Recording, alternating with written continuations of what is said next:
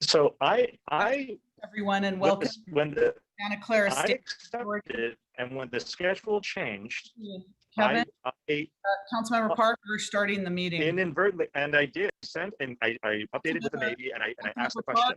We're live. We're live. So, and again, like I work, I have a daughter, and to worry about things. Councilmember Park, we're live now. So Yes. welcome everyone to the Santa Clara Stadium Authority and City Council meeting. I'd like to call it to order. Roll call, Assistant City Clerk.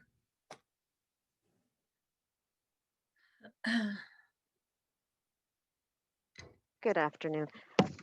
Okay, roll call. Councilmember, Board Member Watanabe. Here. Vice Mayor and Vice Chair Shahal. Present. Councilmember, Board Member Hardy. Present. Councilmember, Board Member Park. Here. Councilmember, Board Member Jane. Here. Councilmember, Board Member Becker. Here. Mayor and Chair Gilmore. Here. Thank you. Thank you. Do we have any public comment on closed session? Assistant Stadium Authority Clerk and City Clerk, do we have anyone that would like to make a comment on our closed session items? Madam Mayor, I would like to say I will recuse myself on item 1A for property located at 960 Central Expressway that is close to one of my properties. So I'll recuse on that item. Okay, thank you very In much. the closed session. All right, City Clerk, if you have that for the record. The recusal on that one. Yes, I got that. Thank you. And I don't see any hands up on our attendee side. Okay, thank you. I just wanted to let the public know, we're going to be coming back to open session approximately 5 o'clock. So if we're not finished with closed session, we're going to trail it at the end because we have a lot of items on tonight and a special tribute to Don Calajon. So we are going to come on or about 5 o'clock. We may be trailing the balance of closed session at the end of the meeting if needed. Okay, so we are going to adjourn now to closed session. Thank you.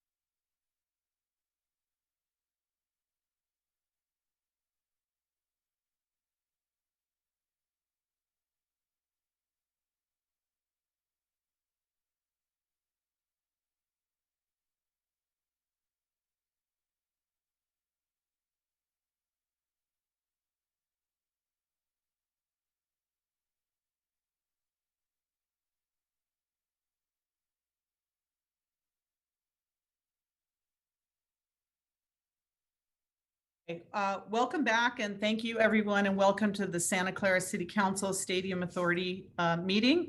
Could you please stand for the Pledge of Allegiance and remain standing for our statement of values?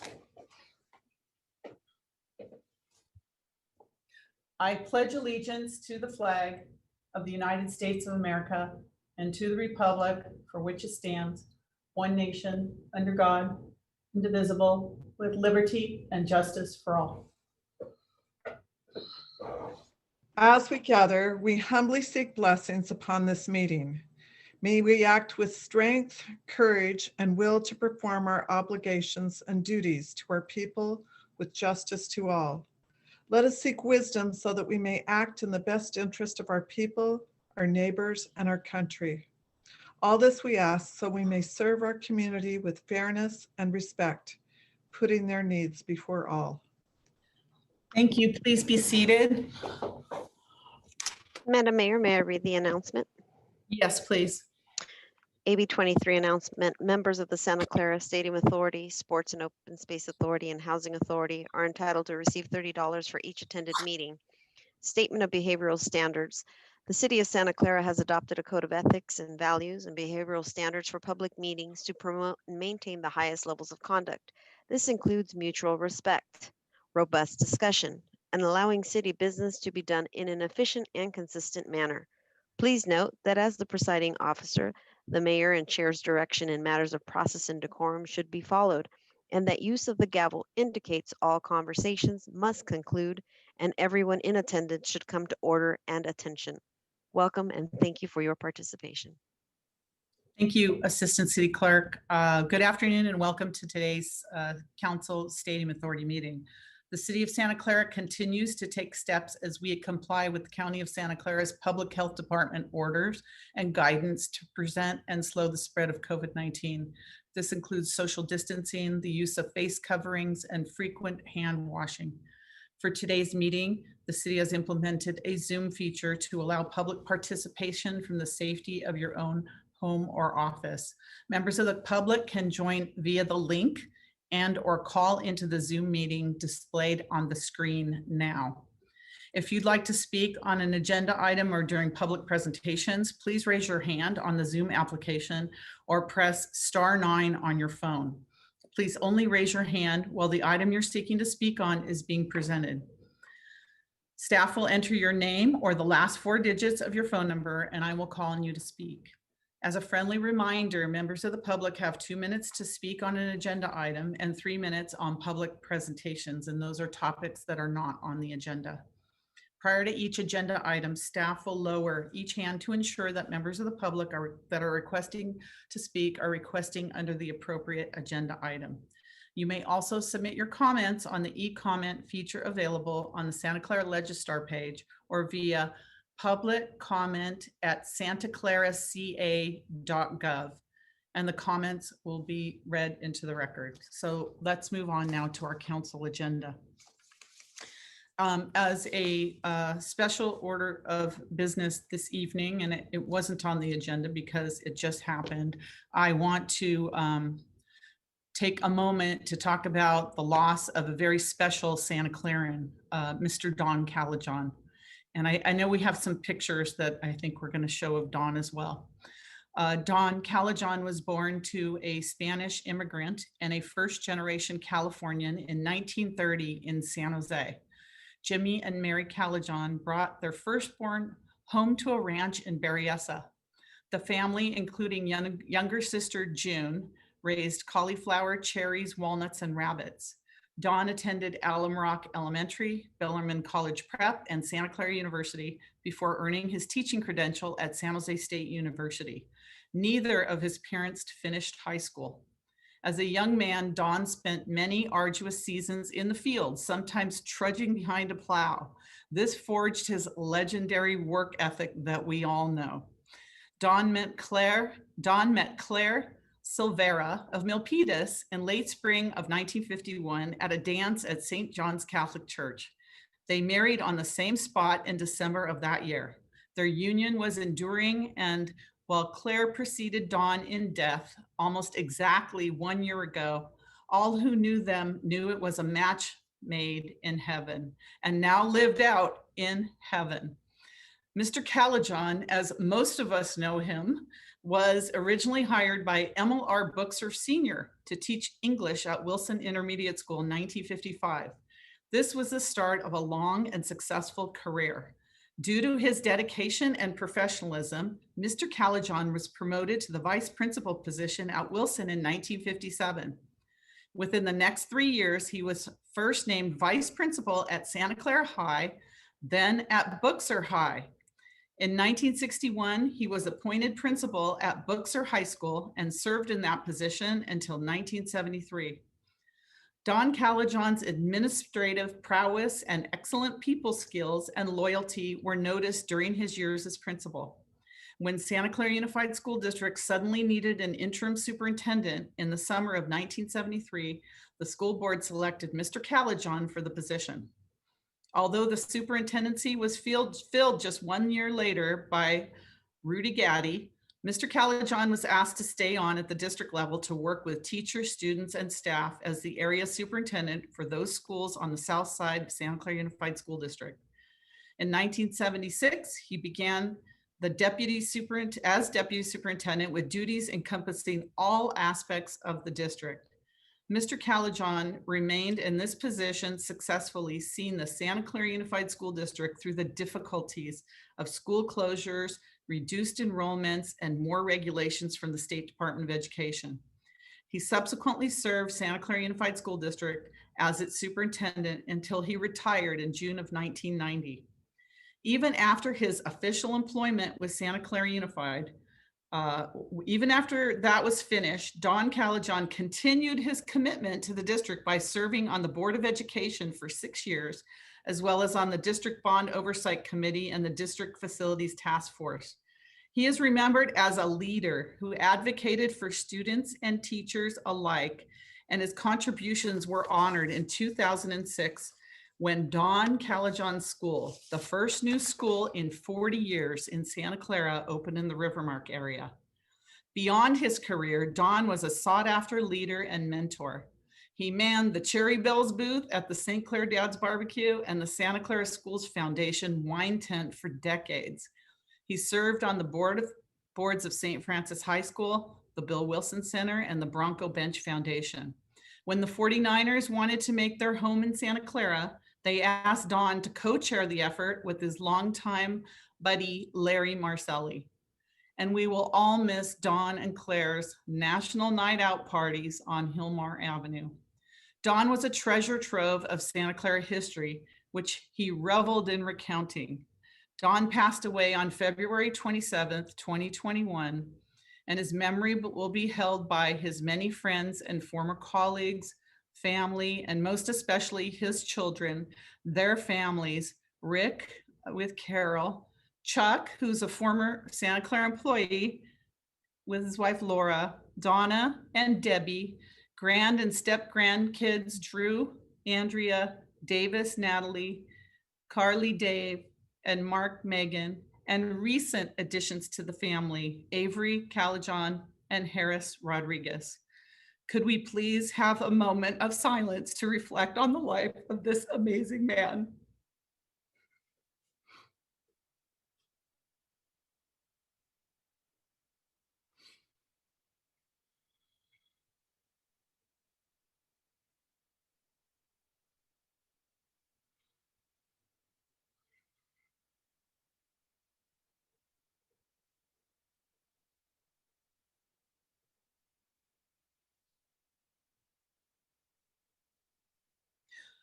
We will also be adjourning tonight's meeting in his memory, and he did so much for Santa Clara Unified and the city of Santa Clara.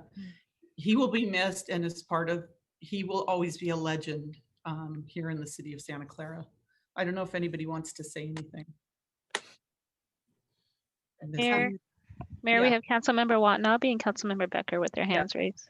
Go ahead, Councilmember Watanabe. Thank you, Mayor, for that. This is very hard for many of us who know the Calijons very well. And my daughter Kaylee she attended Don Calijon School from kindergarten until she moving up day in 8th grade. And so she was in the very first kindergarten class when Don Calajohn's school opened. And I will never forget that day when he was there to raise the flag the very first day of school, and when the school opened, and the principal then was Deborah Bodenheimer. I can tell you that through the 8 years that Kaylee attended Don Calajohn School, that the Calajohns were ever present for every event, for moving up day for the kindergartners, for the 5th graders, for the 8th graders. They always made a point to be there to celebrate and support all those cubbies, because the Calajohn, they were the Calajohn Cubs.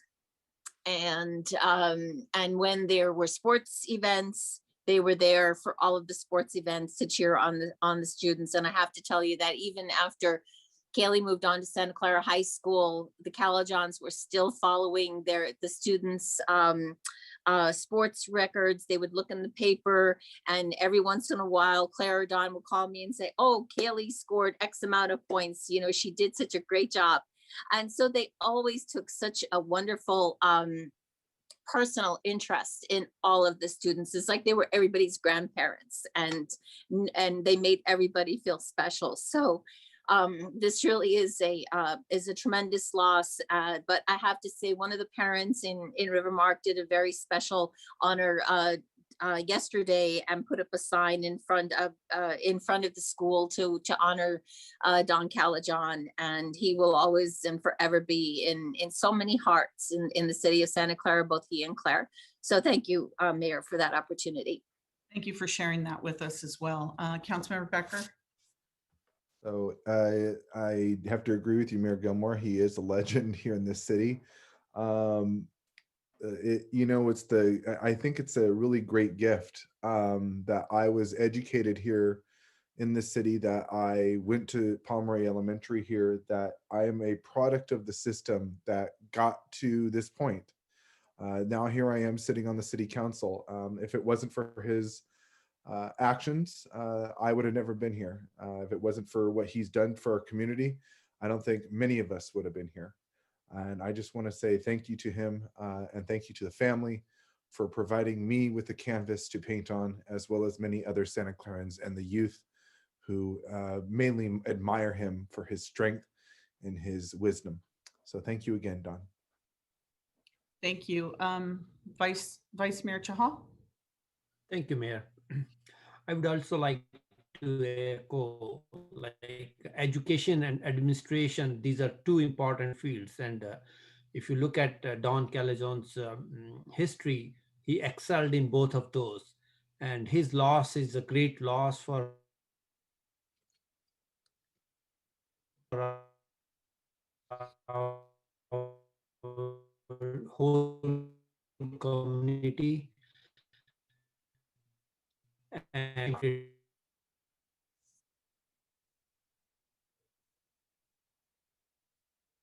educator and principal.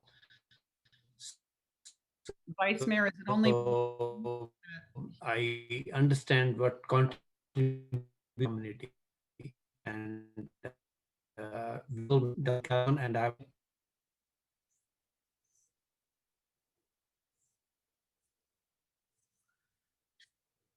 Hello?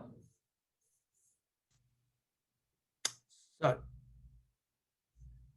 Hello, can you hear me, Mayor? I don't know if it was my. No, I think it was my system. I think my drop off. Going out, okay. Right, yeah. You may want to turn your screen off and see if that helps with Yeah. the So, connection. Thank you. I just want to convey our condolences to his family, and especially Chuck Callahan, whom I knew personally over here at the city. And I know he's not in the city, he's in Arizona, but I would like to convey our condolences to all of his family over there. Thank you, Mayor. Thank you. Yes, and I understand, I don't know if family members are on. I think there's some attending this evening. There's going to be some kind of memorial, because this is just, a very small thing that we wanted to do right now, but we do all want to participate in whatever memorial there is for Dawn and Claire in the future. I'm hoping, I think I read something, Donna sent something about maybe the summertime at Dawn Calajon School or something like that. I'm just very grateful that Dawn and Claire were able to see the Calajon School and to be able to participate, as Councilmember Watanabe said. So that is really, that's really fantastic. And I see, is there, Madam Mayor, we Donna. have Donna Calajon's hand up. Donna, please tell us. You're muted, Donna. Okay, there you Hey, City Council. My brother Rick is here too.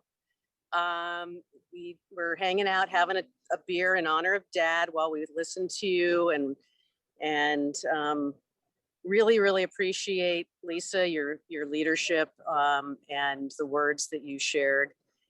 He was one of a kind, without question. And Kathy, thanks for wrapping my mom in there, because, you know, everybody really knows that she was the power behind the throne.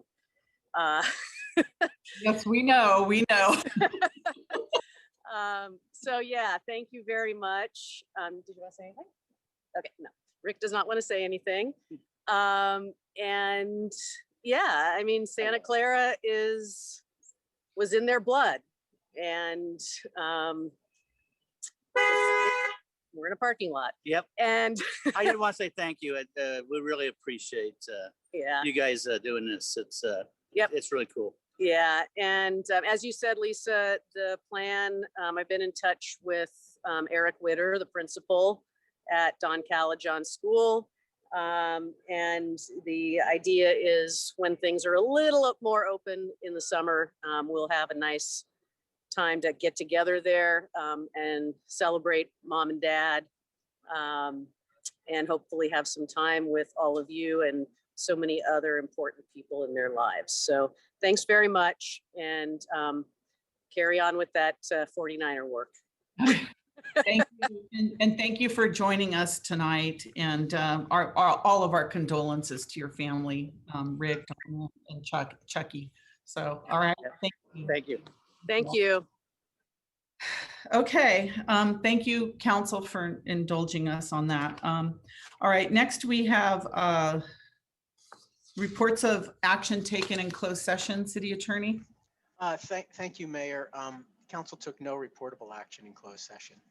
Okay, next we have continuances, exceptions, reconsideration. I'd like to ask the council, I'd like to move up item number 7 to the first action item.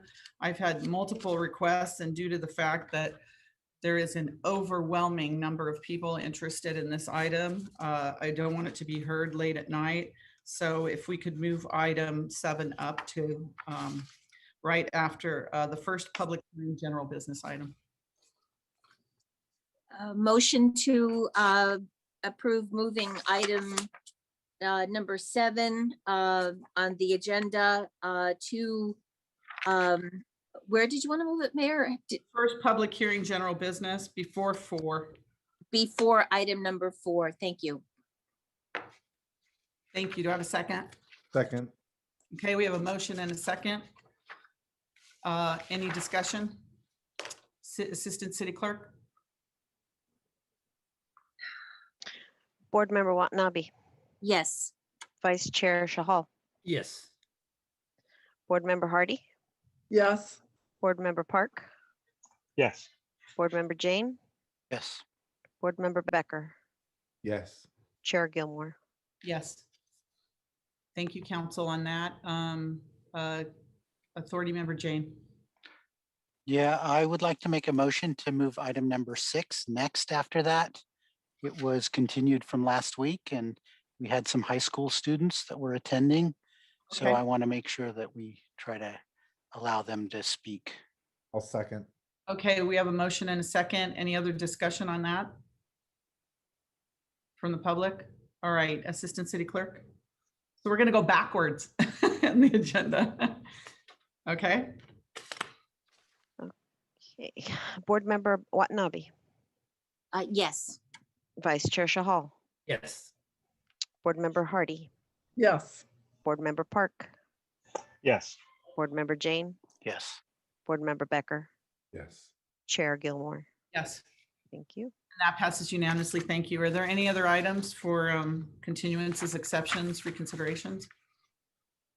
All right, seeing none, we're going to move to our special order of business, which is a verbal report from the city manager regarding COVID-19 pandemic. And I think there's a lot to report. City manager. There is a lot to report, and with the direction from the county rapidly changing this afternoon, I'm having Chief Emergency Services Officer Lisa Schoenthal provide the COVID update today. And then I'd like to introduce a fun video that staff produced regarding COVID safety awareness. So Lisa?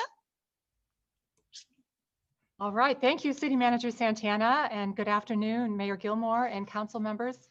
This status update on the state of the COVID-19 emergency is provided for council review per Government Code Section 8630. I am alone right now in the Emergency Operations Center, or EOC, which is why I am not wearing a mask, have to say that. On this Thursday, March 4th, it will be 1 year since 4 of us in the EOC plan section and public information function began working here in response to COVID, and we ramped up from there. I'm very pleased to report that Santa Clara County confirmed this afternoon our county will move into the less restrictive Red Tier 2 of the state's blueprint for a safer economy, effective tomorrow, March 3rd. And so as a reminder of the various tiers, this slide captures all 4. The red tier requires 7 or less cases per 100,000 of our population and a test positivity rate of between 5% and 8%. The health equity requirement also must be met, so our most disadvantaged neighborhoods need to have a positivity rate of less than 8%. The state reported today that our test positivity rate is 2.1%, which actually meets the orange tier requirement. As a reminder, it was 2.4% last week and 5.1% on February 1st.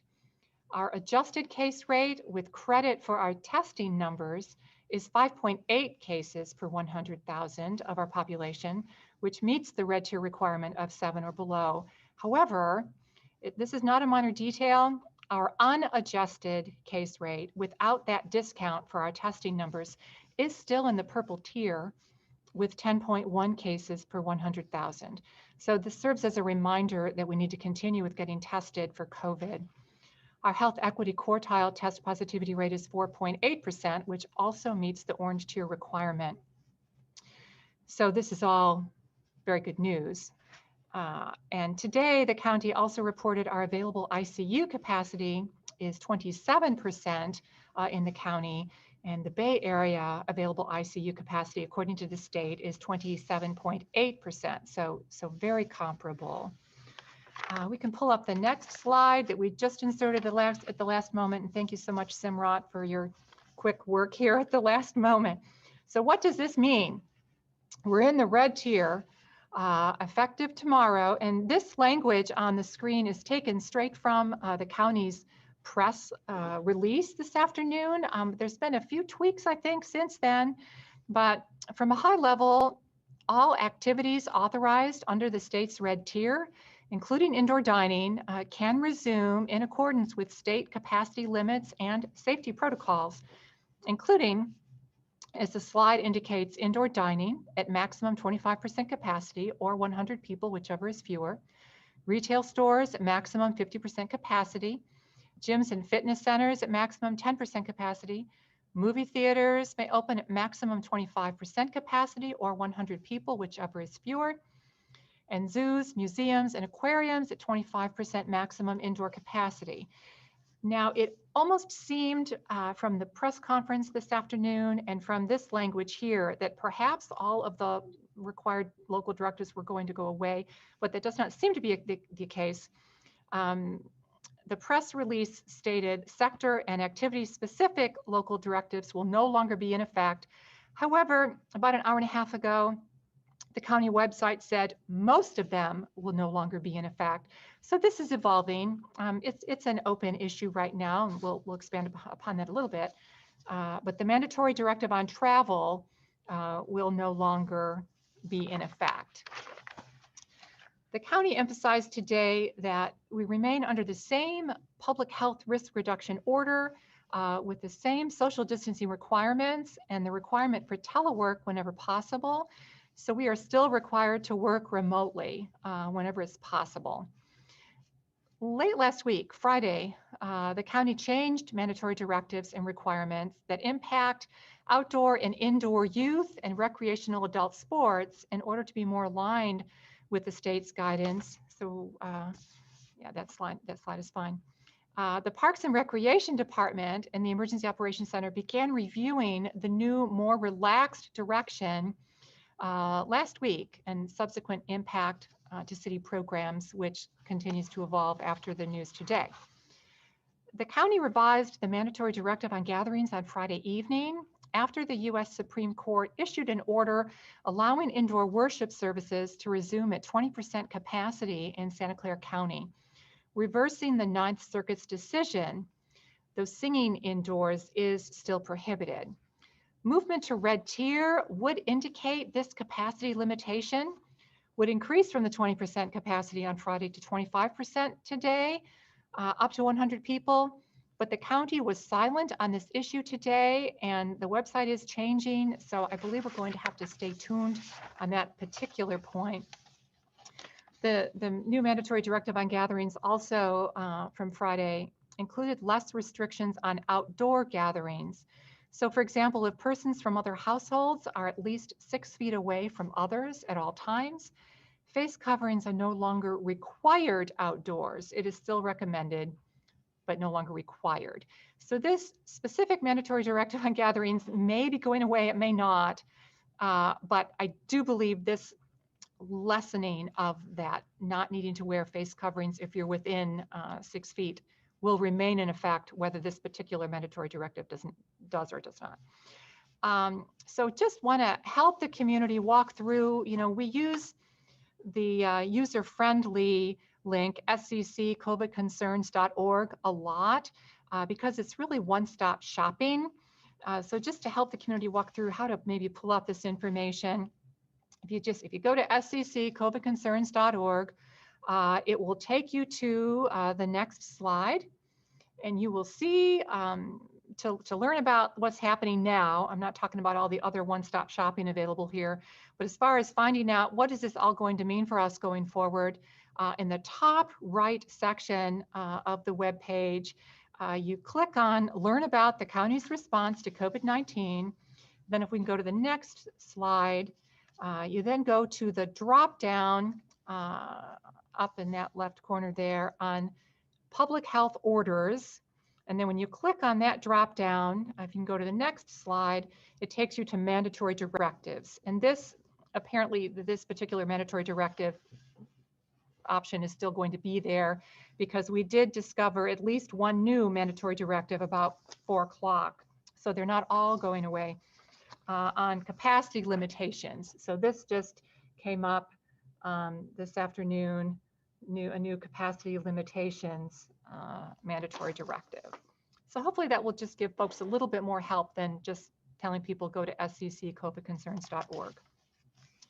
So moving on to the topic of vaccinations, Health Officer Dr. Sarah Cody said today during the press conference, quote, "We need to stay strong, but we also have reason for hope. We have given over 400,000 doses, and just less than 60% of people 65 and older have received the first dose. Vaccination progress protects us and is a reason for us to relax just a little. Although the state's framework allows an activity, that may not mean it is safe. If indoors and if everyone is not wearing a mask, especially if you are elderly or have other conditions, keep your mask on even if it is not required to do so," end quote. The vaccination data today reflects strong progress toward the county's goal of vaccinating at least 85% of residents aged 16 or older by August 1st, 2021. This obviously is all very dependent upon vaccine supply.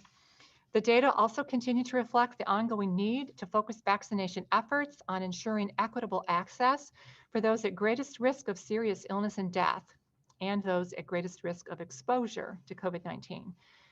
Last week, the county announced several partnerships to bring additional vaccination sites to the most impacted communities. And effective Sunday, February 28th, access to COVID-19 vaccinations was made available for those who work in education and childcare, emergency services, and the food and agriculture industries. The latest updates on vaccine eligibility and how to schedule an appointment are available on the county's website at sccfreevax.org, including information on when those newly eligible can start to schedule vaccine appointments. So we are still promoting sccfreevax.org or 211. But in a couple of weeks, just heads up, the county is going to be required to use the state's website, and we will keep you posted on that. And as a reminder too, 211 can also provide assistance in multiple languages. Appointments fill up quickly, but new appointments are regularly released as vaccine supply allows. So we really encourage the community to just check that website regularly. Sutter Health and Palo Alto Medical Foundation needed to close the vaccination site today at the Santa Clara Convention Center for approximately 1 week due to lack of vaccine supply. As a reminder, Sutter and Kaiser received their allocation directly from the state, so that does not affect the county's allocation. The county's public safety vaccination clinic is being transitioned to serve the broader eligible group of emergency services workers, which includes our city staff who serve as disaster service workers. The limited availability of vaccine indicates the vaccination process will be gradual, but city staff are working to prioritize critical infrastructure staff. This site will also be educator focused. With a quick update on library activities, we have been sharing each week how the library has incrementally resumed services each week.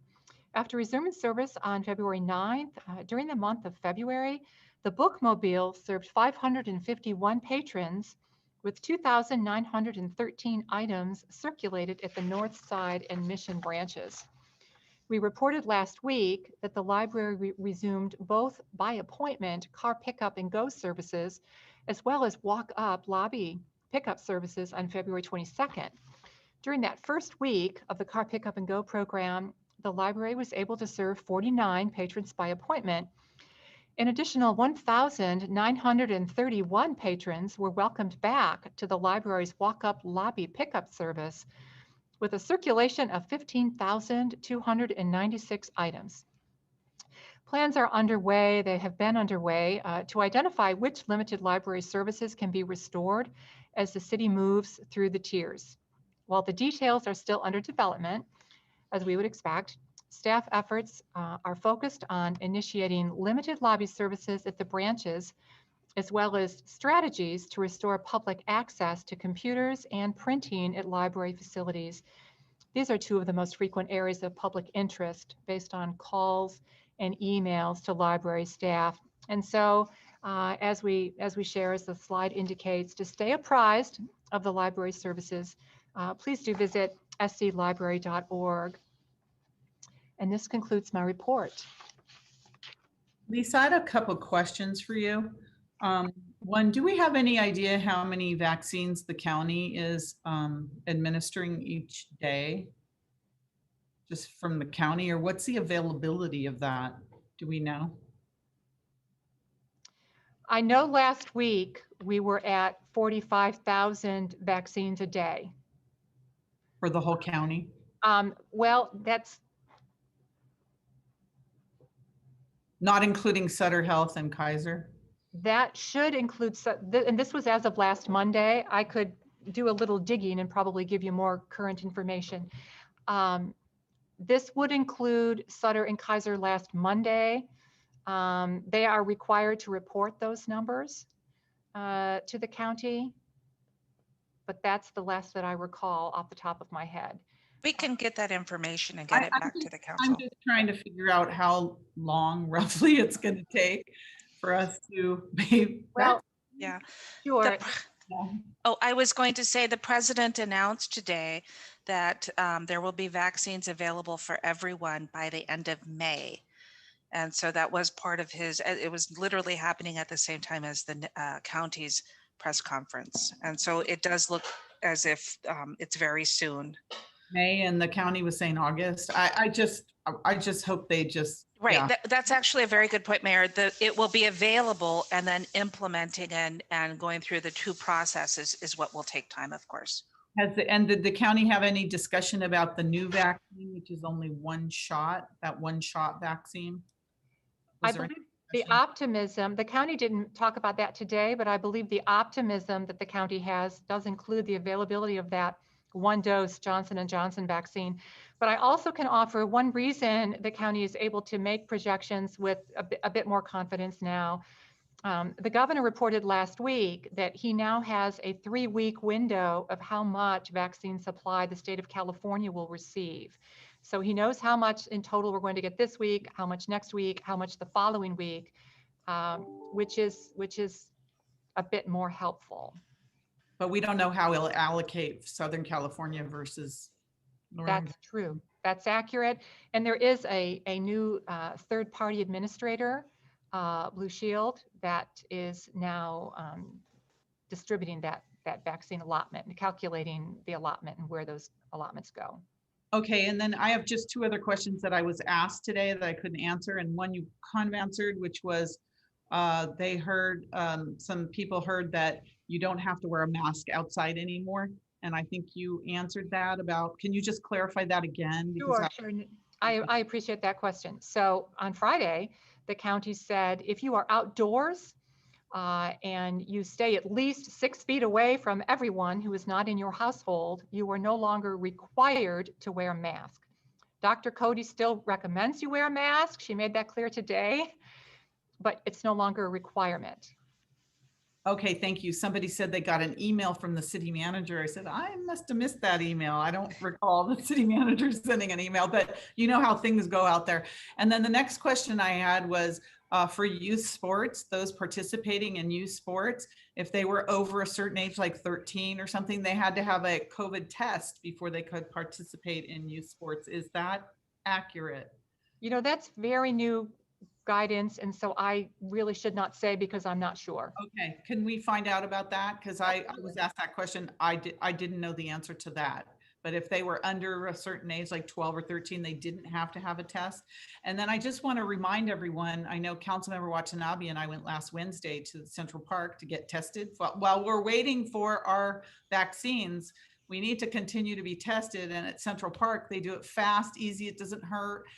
We were in and out in like less than 5 minutes if you make an appointment. So I want to remind everyone on I think it's the 10th is our next test date at Central Park Library. So I was thinking if we had our youth players that needed testing, that they could go to Central Park on the 10th and sign up for that if that indeed were the case. So thank you. Those are only my questions for now. I just wanted to share that yesterday was our 1-year anniversary of activating the EOC. And clearly, I don't think any of us could have anticipated that we would have been at this for 1 year. I do want to acknowledge that we continue to provide outreach to educate the public on the city's multiple COVID-19 relief programs. And we've taken to a creative way of messaging and spreading the message throughout the community. I want to share a short video that our staff completed, and I think it brings a little levity in this time, knowing that the anniversary that we just accomplished. And so I'm going to ask staff to bring up the video, and you'll see this going, we'll push it out. Hi, I'm Lon Peterson with SCTV. I'm here live in Central Park in the city of Santa Clara as we've received multiple reports of Bigfoot sightings here at the park. Unfortunately, we've been looking around for over an hour with no luck at all. So apparently the legend lives on. Hey, look, Bigfoot! Oh my gosh, let's go.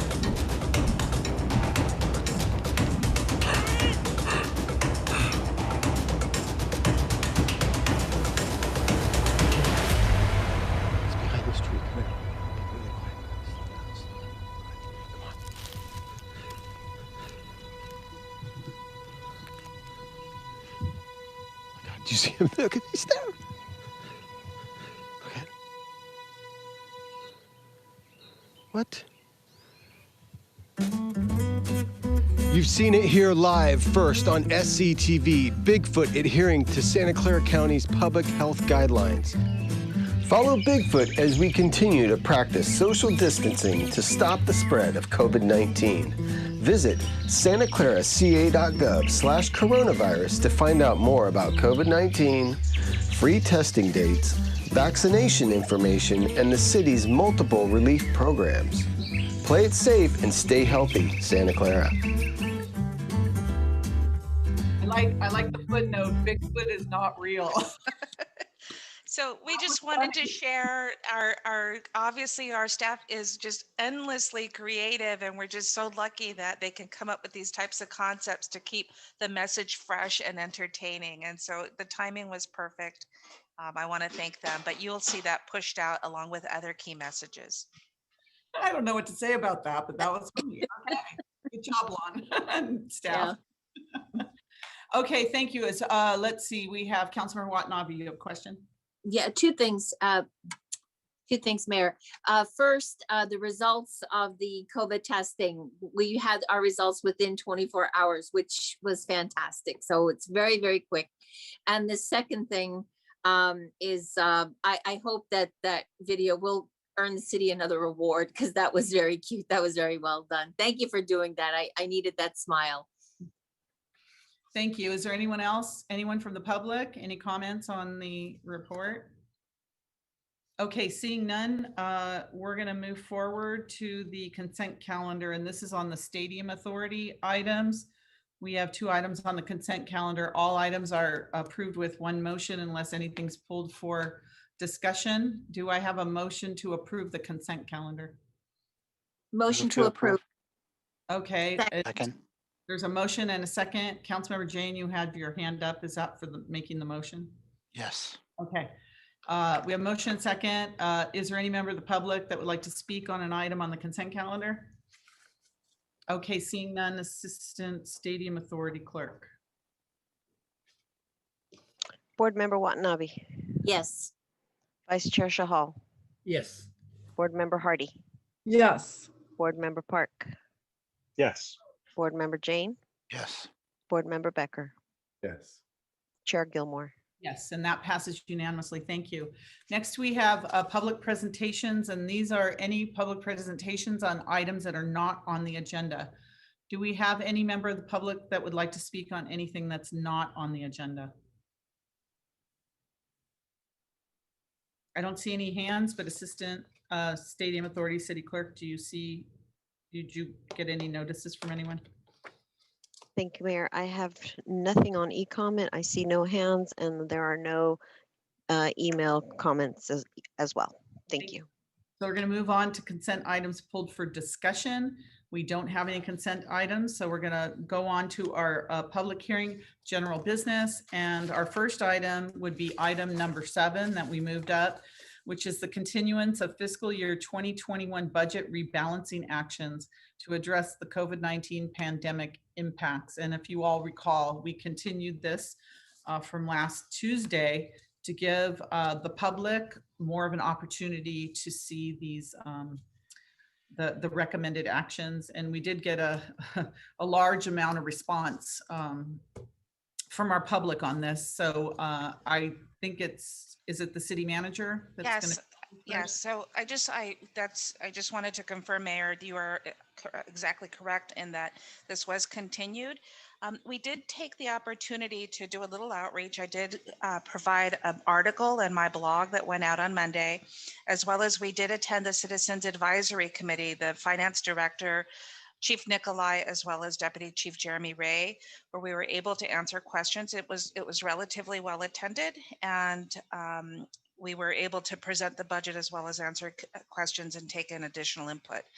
So with that, I'm assuming that you'd either like to proceed with questions that you have still remaining from last week, or taking additional community input before the council further deliberates. Yes, we'll do that. Did the Citizens Advisory Committee make any recommendations or no? I know the meeting, I meant to listen to it. I didn't get a chance. I think it happened yesterday. Was there any recommendations? They did not take formal action. We received input and we did respond to many questions. Okay. I had a question regarding the police department and some of the issues in the police department. I know in the past, city manager, and you weren't here, was a previous city manager. We had an assessment of the police department and the personnel and employment numbers, and it made a lot of recommendations from the police department as to what our numbers should be for a city of our size and other things. And I know that when we had that a couple of years ago, it was there was never any formal action taken on anything, and there wasn't a follow-up at all about that assessment of our police department. But I do remember at the time that the number of officers we had seemed to be fairly low for a city of our size, and the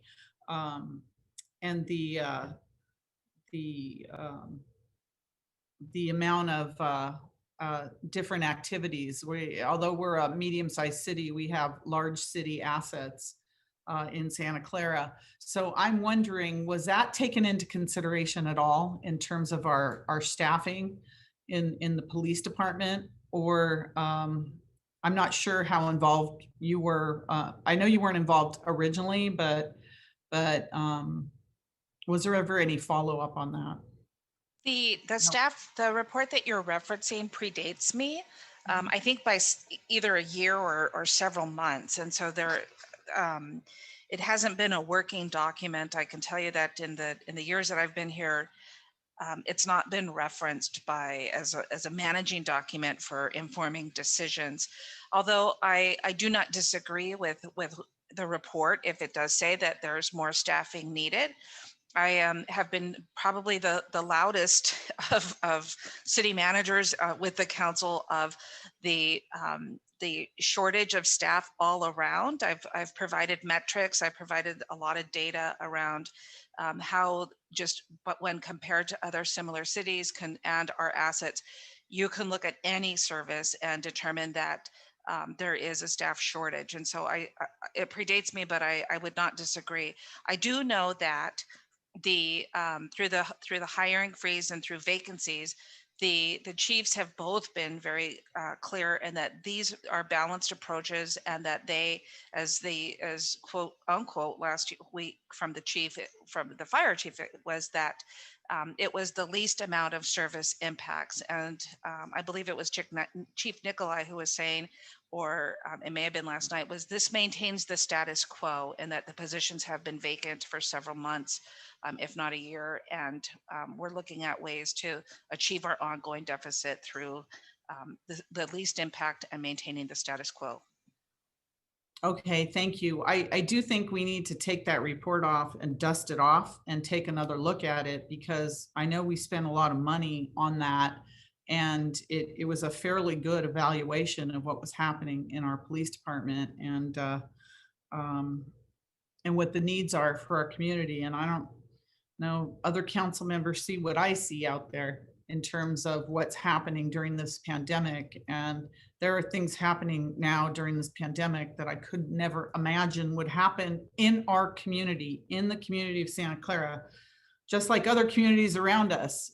There's the unimaginable out there right now. And I'm just very concerned about public safety in general. And I look at that as probably, and not to discount any of our services in Santa Clara, but for our residents right now, it's one of the most essential services is public safety right now because of what's happening. So I'm especially sensitive to making sure that our response times are there, that we've always prided ourselves on. And that's why people want to live here, because of the great response we have from our public safety, and any sort of minimizing that is really going to affect what happens in our community. And I'm just, again, especially sensitive about that compared to, other departments. Councilmember Watanabe. Thank you, Mayor. And thank you for the presentation. Is anybody going to present the presentation that we've been received, or we're just going to have a discussion? I just wanted to, before I say anything else. I'm not sure that we're making the presentation. It's in the packet. Made last week. City Manager, you have any? It's the pleasure of the council. If you would like for Ken to represent it, we can. If you want us to just pull it up and go to specific slides where there might be comments or questions, we can. It really is how the council would like to spend its time. Okay. Thank you. If it's the same, then I know it takes a long time, and I know Ken puts a lot of work into it. So I don't want him to have to go through the whole thing again. I have a couple of questions just based on what was talked about last week and the concerns, just like the mayor just expressed. And I appreciate, the chief's, commenting, on the positions of the fire department and the police department. I had, I guess my concern, public safety, police department, I respect, and I know this is not easy for anybody. We had a very thoughtful memorandum from Unit 9, and which I read thoroughly, and I appreciate receiving that today from the president of Unit 9. And I also, I just have to say, when it comes to public safety, it just seems like, especially now we're in COVID, and I, as a council member and who likes to make themselves available to their constituents, I hear every day, as I know that, we all do, but it just seems like I'm continually addressing issues and concerns, and there are incidents in my neighborhoods. And just in the last week, I think there was something every day in the north side, and you're trying to keep everybody apprised and answer their questions. And then the other issue that came up, I know we talked about the fire department and the concern about having an engine browned out, and that would actually, that would take place in District 1. And as I drove, I was on Tasman Drive the other day, and I was looking at the related project going up, and all of a sudden it dawned on me, oh my gosh, Station 10, it's closed. So we're down a whole station until, the related project is built, and then we will get a brand new station, which is going to be absolutely wonderful, no doubt. But in the meantime, we're down a station. I know the rig has been moved to Station 6. However, I believe it's that rig that's not going to be in service, and which means there are firefighters that are not going to be working, and so for all those things, and knowing how there have been some serious fires in the north side, and right in Rivermark, and I know there have been all over the city, but I know from my firsthand experience how having that quick response time made the difference over a whole house burning down, or even the neighborhood, frankly. El Camino and Scott with the project that burned down about 2 years ago. It made a significant, having that quick response time made a significant difference in there being potentially loss of life and whole, like I said, whole houses burning down. I know this is not an easy decision for any of us, and I want to hope that this is just it's a temporary or situation. It's nice to hear, there are some restaurants coming back. Like I read online last night that Specialties Cafe is coming back, and people are very excited about that. So it gives us a glimmer of hope that, things will return to normal, but we just have to get through this cycle.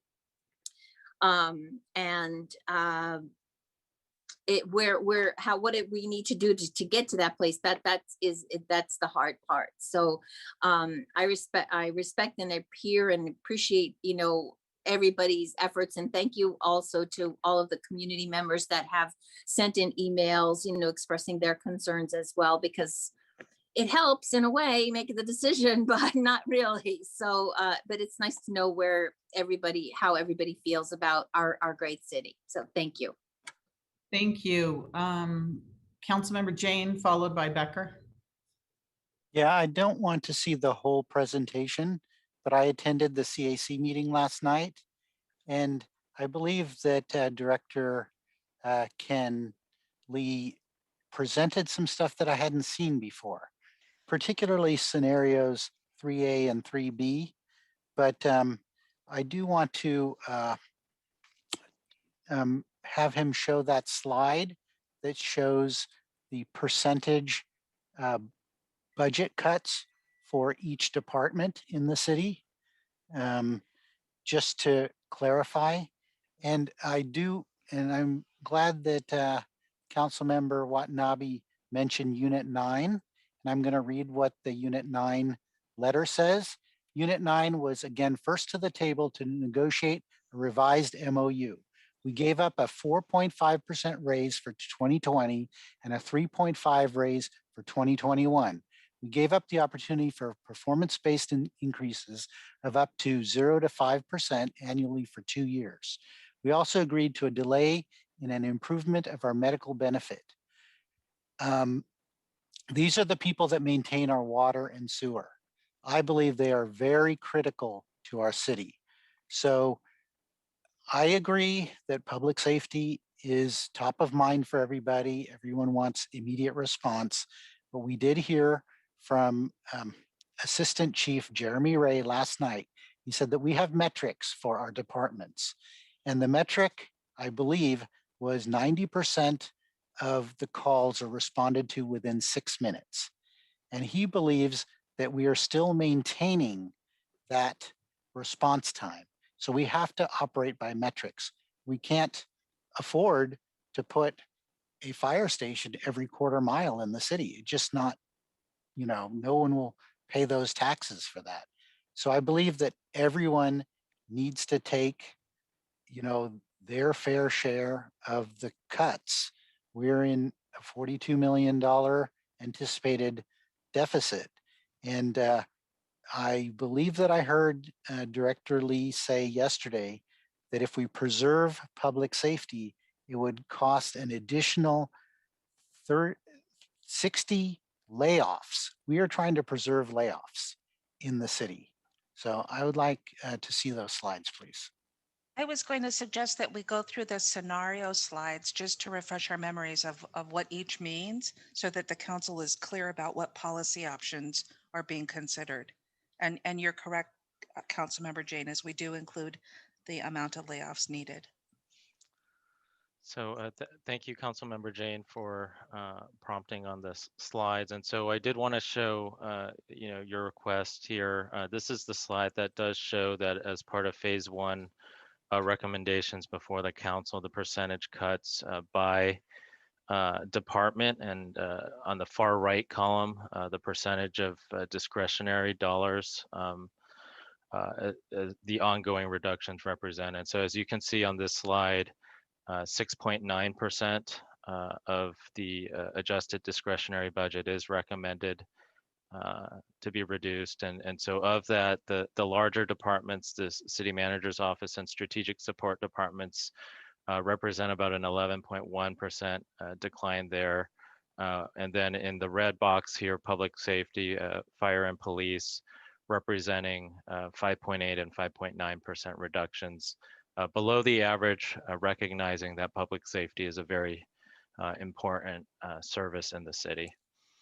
I do want to forward along to some of the other scenarios as you had mentioned earlier. Scenario 2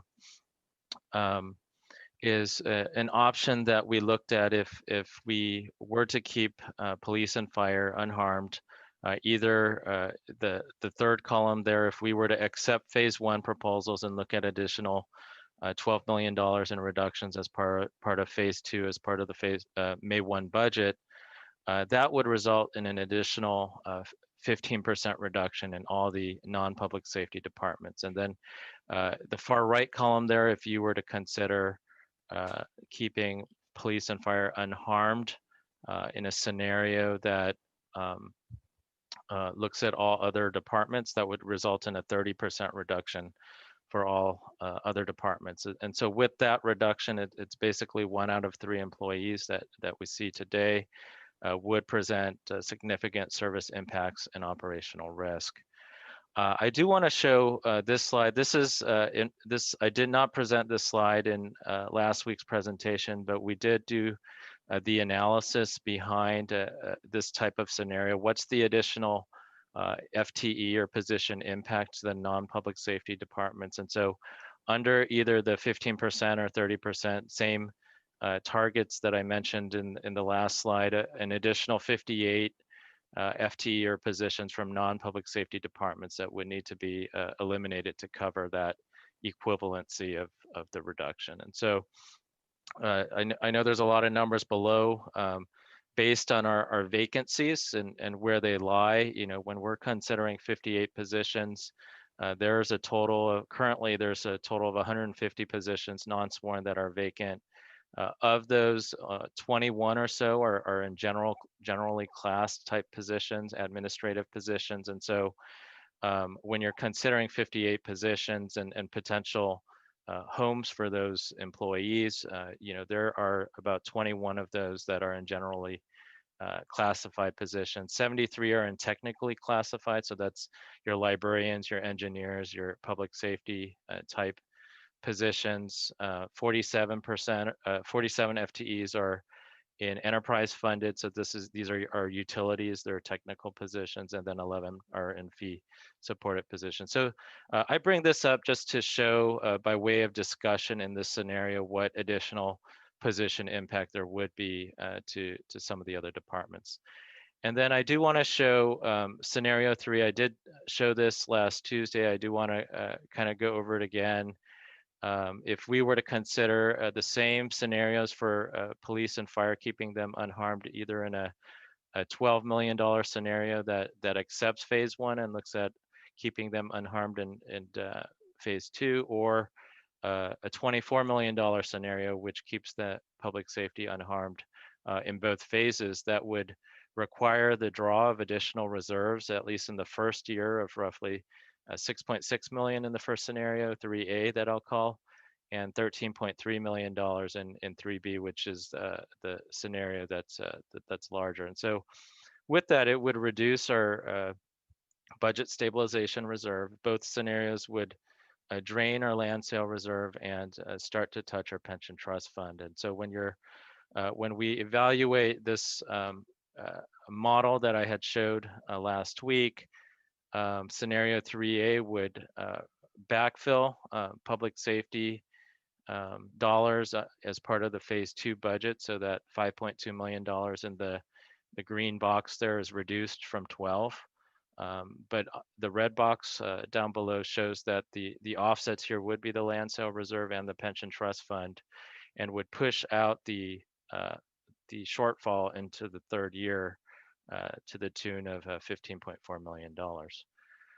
Scenario 3B shows that if additional reserves are used to backfill police and fire reductions, then the green box there shows that the cuts or reductions to the budgets are reduced by roughly $13 million across the 2 phases. The land sale reserve, the pension trust, and then the capital projects reserve down below would be used to backfill that to keep our budget balanced over 2 years. And then in the third year, that shortfall would grow to about $22 million. So because our shortfall is ongoing, and we would, under scenario 3A or B, use one-time dollars to backfill that would push out the ongoing shortfall. And so the balances of our reserves under those scenarios, our current balances are represented in that first column. $57.7 million in the budget stabilization reserve, 5.4 in the capital reserve, 23.7 in the land sale reserve, and 22 in the pension trust. So under Scenario 1, which is our recommended balanced approach, or Scenario 2, which would shift some of the reductions to non-public safety departments. Those reserve balances would drop in the land sale reserve to $4 million. In a scenario 3A and 3B, it shows that the land sale reserve would go down to 0, and the pension trust reserve would drop to about 12.4 million in scenario 3A and 0 in scenario 3B, with the ongoing shortfalls represented there in the bottom row. So it really, we would use one-time reserves to backfill some of the public safety proposals, and that would push out some of the ongoing shortfall to that third year of the forecast. And so, so those are the scenarios we presented last week, and I'm available to answer any questions around these scenarios that you might have. Thank you. All right, Councilmember Hardy. Yes, I think I know the answer to this, but I want to make certain that I'm clear and that anyone watching is clear. The idea is that this would just balance our budget to the end of June. Is that correct? So Councilmember Hardy, thank you for the question. So this, I did present 2 issues that we're facing. And so we are facing a shortfall this year of $20 to $25 million. And so the recommendation before you would help to solve $17.3 million of that $20 to $25 million shortfall this year. And so with that, it includes recommendations of elimination of vacant positions or unfilled positions. And as we do that, or if council were to approve that, that would help us with the ongoing shortfall, the $42 million shortfall, to the tune of about $12 million. So there would be a portion of the positions that are vacant that are proposed to be eliminated that would continue beyond the end of this fiscal year. But again, here we're focused on addressing the issue of this year, and some of that with the actions recommended to you would help to start to address the long-term shortfall. Thank you. Vice Mayor. Thank you, Mayor. Thank you, Ken, for presenting this again. And I would also like to say, I think a lot of due diligence has been done in bringing this approach, like feedback from almost every corner, every professional in the field, in the city. And especially I wanted to have a feedback from both the chiefs, because public safety, as mentioned, everybody cares about it, our residents care about it. But when I heard from both the chiefs that service levels what we have currently today will be maintained, that is so satisfying to all of us. And we do not want to do this thing, but it is what, like the COVID situation has really, really impacted the revenue sources we had. And if we go to scenario 3A, 3B, these looks like to be disastrous, because we don't want to touch pension trust fund. And if we have to lay off around 58 of our employees by not cutting 5% and 5.2% of public safety expenses, which is proposed, that's even very disastrous. And so with that, with no service impacts. And one more thing, I was really happy to go through the letter from Unit 9. And I also raised this issue earlier too. Not all unions and all employee groups have contributed towards the equity, towards this loss of funds.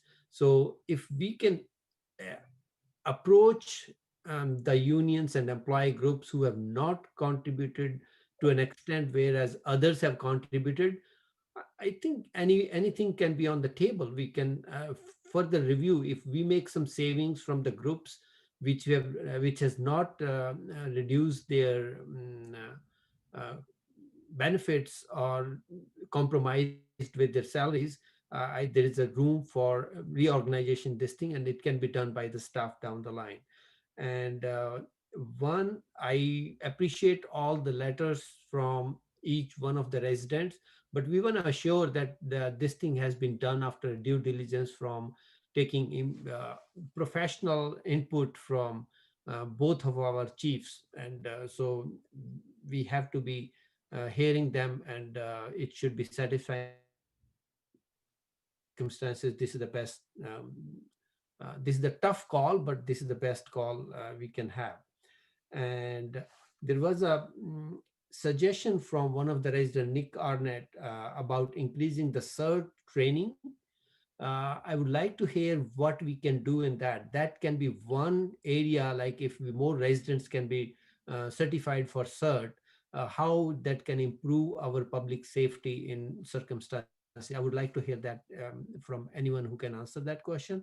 And do we have a room for increasing that CERT certification training for that? And those are my comments, and I'll be happy to go with the staff recommendation on this. Thank you. Okay, Councilmember Becker. Thank you, Mayor.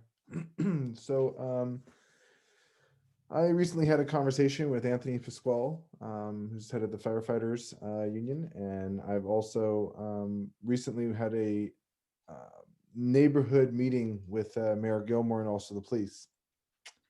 And it gets me to think a lot about our public safety often. And I think about when we make cuts, you know, the last thing I really want to make cuts to is public safety. I hear what my colleagues are saying. I actually agree with all of you, to be honest. I am actually in the middle of all of this, and I see where we are. But at the same time, there was a reason why I brought up things I brought up last week, which is, you know, as unpopular as it sounded with cannabis, I thought that might have been a way to help maybe fill those little gaps that we might have needed. Because, you know, as I said last week, well, actually, as reading more this week into the Measure M, which was from 2018. And when I first heard of Measure M back then, I always thought about it in this situation. And that's because the last 10 years, Sacramento politicians took millions of dollars from Santa Clara. It hurt our public safety and our local services. When Yes on M came out, it said our tax dollars were local and it can only be spent on our vital city services. And those were the maintain the rapid 911 emergency response times. And then the big one that really was a highlight to me was the prevent cuts to the number of firefighters and police officers. And, you know, that's why I said, you know, when I think about it, you know, make cuts, but public safety should be the last. I'm elected to tighten the budget, you know, and what's really interesting is my phone's been ringing off the hook. I have residents that are telling me, you know, don't make cuts to public safety, protect our firefighters, protect our officers. I'm getting residents, you know, giving me basically an earful of saying management needs to take pay cuts. This needs to go all across the board. And I mean, I hear what people are saying. And, you know, that is, I think, an issue that we need to talk about later on. But what I see right now is I agree with Mayor Gilmore. I agree with Councilmember Watanabe, as well as I agree with Vice Mayor Chahal and Councilmember Hardy. This is a very tough situation. And when it comes down to this, it's always the hardest cuts that are going to be the hardest choices. Personally, in my heart, I just can't, you know, see myself making cuts to police or fire. But I really, I mean, we've gotten hundreds of emails. Trust me. I was trying to find something today that, you know, was from like maybe a week ago. And I was scrolling for a long time. So I'm really, really happy our public is this entertained, or not entertained, but active and participating. And I really want to see that happen more and more with more items on our city council agendas as well. That's why I really want to hear more from our public tonight. I also want to hear more from our council members if there's any more concerns, but I just have a very hard time making cuts to police and fire. Thank you, Mayor. Thank you. I had a couple of questions. One is about our reserves. So we've got the the reserves that I'm looking at are the budget stabilization reserve, the 57 million, and the land sale reserve of the 23 million. I'd like to do what we can not to touch the pension trust reserve or the capital projects reserve. So I look at those reserves, and we worked really hard. Previous council worked really hard to increase those reserves for a reason. For, I think somebody said, I'm not taking credit for it, the rainy day reason, and it's raining really hard right now. I'm going backwards. I wasn't on the council at the time during the Great Recession. I was back on the council when we were recovering from the Great Recession, but it's my understanding the reserves went down to almost nothing. They went down to almost nothing, if not nothing. And maybe people that have been around during that time would know. But even when that happened, we didn't brown out fire engines or reduce our response times, in public safety, even when it was the bleakest of the bleak.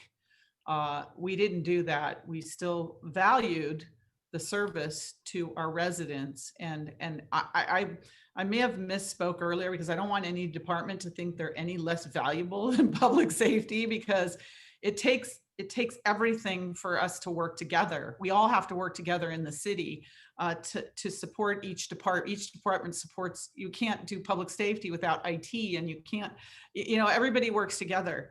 But what the approach I would like to take is to use the reserves to the extent possible that we don't affect the service, the basic essential services to our residents, and to do that first, as opposed to even going into, other departments and start whittling away at parks, which is important, and libraries, which is important, and public works, that's in IT. I don't want to go back and start whittling away, at that. I think that we have some cushion. It's not great, but I also have faith that based upon all the groundwork and the foundation that we have laid over the years, that we are going to not only recover from this, but recover in a big way because of what we've done and the forward thinking that we have had and the visions over the last,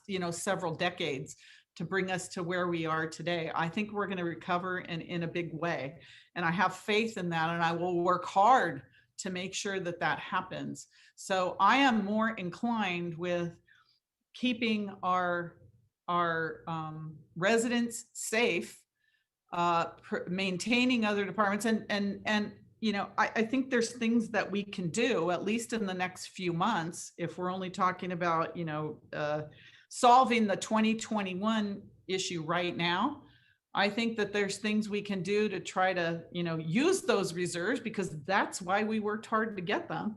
And for emergency situations, which I can't think of more emergency situations than now, and maintain our service to our residents, and then, move forward. Things like freezing positions instead of eliminating them. How does that change the budget? And we're not including any federal relief. Maybe we'll get it, maybe we won't, but we were certainly promised, millions in federal relief. We have to work hard to make sure that we get that, and that happens, and working with our legislators to make that happen, to help us. But, we're in a position where I think that we can still maintain the level of service that makes Santa Clara a great city by using the cushion that we have to the fullest extent that we have to use it without affecting our service. And from day one, this isn't new for me, public safety, as you can see by the emails, calls, text, letter, everything that we've been getting, it is first and foremost, because I'll tell you, our residents, they may complain about certain things or certain rates or other things, but to get them to even respond to us in the overwhelming way that they have, it really shows us how important public safety is to them. And like I said, I know I'm sounding a broken record. We'll go to the public now after Councilmember Watanabe, but things are happening now that we are even, we're struggling to respond to because of our, our levels. So I do not want to cut them further. All the activities happening right now, even on the north side, lots of activities. And as things come back online, like the stadium and the vaccination sites and all those things, that's the last thing we want to do is pull back on fire and police. And I think there's also things in the fire department and the police department budget that can still be, eliminated or cut.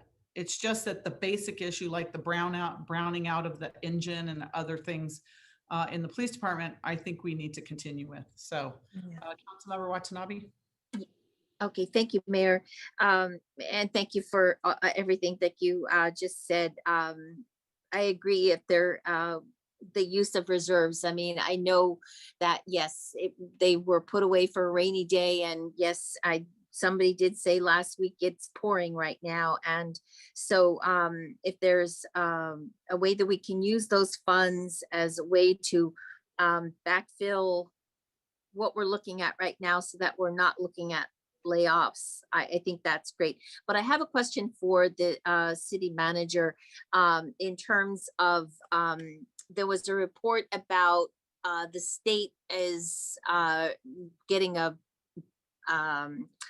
I guess more money than they anticipated. I believe it's like maybe, is it $10 billion or something like that? Did I read that correctly? And I just wondered when I read that if there is any way that those monies will somehow trickle down to cities like ours or the whole state to help during this crisis. Do we have any kind of anticipation there? The state released a press release last week. They do have a surplus. I don't have the amount top of mind. They did announce those several different funding sources and allocations for different groups, such as small businesses, as well as other schools and other categories that need COVID relief. They also provided a state supported stimulus check for individuals that did not qualify for the federal stimulus check. And so they have already announced their COVID programs as of last week. I can share that, and it has come up, we are actively watching the federal legislation. As you know, the president has put forward another package of additional COVID relief. Local government is included. We are circulating what we would anticipate receiving. It's anywhere between 23 to 26 million one-time funds. So to get to Councilmember Hardy's question earlier, is this budget, this is just phase one of correcting the current year ongoing deficit. We would start the next fiscal year with 29 million. I think 29.4 to be exact, but just slightly above 29 million ongoing. And so the one-time allocation, if we receive it, we know what happened last time with the 34 million. But if we receive a portion, it would just help with lessening the drawdown from the reserves as what Finance Director Lee was showing, to stretch as it stretches out over 3 years. So what we have right now is an ongoing problem because of the revenue drops. And this would only solve, it would just be a one-time solution for the moment. So we would still, if we do get it, we could use whatever portion we have to mitigate the drawdown from the reserves. It would help us for a time being, either until we generate more revenue to cover the ongoing cost, or until the council either freezes or eliminates the position. There's no difference in terms of impact to the budget, other than you carry, for lack of a better term, shell positions in the budget that are not funded and cannot be filled because they have no funding. Okay, that's all I had. Thank you very much. Sorry, any other council members have comments before I go to the public? Okay, I don't see any. So we're going to start with public members. Patrick Walsh, followed by Chris Jackson. Chris. So Patrick, you're on? Yeah, you can hear me? Yes, Yeah. Patrick Walsh, I've been a lifelong resident of Santa Clara and chose to raise my family here as well because of the services we get. I've seen the city change quite a bit. Change happens. You know, I love our stadium, but I don't like that my golf course is gone. I get it. There's one change to Santa Clara that I cannot accept, and that's reduction to our services. It's extremely frustrating for me to hear some of these newer council members say things like, we can no longer support to have the same number of fire stations that we've had in this city for as long as I've been here, suggesting that CERT be used to supplement professional firefighters and police officers. We have the reserves. We are in the middle of a pandemic. It's absurd not to use those reserves right now. If this pandemic continues, we keep having issues, year 2, year 3, well, then you can reassess. But there's no reason not to supplement the services we're receiving right now, not using those reserves. This is the city of Santa Clara, not the Bank of Santa Clara. Thank you. Thank you very much, Patrick. Next, we have Chris. Chris, go ahead. You're muted, Chris. Okay, thank you. Honorable Madam Mayor and members of the City of Santa Clara Council. My name is Chris Jackson. I'm a Senior IT Services Manager for the City of Santa Clara, and I've worked here since 2008. I'm also a 30-year resident of Santa Clara, so I too have seen a lot of changes in the city. I'm coming to you today as the president of Unit 9, the City of Santa Clara's miscellaneous unclassified management employees. I really want to cover a couple things. As was already mentioned on this in this meeting, I did send a letter, and it's got a lot of detail in it that will be, I believe, part of the public record. And certainly don't have time to read through that, but I do want to hit on a couple highlights that I think are important to bring up at this point in time. The first thing is there have been a couple comments about city management and city management taking pay cuts. And I just want to let everybody know that we have and we did. Unit 9 is generally the first to the table to come to the city and to come to the table to help the city in times of need. We did it in 2008 recession, and we've done it during the COVID crisis. We took about a 10% in lost wages in 2008, first bargaining unit to do so. And for the COVID crisis, we were again first to the table, and it was mentioned we took a 4.5% raise. We gave up a 4.5% raise in 2020 and a 3.5% raise in 2021. And we gave up performance-based increases of up to 5% for 2 years and some delayed medical benefits. So Unit 9 has done a lot, and I think we need to ask who are the members of Unit 9? We are caring for our water and sewer systems, making sure our traffic flows properly, our streets are taken care of, finances are managed. We provide management analysis. We run the 911 call centers and records management. We keep our fleet of vehicles, including police and fire, in top running condition. We care for our human capital. We energize the city electric grids in all its capacities. We ensure safety and codes are maintained for new development and existing construction. We provide legal expertise and defense for the city, keep our legislative process running, our technology robust and secure. We manage affordable housing projects, small business grant programs. We provide high-touch quality life programs, social services, stellar facilities, such as our libraries, senior, teen, and youth activity centers, just to name a few. All of this makes Santa Clara an amazing place to live. We help run the city. We manage an electric utility, an NFL stadium, and a convention center. And we're currently doing it with an 11% reduction of our positions that are either frozen or vacant. We're dedicated, we're hardworking, but we're also flesh and blood human beings. We have names and faces and families. We've made many sacrifices for the city when the need has arisen. We did it during the 2008 crisis, and we're doing it for the COVID crisis now. And we'll do it again for future crises because it's the right thing to do. We know you have some tough decisions trying to balance the city's budget, but the department heads brought a proposal they believed was fair and balanced as could be without jeopardizing critical services or safety across the city from all departments. They backed their proposals and they knew that everyone pitching in to help close the gap could get us to a meaningful reduction and a shared burden with less impact to city services as a whole. and without impacting existing city employees. We all knew some things, some important things would have to give, but we could keep the health, safety, and security and core services running across the city, not just in public safety. Without equitable reductions, there will be severe changes in the way our city looks, feels, and operates. If certain department head proposal reductions are rejected, the city will dig deeper into reserves and look at cuts that will impact critical services in other departments, jeopardizing the health, safety, security, and core services across the city, and Thank will you. impact the livelihood of existing city employees. Thank you, Chris. You represent a lot of people, so I'll let you go. Thank you. Sorry. For your comments. They're well taken. Thank you. Rob, go ahead. Hi, this is Rob Jordanek. I'm speaking as the chair of the CAC Citizens Advisory Committee. One of the main roles of the CAC has historically been to gather public input and advise the City Council on matters related to the city budget.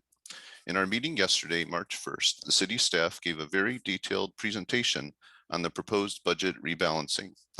The city staff has a very difficult task. Cutting the budget is one of the hardest things the city staff will ever need to do. From the presentation, we could clearly see that the cuts were done very thoughtfully to minimize any impact to city services. Most notably, the proposal will not result in any layoffs to city employees. The proposed budget cuts are for the current fiscal year that ends in June 2021.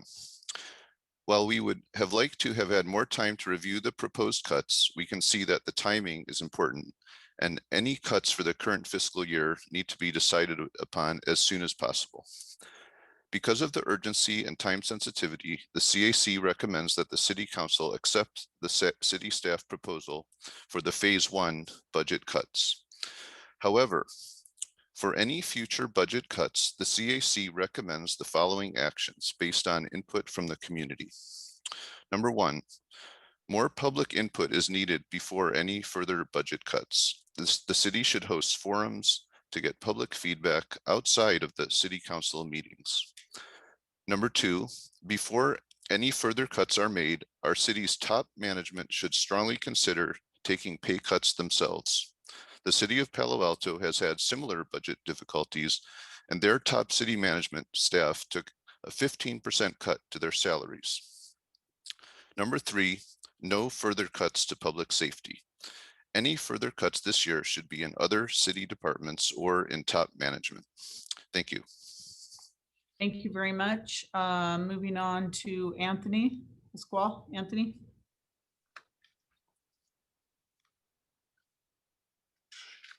You're muted. There you go. Can you hear me? Yes, we can. Go ahead.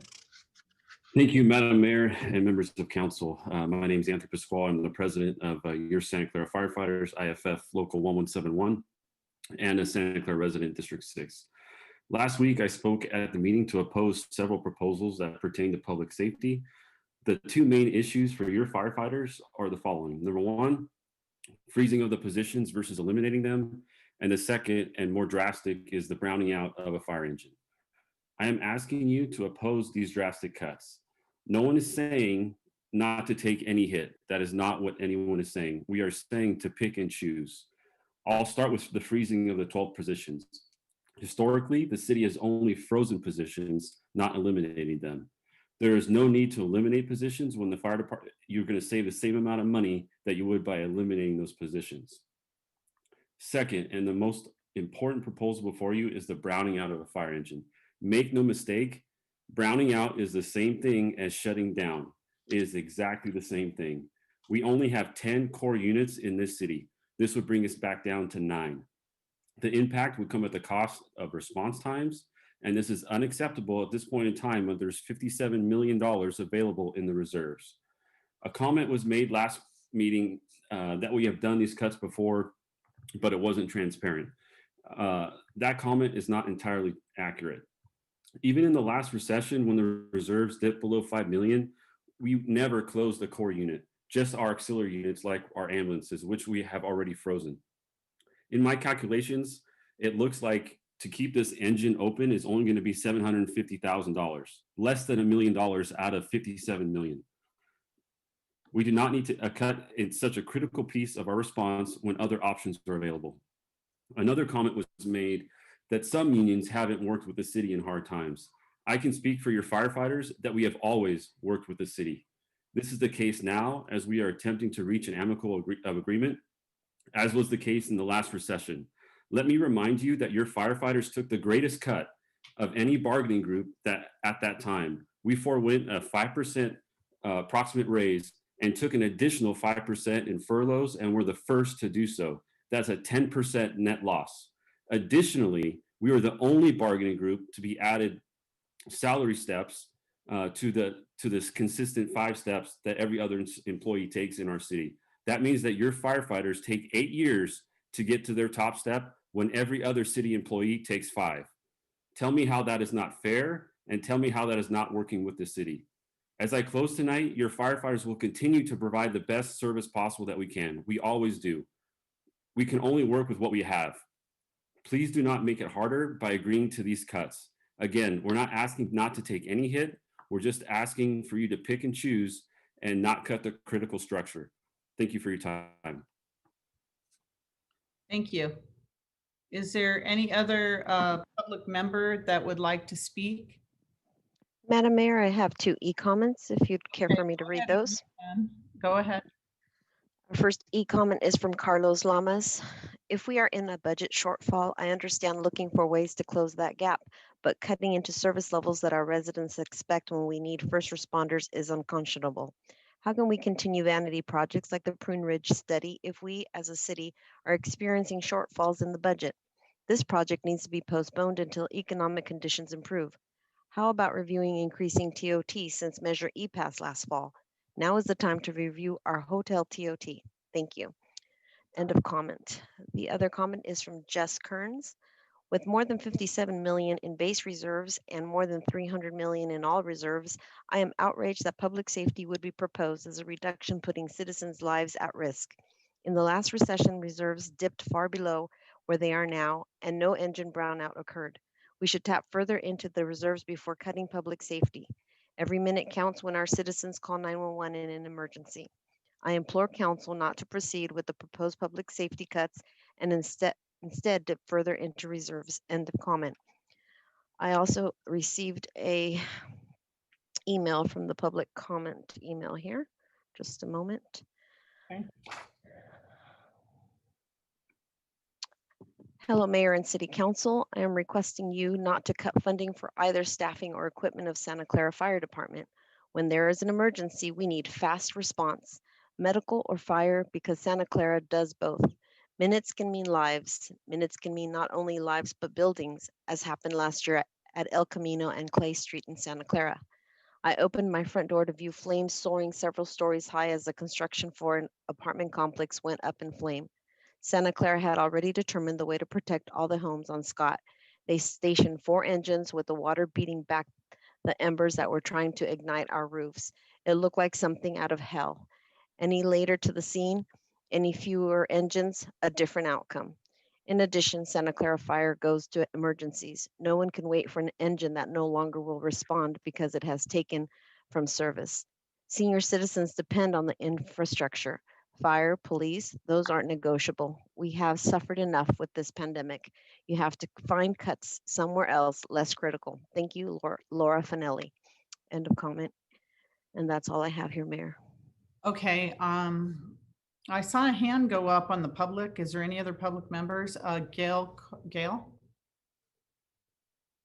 You're muted. You're muted. Gail Carter? Gail, there you go. Madam Mayor, City Council, thanks for letting me comment. I've lived in Santa Clara for 20 years.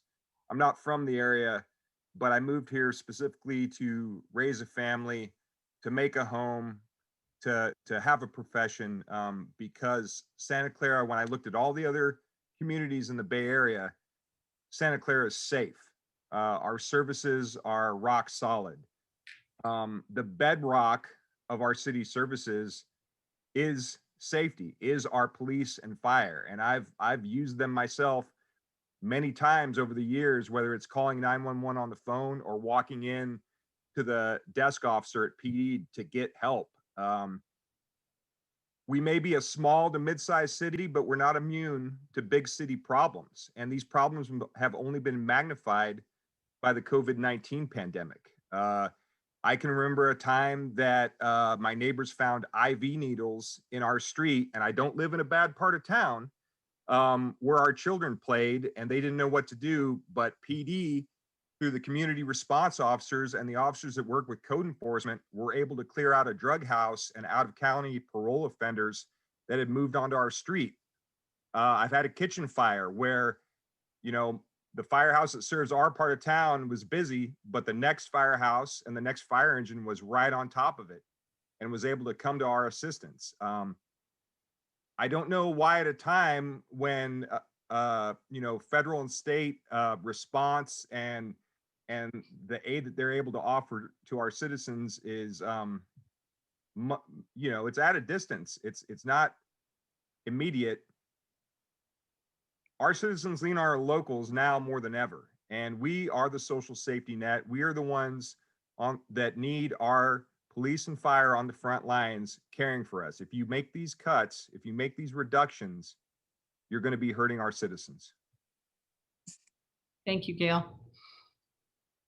Is there anyone else in the public that would like to speak on these issues? Okay, let's go back to, I don't see any more. So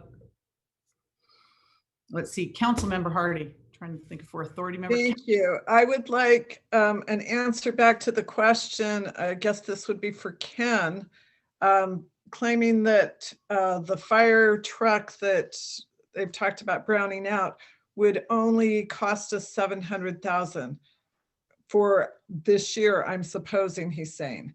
Could you give an answer back for that?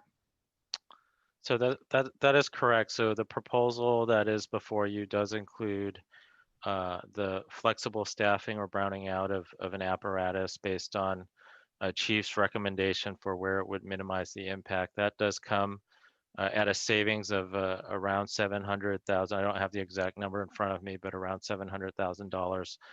That is a one-time proposal. That is through the end of June 30th, and that would generate about $700,000 in savings that would go against to help solve our shortfall this year. And then your proposal is in the next budget to look at this depending on what kind of relief we get from the federal government. Is that the point? So in phase 2, there are, I talked about a balanced approach using, looking at revenues, looking at our reserves, and also additional cuts. And so I think in discussions with the fire chief, the one-time exploration here of the brownouts is to get some data and how that is, and then we would bring forward additional recommendations to solve the deficit. So whether that includes or does not include the brownout, the data from this proposal would help inform that decision. So the recommendation that staff is giving is not specifically to do that. That's just one of the possibilities. Is that what you're saying? I'm saying that the recommendation before you includes the flexible brownout of an apparatus through June 30th at a savings of approximately $700,000 till the end of this fiscal year.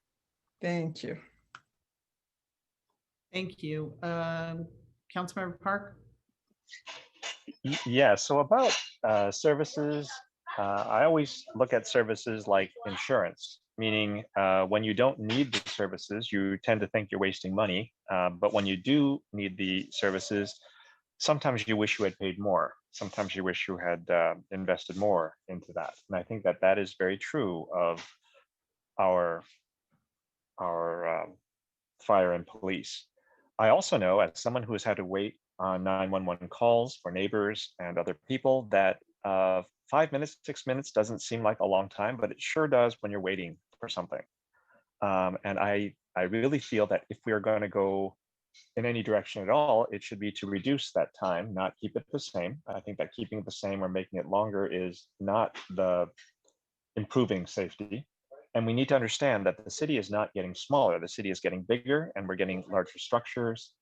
And this, even if the money stay the same, we actually need more support for fire and police. I also hear that other cities are doing other things, like reducing in other ways. I know that we cannot. I also attended the CAC meeting last night, and I know that we can't force people and can't force groups or units to do things. But I really hope that we, as a Santa Clara, city of Santa Clara, with all the units included, can find ways to find reductions. And I don't mean by removing people, but especially for people who have pensions that would not be affected by temporary reductions in salary. Maybe maybe people can find ways, or groups can find ways to not affect pensions, but at the same time help us in a time of need. I also remember, I mean, the recession, the end of the recession was about the time I was getting involved with the city. And I remember the number 90 days of operating budget, which is essentially zero for a city. I don't ever want us to get that low, but I do know that we have gone very, very low. And I would prefer that over removing or reducing essential services. And if we can, I would like to see some, other numbers of how we can, other input from groups on how they could help with the city, and maybe how we could reduce the reserves to a point where we think we can recover, and we'll have some time to do it. I also know that if we don't cut fire and police this year and things get really, really, really bad, we'll always have the option in the future. But I don't think that's the option that we should go to first. Thank you. Okay. Councilmember Jane. So like all the other council members, I too got a large number of messages in my inbox. A lot of them were basically form, and some of them came from San Jose and Hollister and other cities around us. They weren't Santa Clarans. So I'm kind of curious as to why we're getting calls about response times in Santa Clara from Hollister. And then another member, actually one of my constituents, emailed me saying that she got what appeared to be a handwritten letter, but it was actually printed, stuffed in her mailbox. And apparently everyone on her street got the same thing. So I know everyone is very concerned about response times. I mean, if I had a fire, I'd want them to be here in 10 seconds instead of 6 minutes, but that's not actually practical. So given that we have a very limited budget, we have already taken our reserves from, council has already approved taking our reserves from 25% to 15%. And I think that who knows what the next disaster is around the corner. Could be a massive earthquake, who knows? But it's like, you cannot take it down to the bone. I think it was irresponsible to take it as far as they did back in the last recession. But that's my comment there. So thank you. Okay, thank you. Vice Mayor? Thank you, Mayor. So I have two clarifications. I got some answers on the browning out of 750K saving on the fire truck. And what if we postpone that? Let's say we keep that in proposal, and depending on how the situation evolves, and if we get some federal funds, or if we get some state funds, or the situation improves, we bring it back. Like we just postpone it for the time being on the phase 1, phase 2. And if the scenario improves during this period, we bring it back. That's my first question or suggestion. And my second one is, I know I asked in last meeting too, freezing versus eliminating. What if we do freezing? And that's because if we freeze it, we are not budgeting them, but they are on the roll for the time being. And depending on how the situation improves down the line, and then we can go back to like reevaluate those positions at that time. If the situation goes bad to worse, as council member Jane just mentioned, we don't know. It's so uncertain time.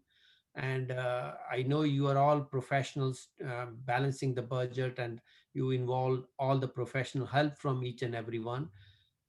So that's my other suggestion or asking a question: what difference does it make?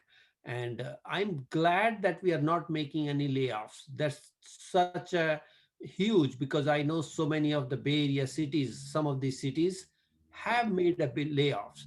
And if we are not prudent, and if we make some decisions which we have to lay off people down the line, that would be even worse. So let's be on a side of a caution, that we plan in such a conservative way that we don't have to lay off anybody. That would be my option too, that plan in that way. Thank you. I would like to hear about both freezing and the postponing the browning of the fire truck. Thank you.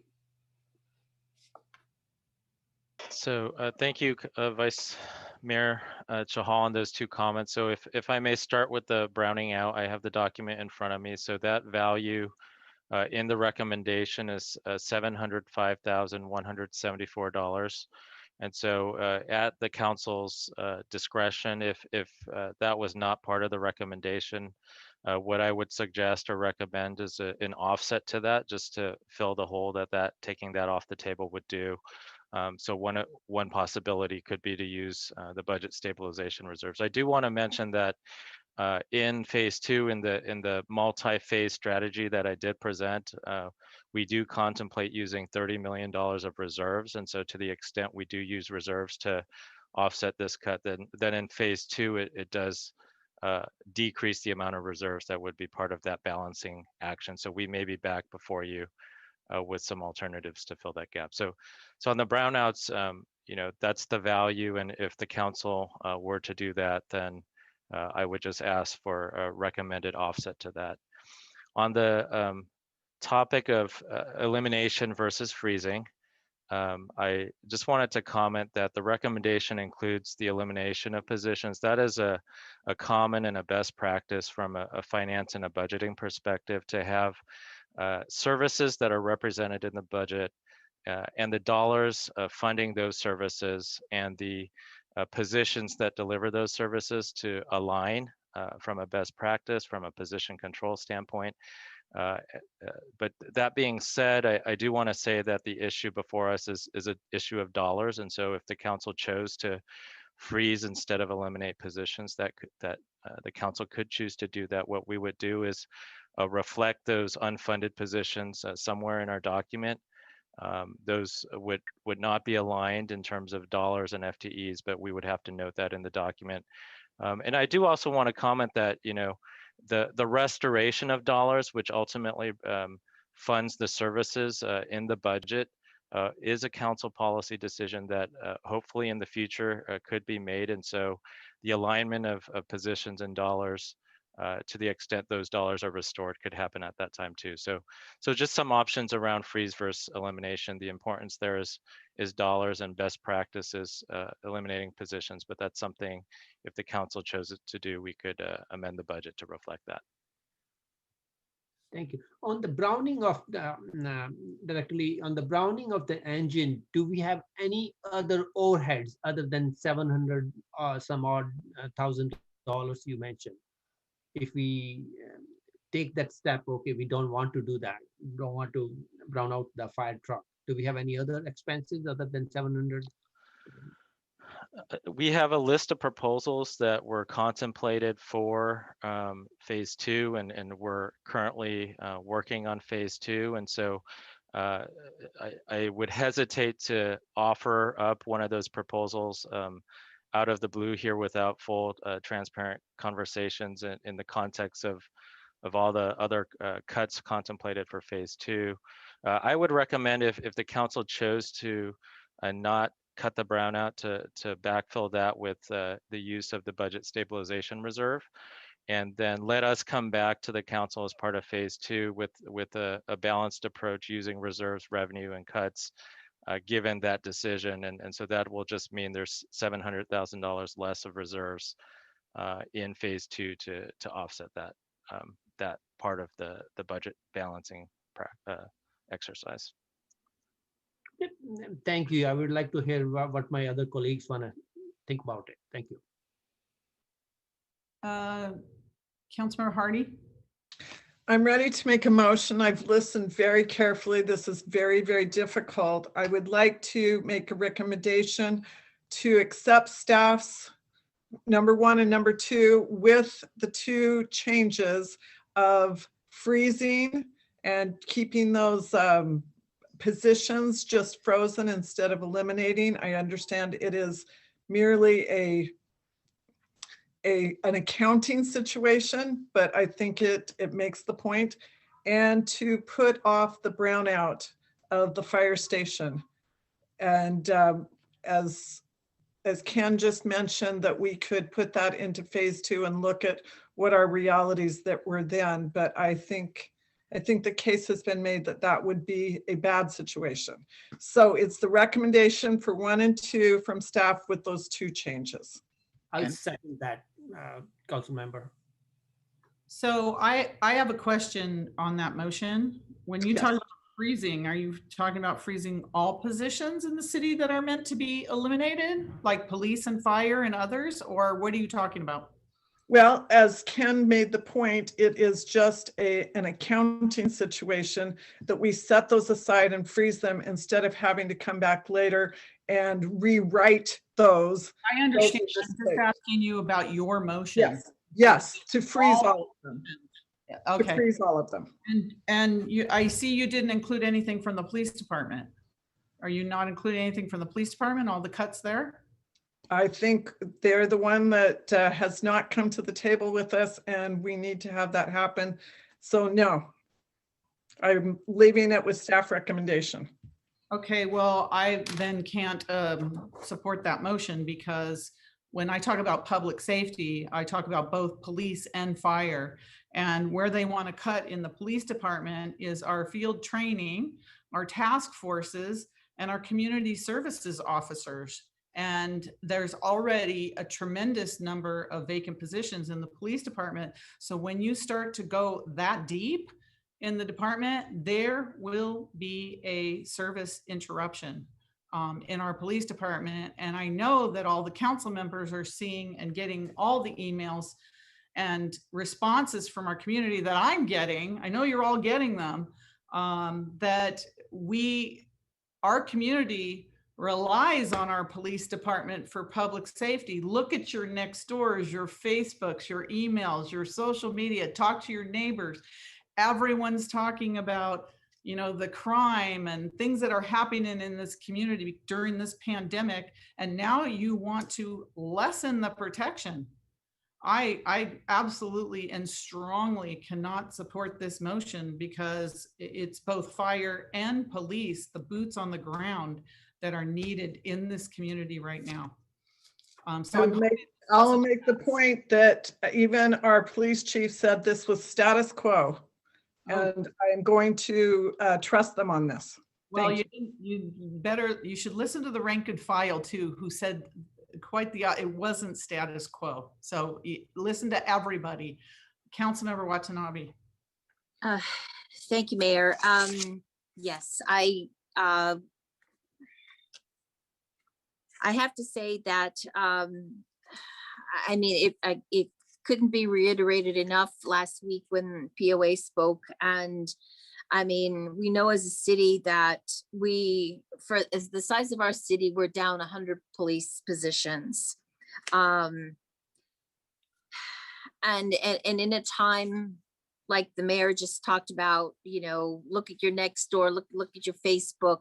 I mean, there is just so much, there's a lot of need right now, and people are doing things that they probably wouldn't do otherwise because we're in a pandemic and people need things right now.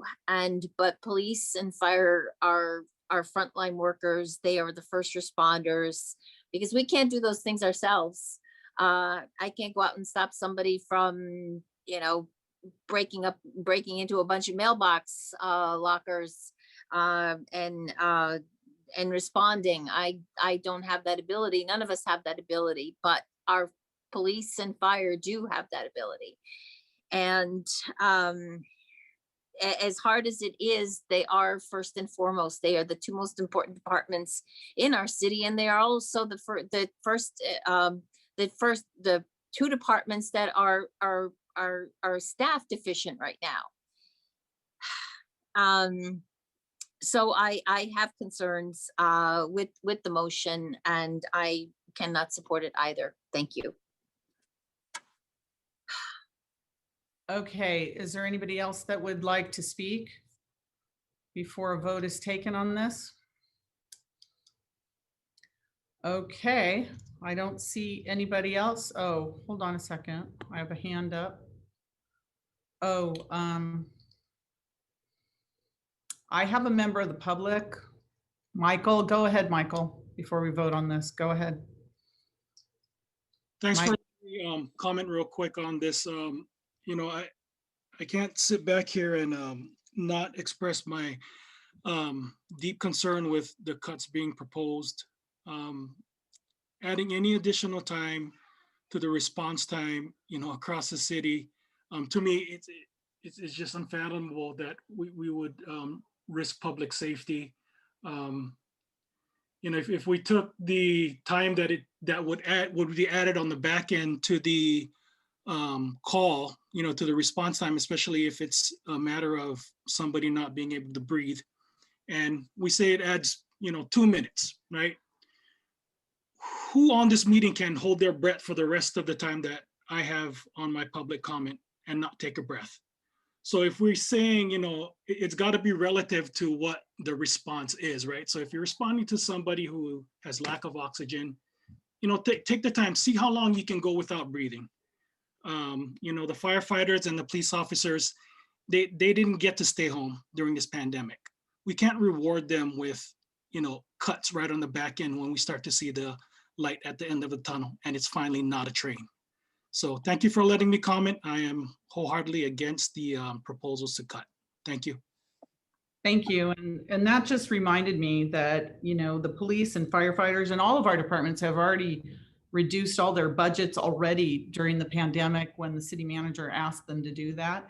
They were all, very diligent in what they did. And I'm not asking that we take all of the issues from the police department, just the training officers, the CSOs, and the task force, I think needs to be added back in, because crime is not diminishing in Santa Clara. It's increasing. It's increasing. And now we're going to take eyes off the streets and make it more difficult. And I think that is so short-sighted right now based on what's happening in our community. So I hope that this doesn't pass and we'll take a relook at just a portion of the police department to add the safety back in for our residents. Because if you're cutting it now, you're going to cut it in June again. It's going to get worse. And then there's dozens and dozens of vacant positions in the police department and the fire department, but very much so in the police department. You can just ask any of our residents if they would like to see our police services reduced. We want their services reduced when they call for the police. And I can tell you 9.99 out of 10 will say, no, they don't want it reduced. They want that level of safety that we've all enjoyed over the years. And that's why we have the reserve. And I'm strongly asking the council to please reconsider the issues in the police department. Councilmember Park. Yeah, so and I hear that. And I also heard Councilmember Hardy's comment, which is, the police are one of the units that have not bargained with us very well. I also know that the police department is one of the highest paid police departments, not just in the state, but I think also in the country. We also have a police chief who's getting a full a department head police chief salary, that's hundreds of thousands of dollars, while the police chief is currently not, the elected police chief is not the acting department head. I think it's more of a figurehead position. I feel that if we really care about the state of Santa Clara, the city of Santa Clara, the state as far as our status and situation, then we should be able to find ways to take some cuts at the top to preserve the numbers and the response times at the bottom. And I really do want to see everyone pushing for this, not just people at the top, people getting paid again, some of the highest rates in the state, continuing to push for those high rates, when I think that we could come up with a better situation for the city, where people would take just a little bit less. And I also know that there are many positions that taking a cut, temporary or otherwise, would not even affect their salaries. I think that, would not even affect their pensions. And I think that these are things that I really wish we would consider when we're looking at preserving the city of Santa Clara. I am kind of torn, as I do agree that I would like to have preserve or improve the level of service we have for both fire and police. But at the same time, I do have to look at this fiscally, and as a resident, look at how and what we're paying for. Thank you. Thank you, Councilmember Becker. Yeah, a lot comes into this, thinking a lot of people, my partner sat next to me, when I was contemplating about, supporting police and fire. He said to me, he goes, aren't they the ones that, basically ran stuff against you, in the campaign, basically tore you apart, made you feel like, crap the next day? I go, yeah, that's true. But at the end of the day, I'm, thinking, as an adult, I think about, response times. I think about people and how quickly things can escalate. I saw what happened at By the Bucket. I saw how fast that went up. I saw how fast the response time was on that. I mean, and that's just I'd say a one-story building. I mean, we have buildings over here that are multiple stories, and I think we need to be a little more prepared for that. At the same time, I saw what happened at El Camino and Clay Street. That was a very intense situation, and I think that could have gotten worse if we didn't have quick response times. We have a really good police force and really good firefighters, and I think today actually showed how quick our police have responded. And that was the VTA incident on Monroe and Fremont. I got to give that shout out to our police, because you guys are, putting your lives out on the line. And I have a very hard time supporting stuff like that, cutting things that are going to affect that instance. And if it wasn't for them, I think that, it could have escalated even worse. A lot of politics involved, but I sometimes have to look over the politics of things. I have to be the responsible council member, I guess. But here's the thing I always think about is, no matter how this ever votes, and I think it's everybody here in this council, is thinking of the fiscal responsibility in their mind and their personal opinion and what they feel that they're representing in their district. I don't feel that however this goes, we should vilify each other. We should, pick on each other for other reasons, but I just see this as an opportunity to learn from this. And I just have a very hard time seeing cuts to our public safety.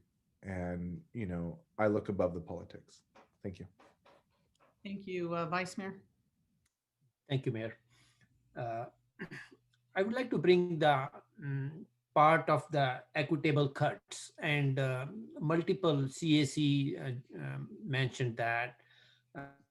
I would be supporting the motion, and but I would like these things to be brought forward by the staff to look into those aspects, as suggested by many, that how can we make these cuts at the top so that we can save some more money and do the needful. And I would also like to, one of the reasons I am supporting this thing is because our current chief has assured that the level of quality of service they are providing today will not decline. And not only I'm taking that professional opinion while making this decision, I also consider our chief was a former POA chief too. So I hope he knows what goes into the police officers association. So I give a lot of due credence to his opinion and his suggestions what he made. So, and here, not normal circumstances. If there was normal circumstance, I would have said, hey, no, we don't want to make any cuts to public safety. We cannot do that. But we have a reason to do that. This is tough times. And if situation improves, we have more funding. I'll be the fund to say, hey, bring all the cuts first.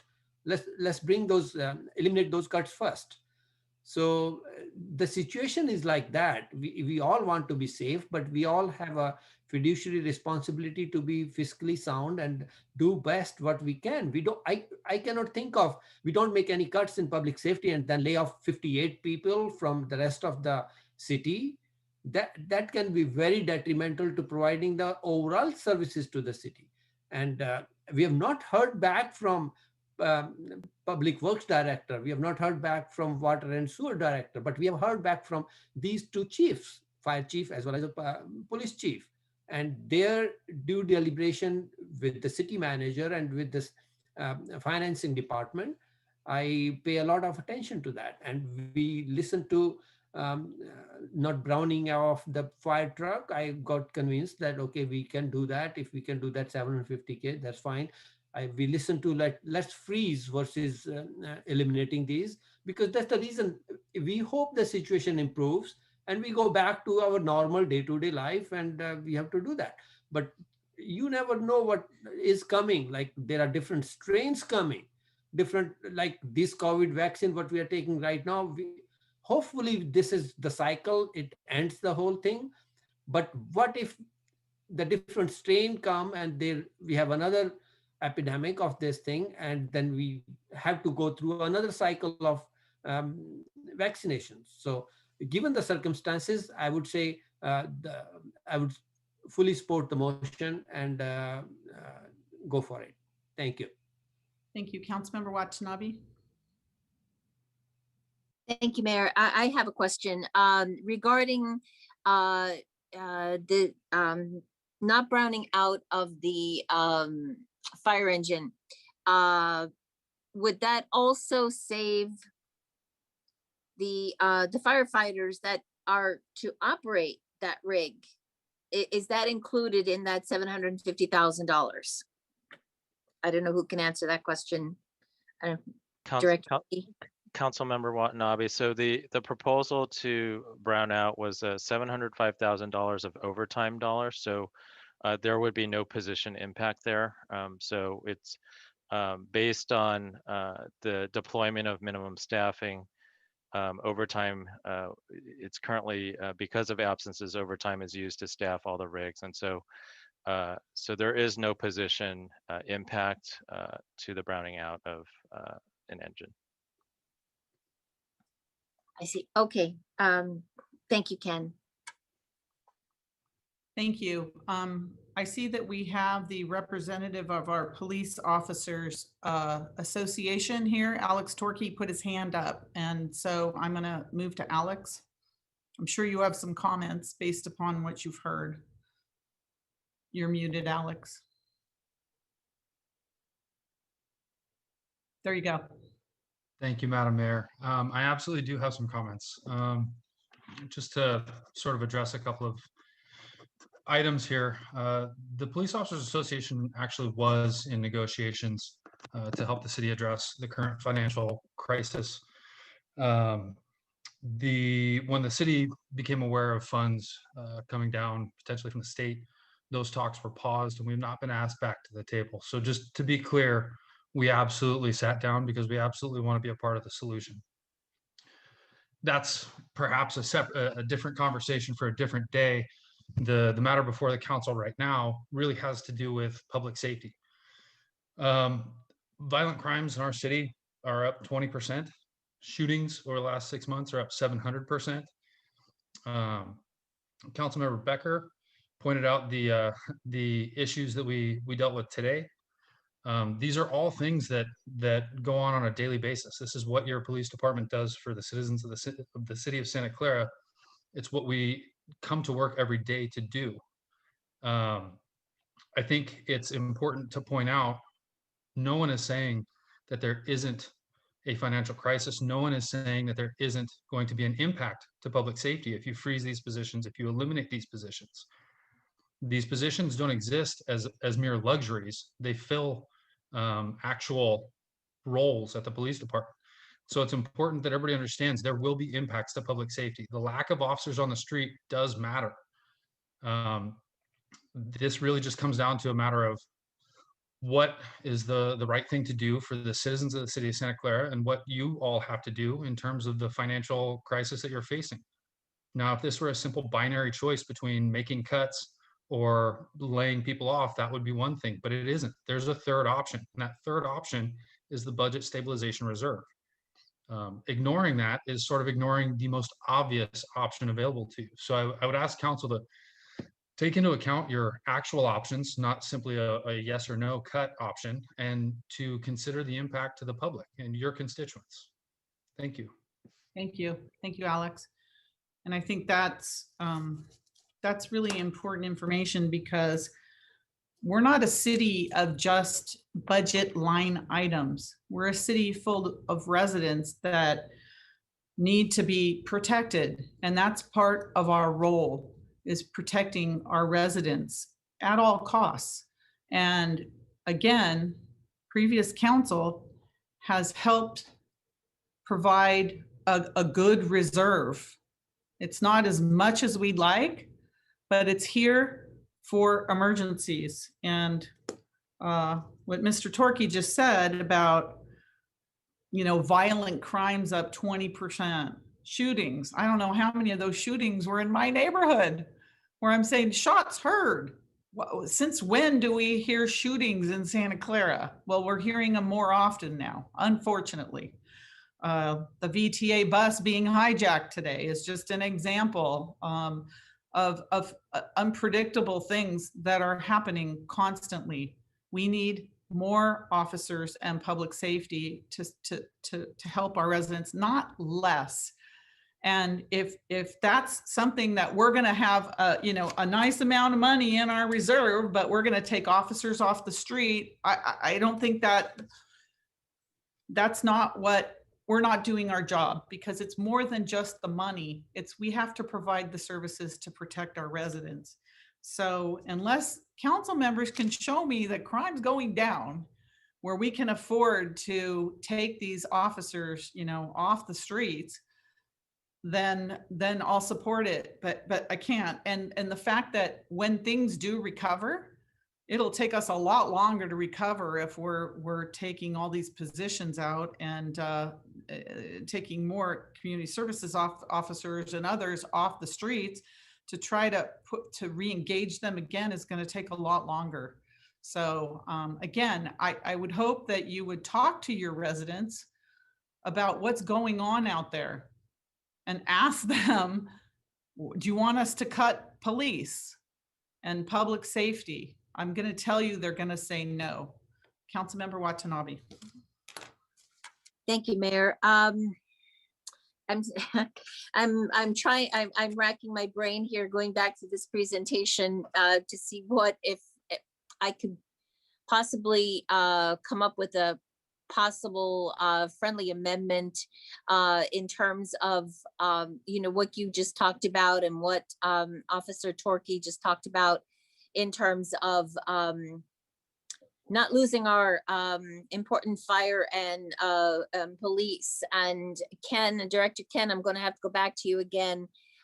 You have reductions of, I'm looking at the phase 1 solving the fiscal year budget expenditure adjustments. So I have a question for fire under fiscal year 2021 reductions, for fire, it's 1.7 million, and for police, it's 3.1 million. Now, I understand this would just get us through to June, but if we were to make an additional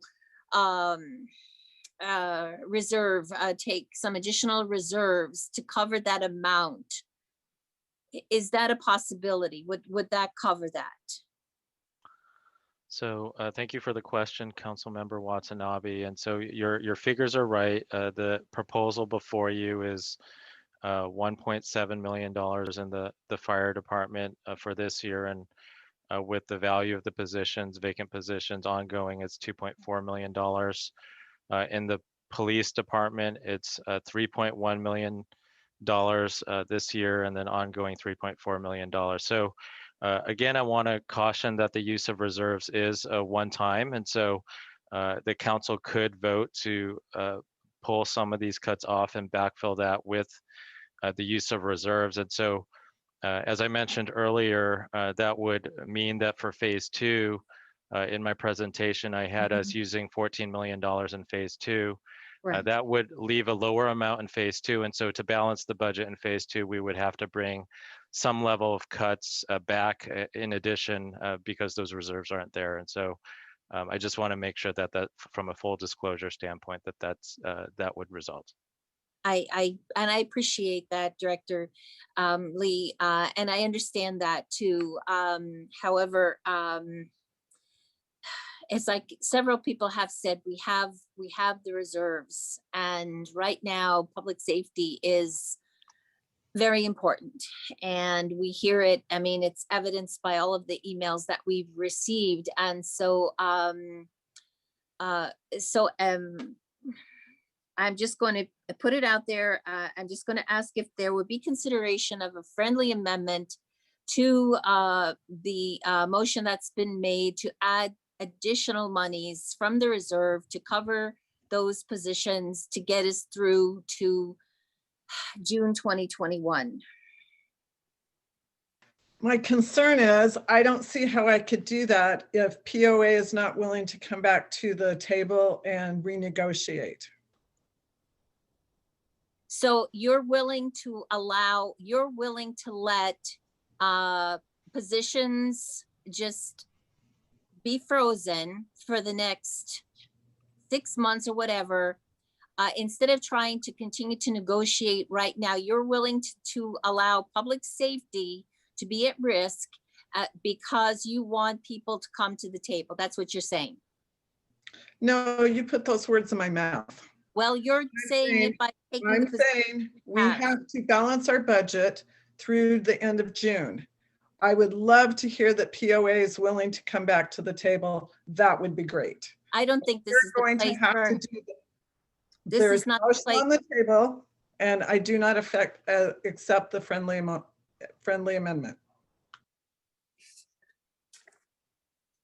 Well, if you're going to make a motion for an amendment, I can second it. Councilmember Watanabe. Okay. All right. And I see, because I heard something different. I heard Mr. Torkey say they absolutely want to be part of the solution. I wrote those words down. So I don't know what you're thinking, Councilmember Hardy, because they said it. And in fact, he has his hand up. So Alex, go ahead, because I think you should have an opportunity to answer that. Thank you, Madam Mayor. I just want to clarify this. We did not walk away from the table. Those negotiations were paused, not at our request. We have never refused to come to the table. Whenever we've been asked, we've happily come back to the table. The notion that we would have not come back to, that we would have not come to the table or are refusing is just absolutely fraudulent and false. Thank you. All right. I should say, as maker of the motion, I'd like to hear that they're willing to give back their 4.7 increase then. I don't think this is the time for us to be negotiating MOUs or anything like that. So Councilmember Park, and then we'll go to the amendment and then to the main. Yeah, so I did have a question about the process, which is, I mean, it seems like we're having a discussion in city council meetings because we never close public discussion. And I think that maybe we should also consider closing public input when we make the motions. This isn't a public. Oh, understood. Public hearing. Understood. My understanding was also that these were the numbers that the chief of police and the chief of fire put out that said these would not affect our current operations. I mean, again, I think that is status quo is the best that we can hope for in a downturn, especially a downturn as big as the one that we've seen. Full disclosure, I did talk to Anthony Pasquale of Fire, and we did hash out a number of different options, and I learned a lot. I was very appreciative that we had those discussions. I have not had those discussions with police. I am very aware of a lot of the political ramifications of what police has done in the past, but again, I don't really think that the political issues should reduce the amount of public safety that the city gets. I have no problem with discussing with anybody, but at the same time, it is not a one-sided. Negotiations are never one-sided. It is never about Councilmember Hardy or the city council to do, or the city to come up with a solution on their side. I feel like both sides need to come to the table, not just be willing to come to the table, but actually come to the table and actually make compromises that maybe neither side likes for the benefit of the city. I think that's very difficult because I too would prefer to see increased services as opposed to even just status quo.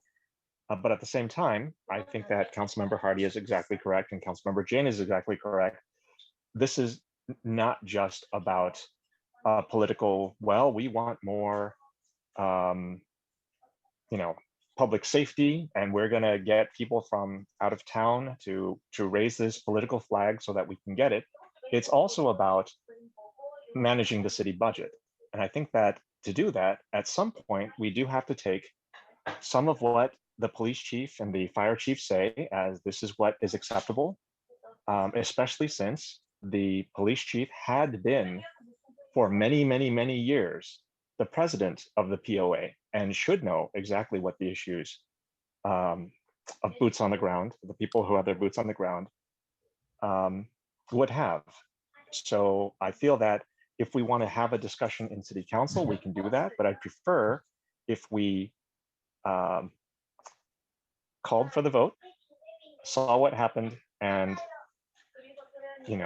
if we needed to have discussions and maybe make amendments as new information or changes come down the line.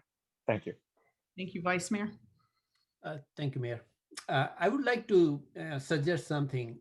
If the POA is ready to come back to the table, this is not the last time we are talking about this budget. This thing can come back anytime. So I would suggest let the POA staff discussion with the city staff, and whatever savings from that discussion can come up, that can be allocated to the cuts we are making, basically. And if that happens within a month, city staff can bring that back within a month, and we will be more than happy to amend these things. And it will be mutually beneficial to everybody, for public as well as to the police department. So I would like to highly suggest that let the staff and POA start discussion, and whatever savings they can afford, they can do. That would be good. Thank you. Okay, thank you. So we have an amendment to add back in the POA, the police department. Councilmember Watanabe, was the police department staffing, the task force, the field training, and the CSO officers? Was it just the staffing back in? It was the staffing back in, Mayor, yes. Because there's also parts of the police cuts and the fire department cuts that aren't included in any of this. So so it's just that part of it. So we have a motion and a second on the amendment, which would we take first to add that into the main motion. Madam Mayor, may I read the motion back to the maker of the friendly amendment. To accept staff's recommendation 1 and 2 with 2 changes, freezing all positions instead of elimination, and to put off the brownout of the fire engine and place it in phase 2 and add additional funds from the reserves to cover those positions to get us through June 2021. Plus, but the amendment is to add in the police. Yes, and the fire. Police staffing and the fire staffing, but I think the fire staffing was already included in the brownout. Yes, yes, it is. Yes. So it's already included. You're asking the amendment be to include the police staffing. Correct? Police staffing, including the task force and the CSO officers. Right. So we're going to vote on that first and then see how that goes. Okay. Okay. So on the motion, Councilmember Jane? I just wanted to make it clear, we're only voting on the amendment right now, right? Well, the amendment's included in the main, it amends the main motion. But the amendment was not accepted by. That's right. You have to vote on Councilmember the Hardy. amendment separately. Yeah, You need a motion for an amendment and I seconded it. yeah, but it needs to be It's not a approved by the friendly- maker. Yeah. It needs to be approved by the maker. So it has to be handled separately. He's absolutely As a right. substitute motion. City Attorney, can you help us here? Yeah. Are you here, City Attorney? Yes, I am. Thank you. This is not a friendly amendment, okay? No. It does not need the consent of the maker of the motion. This is a motion to amend a pending motion. So that will take precedence in order of voting. If the motion fails, then the original amendment. Correct. The original motion stands and that will be voted on afterwards. So I just wanted to make it clear that it's the main motion plus the addition of the police department positions in a motion. That's the amendment, the motion to. Yes, the motion to amend. If this fails, we go back to the previous main motion, basically. That's correct, right? Correct. Okay. That is correct. All right, Councilmember Park on the motion to amend. Just to be very clear, can staff give me an idea of what the effect would be on our resources? 57 point. Thank you, Councilmember Park. So if I understand the motion correctly, the brownout proposal that was included in the staff proposal of 705,000 would be backfilled by budget stabilization reserve, and the police department reduction of 15 positions at a total of 3,068,543 would also be backfilled by budget stabilization reserve. So that's about $3.8 million of budget stabilization reserves that would backfill those proposals on a one-time basis. And so subsequent, so in phase 2, that would reduce the reserves available for phase 2 by that $3.8 million or so. And so I would need to come back with other proposals, revenue, or use of reserves as part of phase 2 to balance the budget. I just want to clarify what the motion is. The motion was to freeze the positions and to not cut the training, the CSOs and the task force. So it's not exactly what you said, Ken.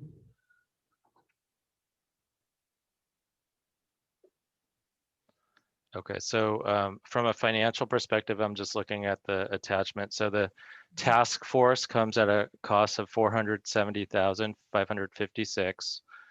The CSOs, I'm looking at that, is 534,655. And I'm sorry, Mayor, the third. The third was the field training. The field training program comes at a cost of 649,738. So those 3 items. Okay. Wanted to clarify that. Thank you. Okay, any other questions on the motion? All right, no other comments. Assistant City Clerk, roll call vote, please. Councilmember Watanabe. Yes. Vice Mayor Shahal. No. Councilmember Hardy. No. Councilmember Park, No. Councilmember Jane, No. Councilmember Becker, Yes. and Mayor Gilmore. Yes. All right, that fails. It doesn't include the police department. All right. So now we have a main motion on the floor that just includes the fire department with the brownouts and the freezing of all positions. And freezing of all positions and the other suggested budget cuts, including the police department. Assistant City Clerk.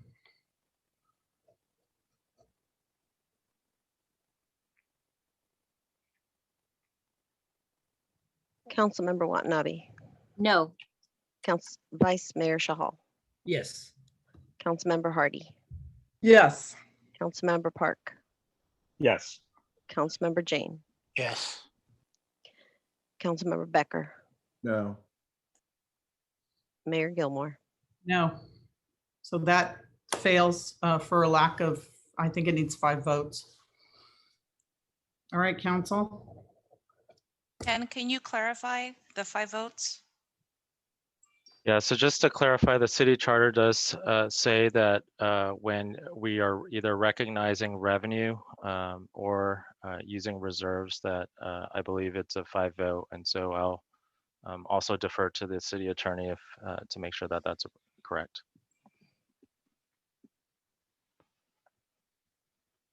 Can you give me the charter section so I can look at it directly? Hold on one second. Changing the budget over the budget cycle. It's not at the budget time. 5 votes.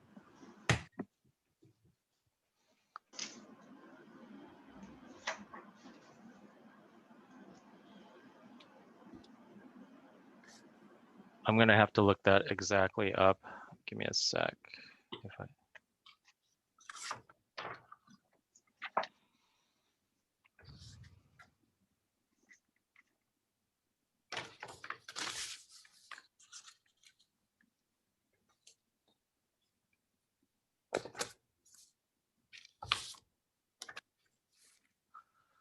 Yeah, Brian, it's starts with section 1301, and the language is actually in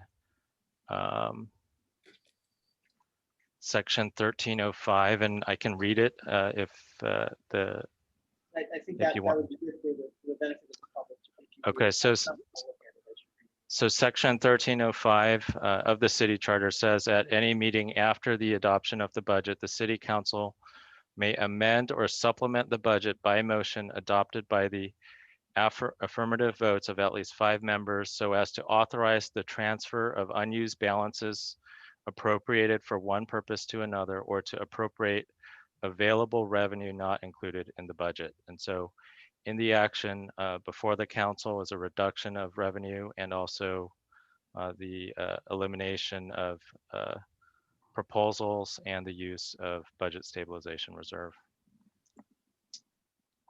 Yeah, so I think because you're using unused balances of budget stabilization reserve, I think you would require 5 votes. City attorney, it's hard to understand you. Can't hear you.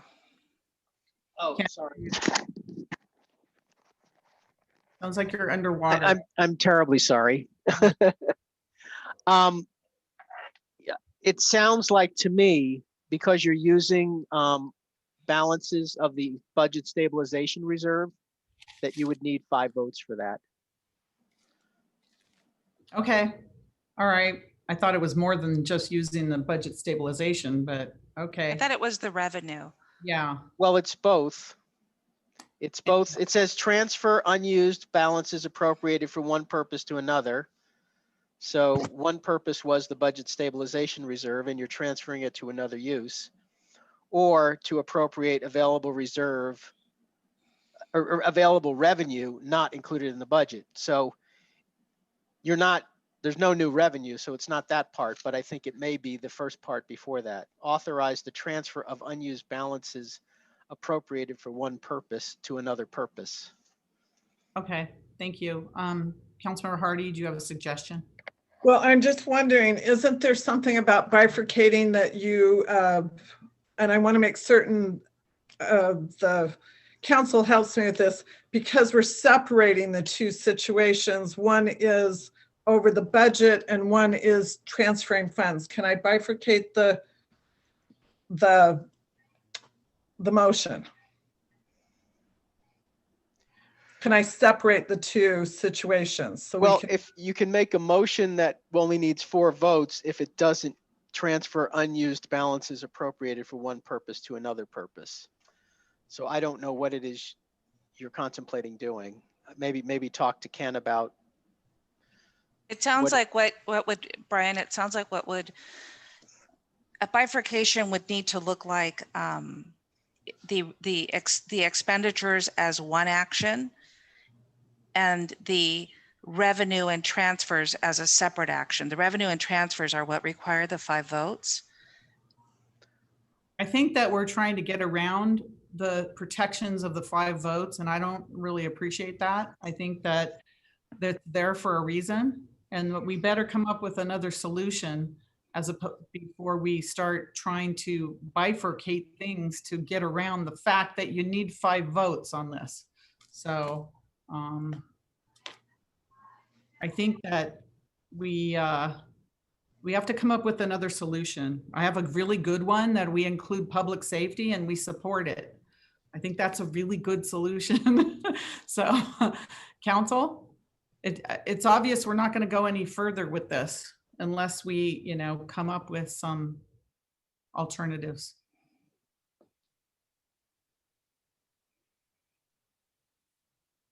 We can always continue this until next week. Otherwise no action's going to be taken. Councilmember Watanabe. Okay, thank you, Mayor. I'm just going to continue to plod along here until I find something.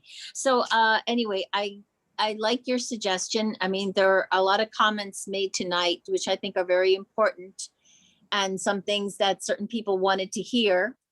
I think what an option would be, and I hate to do this to poor Ken, but would be to continue. I would like to make a motion to continue this item, but also in the next week for POA and if need me, I don't know if the fire local 1171.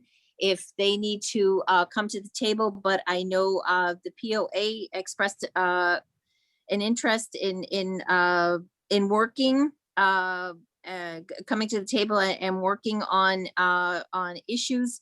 So I would like to make a motion to continue this item until next Tuesday and use that in the next week to be able to address some of these issues so that we can come up with a budget that includes public safety. That's my motion. Okay, I was just careful. We don't, MOU negotiations take place in a different venue here. So you didn't include that in your motion, right? So I just want to make sure we steer clear of that at this time. I think we need to be very clear of not mixing negotiations with budget actions. Right, because I'm like, we went a little too far. Why don't we just say, the motion should be, let's continue this with the hopes that the POA can, and that all of the labor groups will come to the table and help us figure this out. Yeah, come up with a solution. Well, but we're not tying it to that. I want to be very. No, we're not tying you. No. It's not part of the motion. We can't tie it together. Okay, is there a second to that motion? I'll second it. Okay, Vice Mayor, go ahead. I would like to say that we can continue this thing, and whatever savings we can come out of it, like by next week or within a week, and then we bring it forward to the council and decide on it at that time. You can make I'm those not comments, including. but we can't tie them together. Yeah. No, I'm not tying it. I'm not naming MOU discussions. I'm saying if there are ways to have some savings done, then bring them forward and let's see how we can bring that forward and we can decide next week. Okay, so If we there's have, a room for any savings to be done anyway, Thank you. whatever way we can do that. okay, thank you, Vice Mayor. All right, we have a motion and a second. City Manager, you have your hand up? Yeah, if there's a continuation, I'm going to simplify the action before council.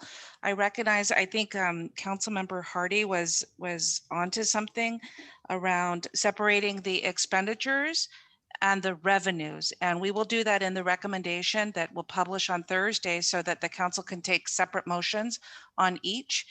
We recognize that the proposal right now is bundled, and that's what caused for the confusion. So we will do that for next week. Not trying to get around the 5-vote thing. It's not getting around. The charter is for revenue and for transfers. It's not for expenditures. And so our mistake was that we combined them together, and it creates a false interpretation of the charter with expenditures requiring 5 votes. That's not the case. I was always told in my time here that whenever you change the budget during the budget year, it requires 5 votes. Yeah, we had figured out a couple years ago that staff had been misinterpreting the charter, and we had clarified that over time. Interesting. Okay, Vice Mayor, you have something else to say? Or is your hand up from before? Thank you. All right, we have a motion and a second to continue to next week to look for other budget saving issues, and we'll continue with this next week, talking about public safety and the 2021 remaining year of the budget. And so Assistant City Clerk? Councilmember Watanabe, Yes. Vice Mayor Shahal, Yes. Councilmember Hardy, Yes. Councilmember Park, Yes. Councilmember Jane, Yes. Councilmember Becker, Yes. Mayor Gilmore. Yes, and that passes unanimously. Thank you, everyone, and thank you everyone who participated in this. We're going to take a 15-minute break, or excuse me, 10-minute break to 8:15. Be back here at 8:15. Thank you, everyone.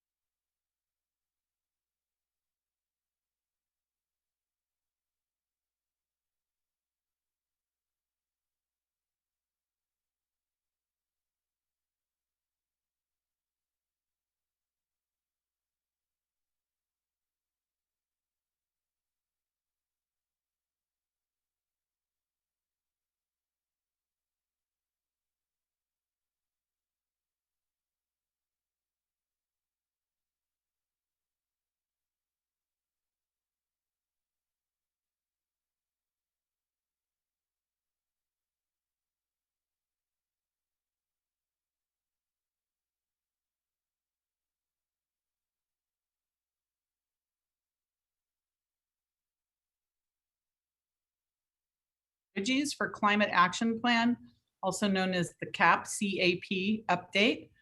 We continued this item from last Tuesday, February 23rd. So city manager. Good evening. I'm going to ask Andrew, we have a staff team who's going to provide the presentation as well as consultants. So Andrew? Thank you, City Manager, Mayor, members of the City Council, special council meeting. This is Andrew Crabtree. I'm the Director of Community Development. And I have a presentation.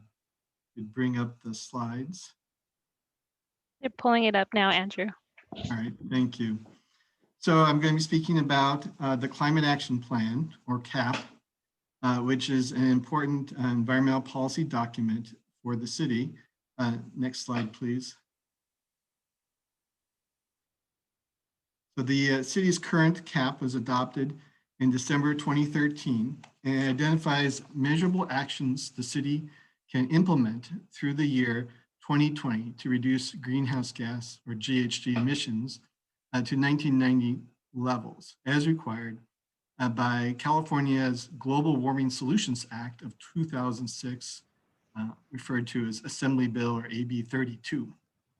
The CAP is integrated into the city's general plan with the intent that it would be used to implement the city's general plan goals and policies for sustainability and environmental quality. And consistent with AB 32, the CAP establishes a target for the city to reduce GHG emission levels by the year 2020 to 20% less than what they were in 1990. While much of the state's goals for GHG reductions are meant to be achieved through actions taken at the state level, a reduction through land use plan actions and municipal activities are intended to be achieved locally and are the focus of the CAP. Typical land use actions include planning development near transit or promoting mixed use development. In the case of Santa Clara, the city plays a considerable role in GHG reductions through the operations of Silicon Valley Power. The next slide, please. So since 2013, California has adopted a number of laws that add new requirements for local jurisdictions to assess climate change and analyze reduced GHG emissions and their effects. The city is now in the process of comprehensively updating the CAP to extend the city's GHG reduction goals through 2030 and to address the new state requirements enacted since the CAP was adopted. Among these, notably SB 32, not AB 32, but SB 32 established GHG targets for the year 2030 that will be addressed in the update. It is also desirable to update the CAP so that it is considered a qualified CAP for use by the city as it conducts the California Environmental Quality Act or CEQA review process for new development projects. The qualified CAP means that the CAP meets the criteria specified in the CEQA guidelines for reducing GHG emissions. And the qualified CAP may then be used for subsequent projects for the specific purpose of streamlining the analysis of greenhouse gas emissions required under CEQA. City projects as well as private development projects that require city review benefit from this streamlining. Next slide, please. So we have three goals for today's special council meeting. We are seeking confirmation of the proposed greenhouse gas reduction target that will be the target for the updated CAP. And we're also looking for any council feedback on the initial strategies and actions that have been developed for the CAP update. And in addition to that, we're also seeking input on the proposed preparation of a REACH building code as an implementation tool for greenhouse gas reductions. Next slide, please. The city has hired a consultant team to assist with the CAP update. The team includes three firms: Cascadia Consulting Group, Ramey and Associates, and David J. Powers and Associates. And the roles for each of the firms are shown here on the slide. At this point in the presentation, I would like to introduce Andrea Martin of Cascadia Consulting Group to continue the presentation. Great, thanks, Andrew. So I'm Andrea Martin with Cascadia Consulting Group. Our firm is the prime consultant leading the CAP development process. And as Andrew mentioned, we're joined by Ramey and Associates, who's leading the greenhouse gas emissions forecasting, target setting, and public engagement components of the process, and David J. Powers and Associates, who will lead the CEQA component of the project. And I'll actually hand it over to Walker at Ramey and Associates to discuss the CAP update process to date. Okay, thanks, Andrea. Can you go to the next slide, please? And the next slide. And yeah, so good evening, Madam Mayor, council members. The intent here is to give you an overview of the work that's been done to date, leading to the proposed target that we'll speak to in a little bit, and then also to share with you some of the strategies and actions that have been identified to move towards those targets and achieve the larger greenhouse gas reduction goals. Our project started about a year ago and sort of moved through sort of today. We're back in March, and started with stakeholder outreach, interviewing city staff about work that's been done previously on environmental actions, greenhouse gas emissions reductions, spoke to a number of stakeholders, youth, business community, sort of data server companies, bicycle advocates, and coupled that with an online survey that was done in June and July, just to sort of take the temperature of the community, understand what's already happening and where people's priorities are. There was an overview of sustainability for the council in July, 2 planning commission study sessions in August, a second survey in October through November, and then that brings us up to today, where we're ready to sort of share what we've done and speak about, again, these targets and some of the specific strategies. Next slide, please. Next slide will show us on the community engagement, just some of the things that we've done. So some focus groups with various community groups and stakeholders, 2 surveys, community workshop, and then the 2 council study sessions, all with the intent of so going through the known climate action strategies, but contextualizing them and customizing them to the sort of unique conditions that you have in your city. It's land use, it's built environment, but also, as Andrew mentioned, the fact that you have a municipal utility, which creates a unique set of sort of conditions and opportunities. Next slide, please.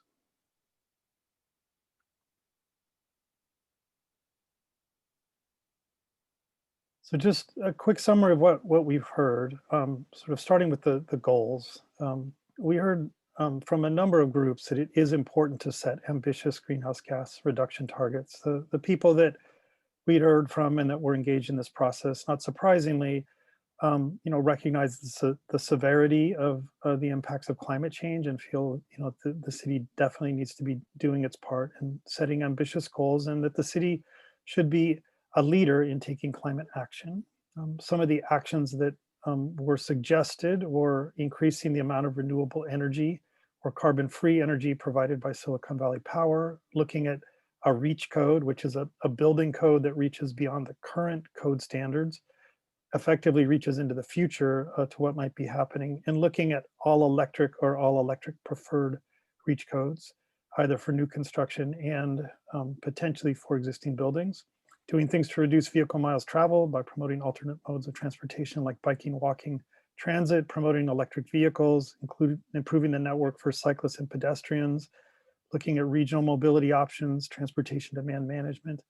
And we also heard loud and clear that the sort of general sentiment is to promote voluntary incentive-based measures over sort of regulatory actions.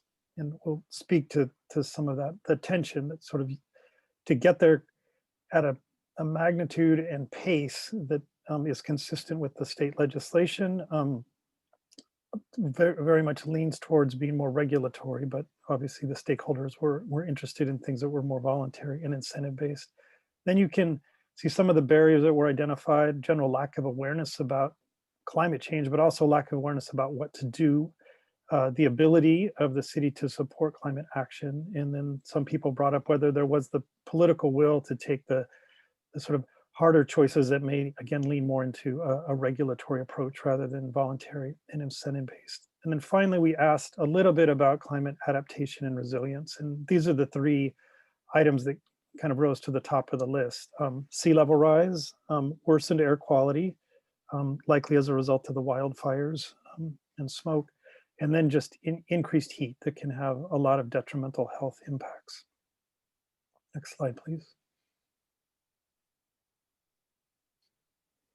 And from the Planning Commission, the feedback from these two study sessions also repeated the desire to set ambitious targets and for the city to be a climate action leader, to look on transportation at both reducing vehicle miles traveled and also sort of concurrently promoting the transition to electric vehicles, focus on reducing energy consumption in data centers, since there's a sort of economic cluster of data centers in your community. Continuing to facilitate telecommuting by providing reliable internet, but I think seeing a lot of the benefits, at least from a greenhouse gas standpoint and environmental standpoint from the increase in telecommuting that's occurred over the last year. And then that the REACH codes should be incorporated into the climate action plan, which is great that we're talking about those a little bit later on this evening. Next slide.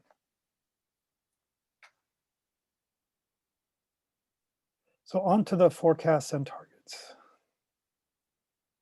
So first we speak to just a brief run through the regulatory background.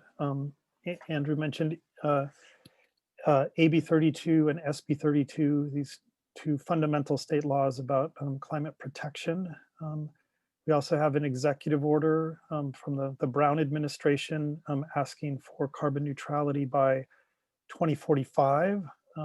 SB 32 asks for an 80% reduction in greenhouse gas emissions by 2050. So Governor Brown was being more aggressive. SB 100 requires that the electricity be 100% carbon free by 2050. And then we have this more recent executive order from Governor Newsom about requiring that all vehicles be I guess I'm not sure if it's electric or if it's just non-combustion, but in any way, by 2035, lots of interest in that one. We have the renewable portfolio standard, which is about how much renewable energy is in the electricity mix. That's a statewide policy, so it also impacts Silicon Valley Power. We have the green building standard and energy standards in the building code. There are the clean car standards, this zero emissions vehicle by 2035. And then requirements on how we manage our organic waste, SB 1383, which is really about reducing the release of methane into the atmosphere, which is another potent climate change gas in addition to carbon dioxide. Next slide, please.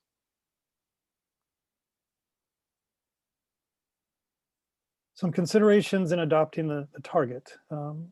A very important consideration is that the target needs to be consistent with the Silicon Valley Power integrated resource plans. And what's happening with climate action really does need to happen in sort of lockstep with the efforts by Silicon Valley Power to move towards an increasing percentage of renewables. So you can see there's a requirement that they get to 60% renewables by 2030. And then there's a goal of getting to 100% carbon free by 2045. And SVP is on track to do that. But there's a bit of an issue of not wanting to get ahead of the utility. So if we ask everybody to be all electric before the utility can provide a high level of renewables, we may be sort of out of sync or out of alignment. We do want to align with the REACH codes, the bicycle master plan, the electric vehicle blueprint, and the urban water management plan. So just acknowledging that this is work that's already been done that we want to build off of. And then to have a target that can be achieved through a combination of incentives, voluntary measures, and regulations. And so that brings us to this discussion of the targets. Next slide, please. All right, so what this graph is showing you is the trends that have been projected for greenhouse gas emissions from 2020 to 2045. So we start over at the left, we're slightly under 1,600,000 metric tons of carbon equivalents per year in 2020. And so what we're seeing is, if with the red line, is if you don't do anything and you just let the state policies come into effect, which means there would be more electric vehicles, incrementally cleaner energy, the building code would tighten up a little bit, but no local action. And you see that that line is a long way from zero when we get to 2045, which speaks to the need for local action. Then the gray line is a projection of what would likely happen if people just kept doing the things that they're currently doing. Some people are putting up solar panels. Some people are upgrading the energy efficiency of their homes. Some people are buying electric cars. Some people are electrifying their homes. So this would be sort of the current pace of action, which we understand in your community, may be more aggressive or more engaged than just the state background, but also far away from zero in 2045. And then the green line shows what happens when we put in place a number of measures that combine voluntary and regulatory. And then that combination of measures that Andrea is going to speak to in a little bit is what can get us close to carbon neutrality with these projections by 2045. And I think from our perspective as your consultant, gets you close enough looking at it in 21 to feel that you would be on track to actually get to this carbon neutrality point by 2045, given an expectation that there could be some increase technological advances, improvements in solar panels, or something that we honestly haven't quite thought of yet that would enable us to get there. Next slide, please. So this brings us to the forecasts and the targets. We talked about the targets. We talked about the forecast, excuse me, and then on the targets, we looked at a number of options. So we'll start a little further down on the slide. So the first target we looked at was just to comply with SB 32. So this is the state law. This isn't guidance. This is the law, which says you need to be 40% below the baseline. Baseline is 1990 by 2030, or 80% by 2050. And the feedback on that was, just complying with state law wasn't necessarily aggressive and or showing leadership. So maybe we should look at something that, is more aggressive than state guidance. So this was the second option, which was talking about, an earlier target year than 2050 or 2045, or and so what we ultimately arrived at was this sort of idea that's put forward in the executive order of getting to carbon neutrality by 2045. And that was later amended, which is what the italics are there for, it's a small sort of, syntax change, but to say, how about carbon neutrality no later than 2045? So it wouldn't preclude the city from getting there sooner, but it gives you sort of a date certain or a horizon year, that is earlier than 2050, which is state law. So you're more aggressive than the state law. Nothing precludes you from being even more aggressive if that's possible. Put you in a leadership position, but also give some flexibility of how to get there. We also feel it gives you enough time to allow some things to transition through, like electrification of buildings or the continued growth of renewable or carbon-free energy in the mix from Silicon Valley Power. And if you push the date back too close, there just isn't a whole lot of time to go through all of this transition.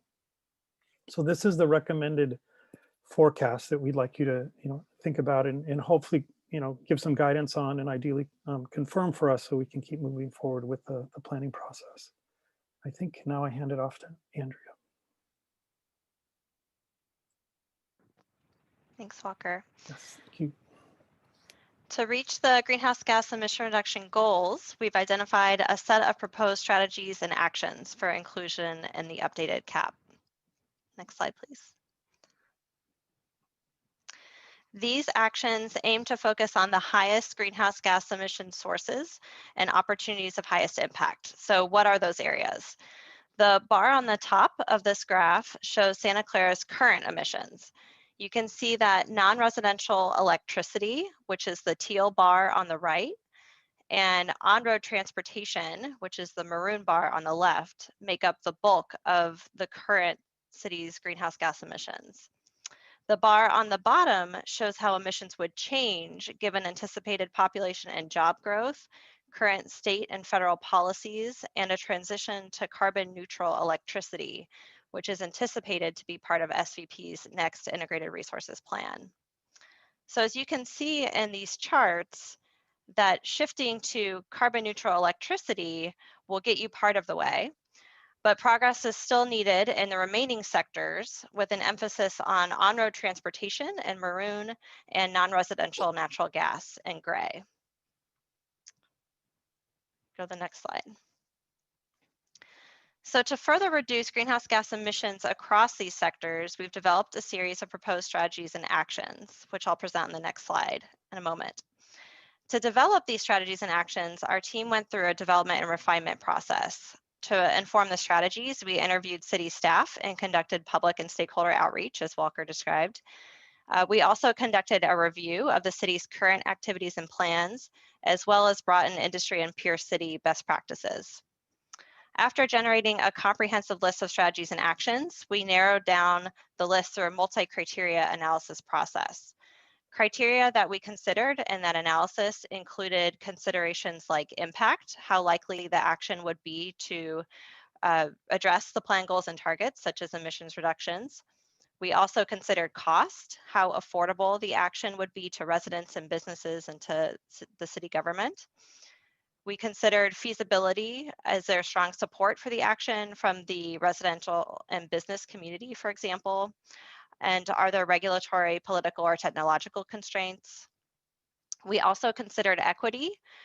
Do the benefits of the action reduce historical or current disparities among communities of color, people with low incomes, or communities on the front line of climate impacts? And then finally, we considered co-benefits or synergies. Does the action address multiple city goals and city or community objectives? Outcomes from this analysis inform the initial action list we're presenting today. Next slide. So you can see that our recommended strategies are organized around 5 focus areas: buildings and energy, transportation and land use, materials and consumption, natural systems and water resources, and community resilience and well-being. Strategies within the buildings and energy focus area include strategies to shift to electric fuels in new and existing buildings to achieve zero net carbon buildings. And included within this is the proposed REACH code updates, which we'll cover in a moment. It also includes actions to manage energy demand and improve energy efficiency, and to maximize renewable energy generation and storage capacity.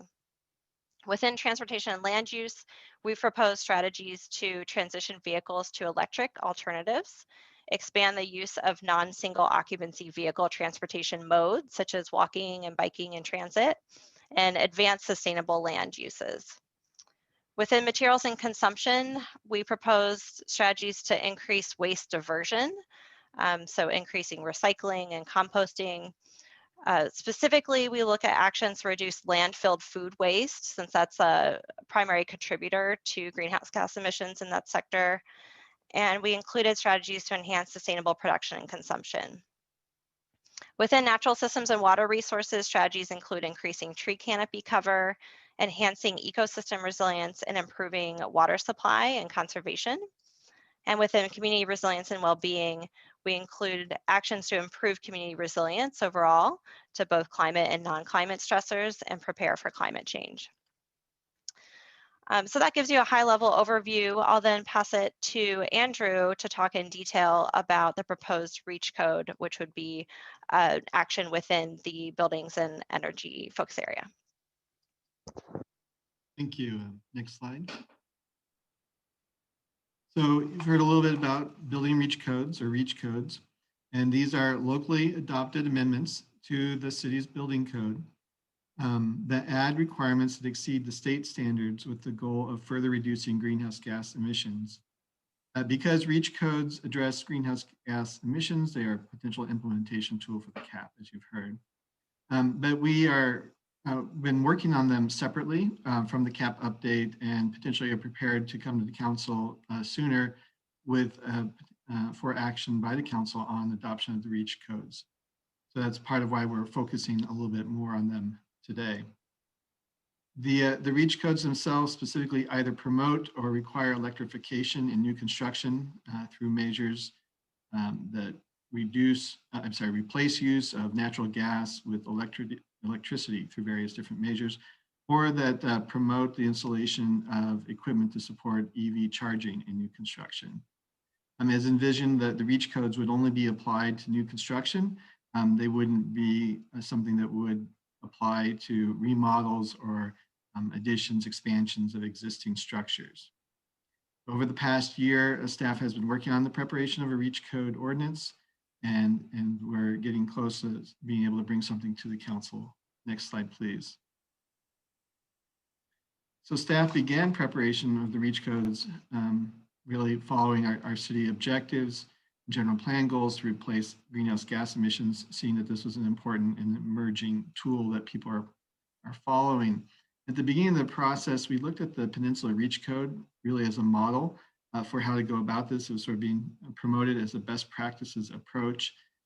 It was created through a collaboration of the Peninsula Clean Energy, Silicon Valley Clean Energy, and San Mateo County Office of Sustainability, those organizations. And staff conducted a stakeholder outreach around that as a model. And we're sort of going through the cost benefit analysis of how different measures could help us reduce greenhouse gas emissions and what their likely implications would be. As we were in that process, a number of surrounding cities began adopting their own versions of REACH codes or natural gas bans, and increasingly so. And we recognize that that is now probably a more significant precedent than the Peninsula REACH code. So we've been shifting to really focus on what we be preparing to be similar or in alignment with what other neighboring jurisdictions have done. Next slide. So this image illustrates how adoption of REACH codes would potentially affect a single-family residence. The REACH codes would promote or require for new construction use of electric appliances in place of gas-fueled appliances, including things such as the space heater, water heater, clothes dryer, and cooktop that you see listed here. The REACH code may also, as mentioned, require installation of wiring in new construction for electric vehicles. There is some potential savings for homeowners over the long term, where operational costs can be lower using electricity than gas, but there are also potentially short-term increased costs with some of these appliances costing more in their electric version. However, there's also benefits with an all-electric home that it wouldn't be necessary to install a gas meter service or indoor gas piping. Next slide, please. The two pie charts on this slide illustrate thermal energy use in residential and non-residential development in California, so that you can have a sense of where thermal energy or gas is being most used. And you see that water heating and space heating are the two biggest uses for gas-fueled appliances, but also cooking, particularly in non-residential, so like commercial cooking, there's a significant use of gas in those uses. Other uses such as pool heating and clothes drying are less significant. Next slide, please. So as communities discuss REACH codes, the way they're described generally follows sort of these three different categorizations. You'll hear discussion of a natural gas ban as the most restrictive or progressive of requirements. And that's really integrated into the whole, you see in the land use code, so the idea that new development wouldn't even have piping in it for gas. There's just an assumption that there would not be any gas used. All electric required is basically an adoption of codes that require, for the most part, electric use, but there are some exceptions in that, and I'll get into those a little bit later for your consideration. But basically, it's a requirement, generally it's a requirement that new construction use electricity for appliances and so forth. And then the third option, the more lenient of the three, is the all electric preferred, which does various things to promote greater use of electricity, but not necessarily require it. There may be, for example, a budget of that can be applied towards non-electric appliances at the the developer or builder's discretion. Next slide, please. So in terms of electric vehicles, there are sort of three categories here on the bottom of the slide that are generally considered EV capable, EV ready, EV installed. So EV capable, again, is sort of the first level where new construction would include conduit that could then accommodate wiring to add electric vehicle charging equipment. The second is where the electrical equipment is fully installed at sort of like the circuitry that the transformer and that stuff is ready. There, the wiring is there that's needed to support electric vehicle charging. And then the third is having everything there. It's ready to go. There's an EV charger in place. And so then on the top table, you see that sort of a potentially recommended approach for how you would do this. So you note that EV ready is further divided into two categories, level 1, level 2, where one is using sort of standard levels, voltage and so forth. So the charging would occur more slowly. The other one is a higher capacity and charging can happen more quickly. So the proposal would be to require one space, really set up EV ready with the special wiring and so forth to accommodate the rapid charging, and then one still that could accommodate a second space that could accommodate EV charging, but just using more standard equipment. For multifamily, smaller projects less than 20, you require one EV ready space. For multifamily greater than 20, you see standards here where 25% of the spaces would need to be EV ready level 1, 2, and then 75% with the lower level, level 1 ready. And then for commercial development, you can see potential distribution of spaces there. Next slide, please. And this is, as mentioned, other cities in the area have increasingly been adopting REACH codes. And this slide was updated fairly recently to show that almost everyone in our county has now adopted some form of REACH code. Generally, most are falling in the all electric category, and again with exceptions. And sort of just exceptions vary from jurisdiction to jurisdiction. The most common appears to be cooking, gas cooking for commercial uses, restaurants and people who really want to support that type of activity. And that's something you'll hear from commercial developers that's important to them. There are also accommodations made for like labs, scientific labs, or some types of manufacturing that might have gas use involved, hospitals, and some other types of commercial uses. And then on the residential side, a fairly common exemption is being provided for accessory dwelling units or ADUs in many jurisdictions. Some jurisdictions are allowing for gas cooking, or providing exemptions for 100% affordable housing projects as a means of reducing cost. And we have heard from some of the affordable housing developers in the area that that's a concern of theirs. Next slide, please. So just in front of council today, we're asking that you confirm our overall approach, which is sort of to follow the general consensus of our neighboring jurisdictions with an all electric required approach for new construction with some specific exemptions. If the council wants to provide input on exceptions that they believe are important for us to consider here in Santa Clara, we welcome that input. And then similarly, the intended approach is to align with neighboring cities around EV options.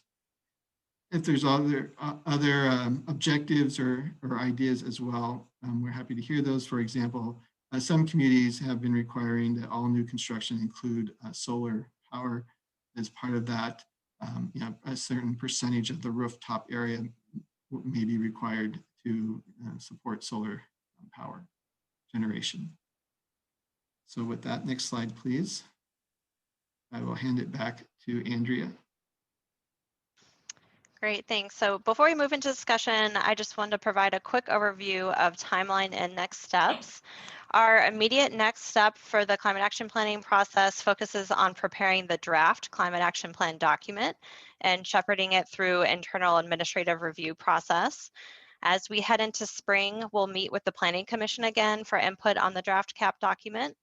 In spring, summer of 2021, we plan to conduct focus groups to reach those in the community we haven't heard from yet, and the plan will be out for public comment during that time. During that time, the REACH codes are also planned for adoption, and we'll use city staff, planning commission, and public feedback from those steps to update and refine the CAP document. And as we head into fall, we'll meet with the planning commission one last time on the draft CAP. And then finally, we plan to close the year by finalizing the CAP for city council adoption near the end of 2021. I also want to note that city staff have connected with the county on their climate action planning efforts, which are underway. The city will be participating in a county survey to learn which targets cities within the county will be setting and to guide the county in supporting its cities and building regional collaboration. So the city will continue to collaborate with the county as the county and the city's respective planning processes continue. Next slide. That concludes our presentation. In summary, we are requesting council to confirm the proposed emission reduction target of carbon neutral by no later than 2045. We're also seeking feedback on the initial strategies and actions and also input on the draft REACH codes as they relate to the climate action plan. Thank you very much. Thank you very much, all of you, for that excellent report. And I'm going to go to the city council now with questions or comments. We have Councilmember Watanabe. Thank you, Mayor. And thank you for the presentation, Andrew. It's good to hear from you. Haven't heard from you in a while.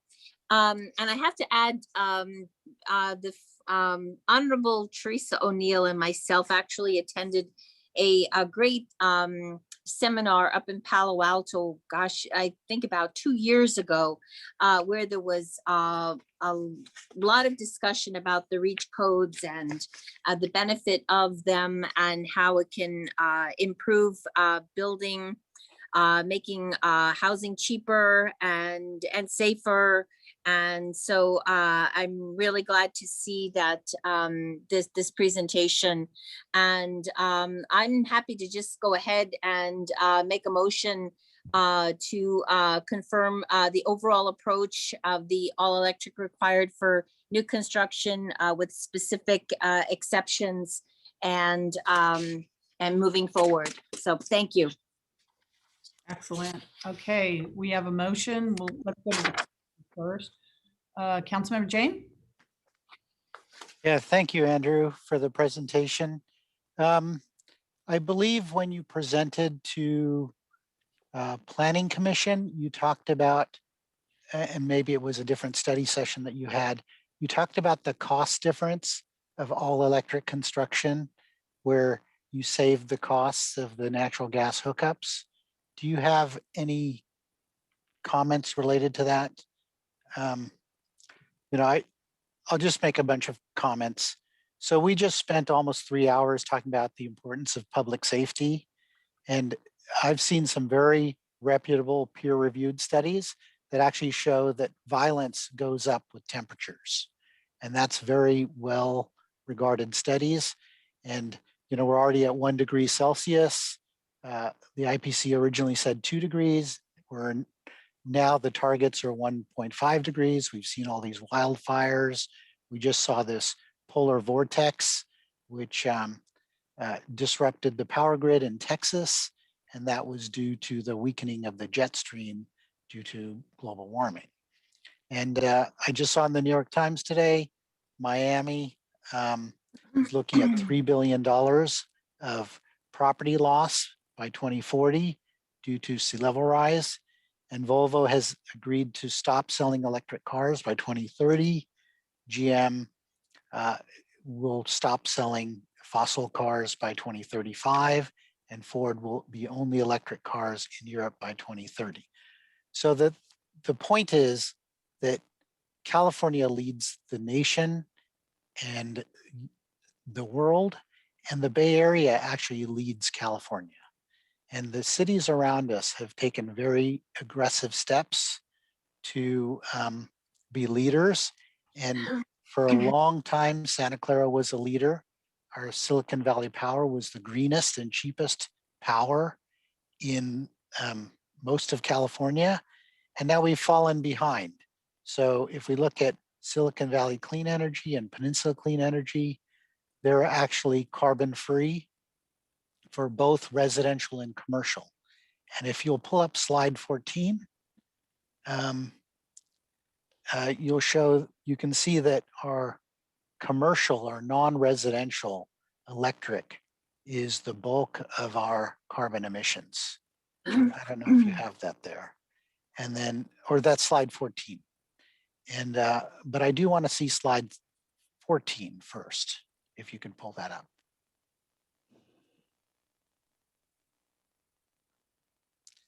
So here we look at our target of carbon neutrality no later than 2045. Well, an 80% reduction of our current carbon emissions would get us to 240,000. And Palo Alto has a target of 80% reductions by 2030. So if you looked at that green line, it would drop to 240 by 2030. So you can see that's a much more dramatic reduction.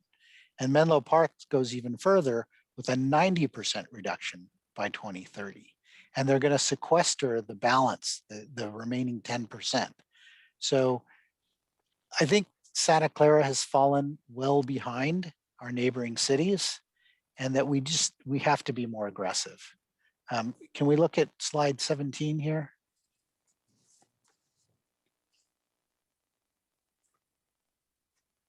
Okay, so here you see that teal section, right? That's the non-residential electricity. And if we decarbonize at 60% by 2030, we're not going to meet those targets. So we really need to decarbonize our electric power grid, and then we can take advantage of all those REACH codes that are coming into play. So I know the REACH codes,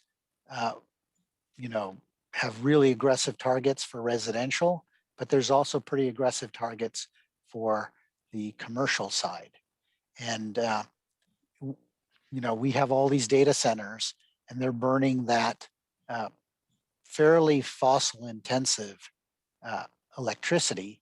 And if we decarbonize our electric grid, just like SVCE and PCE have done, then we can really reduce our carbon emissions. So we need to be much more aggressive on the SVB side.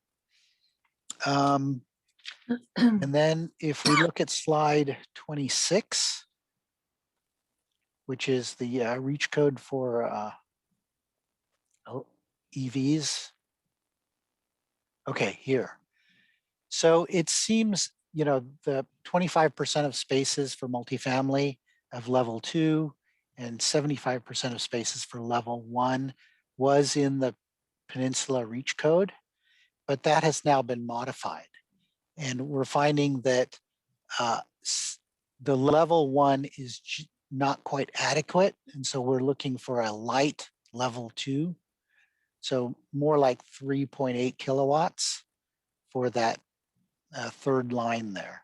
So, and then I don't believe that the one space for a 15 parking spot complex would be adequate. I don't know why we went to one space instead of a percentage there with a one space minimum. And so, if I look at what was recommended by the Planning Commission, which was to, do better than state targets. And I know that our carbon neutral by carbon free by 2045 is better than state targets, but it's not enough. The cities around us are doing far better than we are in tackling this basically existential crisis. So that's my comments. Thank you. Right. Vice Mayor? Thank you, Mayor. Thank you, everyone, for the report. It's hard to follow Councilmember Serge Jane on this topic, so I'll still keep some comments. Reach codes, all electric. Yeah, I do agree. We have to do it like our neighboring cities has been pioneer, and they have, some of them has already implemented that. We should be looking at it ASAP, and I do agree, all electric reach codes for all new buildings. And not only that, we should incentivize if the residential building which are using gas, if we can give some incentives to convert them to electric, that would be great. That's my first point. Other one is the data center efficiency. I know as Councilmember Serge Jane showed that screen, like our electricity usage of how much carbon it's generating basically. If we have some standards on PUI, power use efficiency of data, they'll indirectly help us out. Like if less consumption of energy itself is a helps in the gap basically. So those are data center infrastructure efficiency. Yeah. One thing is regarding the transportation. I know Mountain View has done a great job in dealing with transportation and reducing the carbon footprint on that, like free shuttles. They have all electric free shuttles. I did not see anything on that front on this one.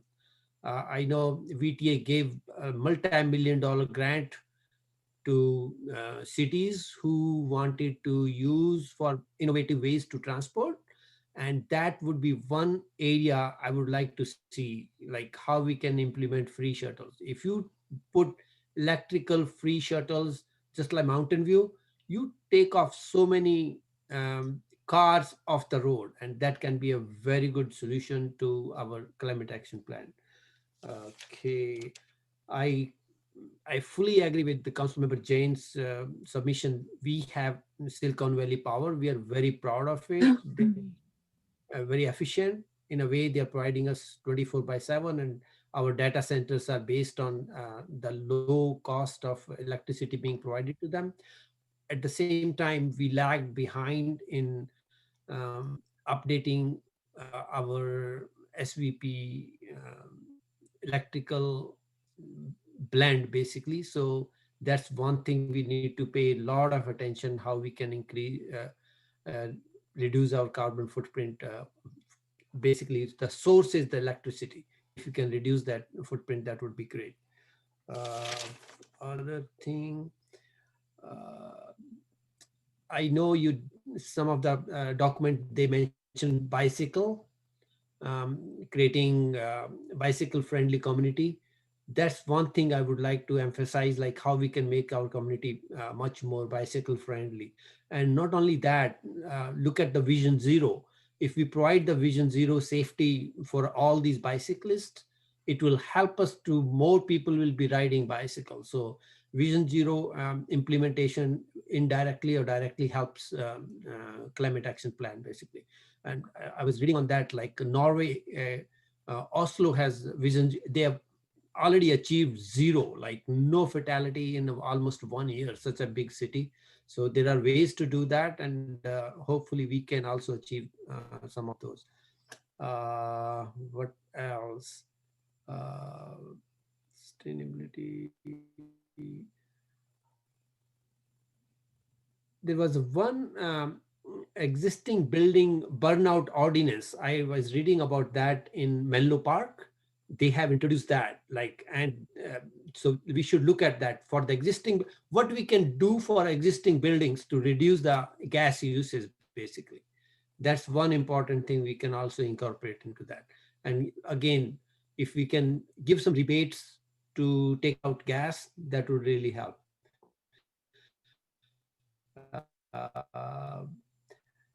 One other thing that was provided by Sierra Club, specified 10 easy to track metrics for our residents, easy to track. Like, hey, if you do this, it really helps the community. If you do that, it really helps.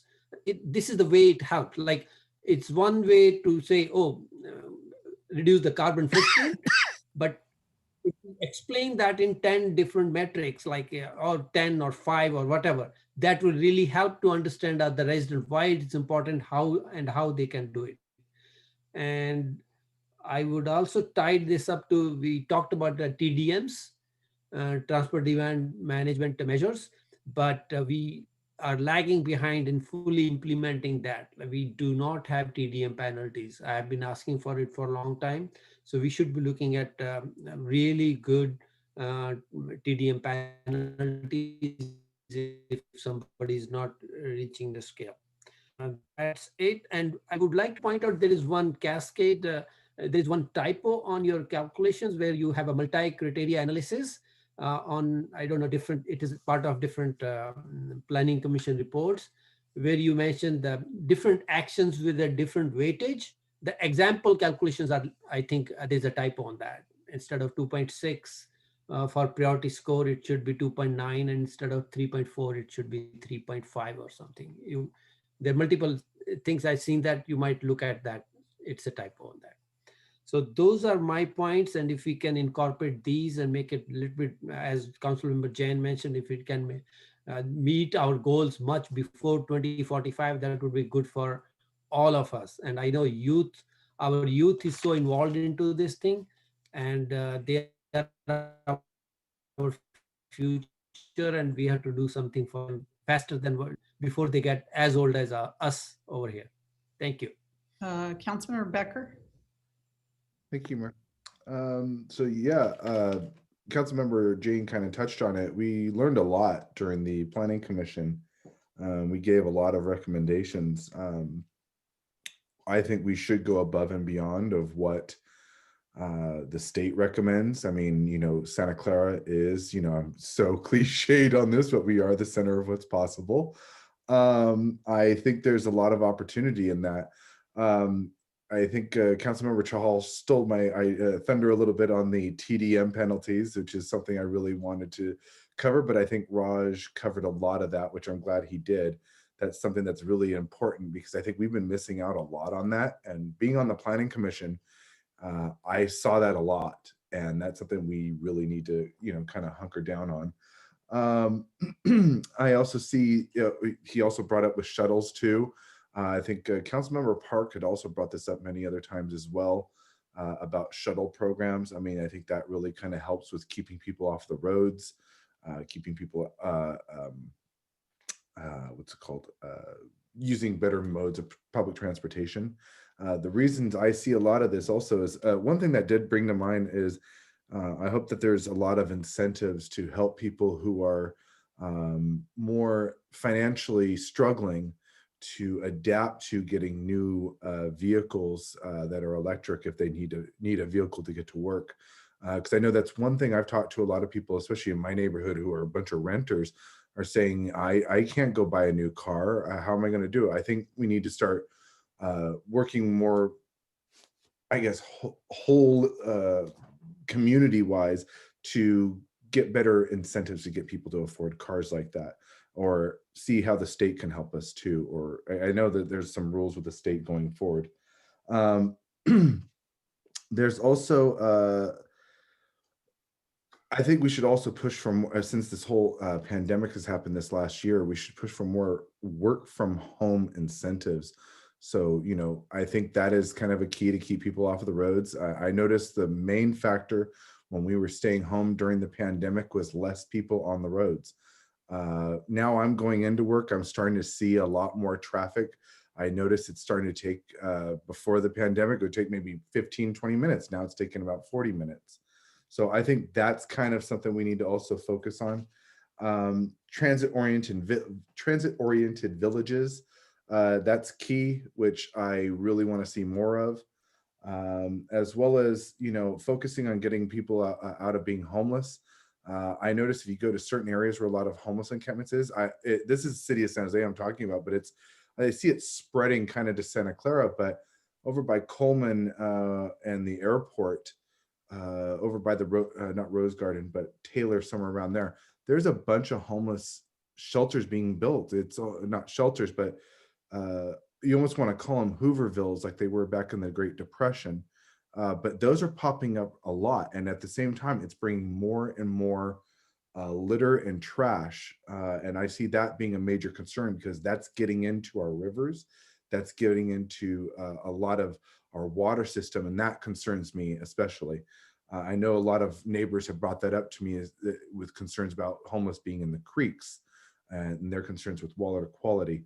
Last thing I'd like to touch on too is we need to provide, I think, a little more education, maybe some more outreach to our residents about face mask recycling and throwing your face masks away.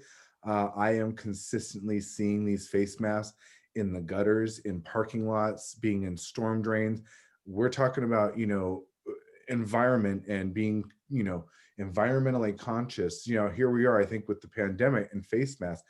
We put ourselves, we need face masks, don't get me wrong, but people who are not responsible have set us back a long way by putting face masks on the ground. So I think that's something key too.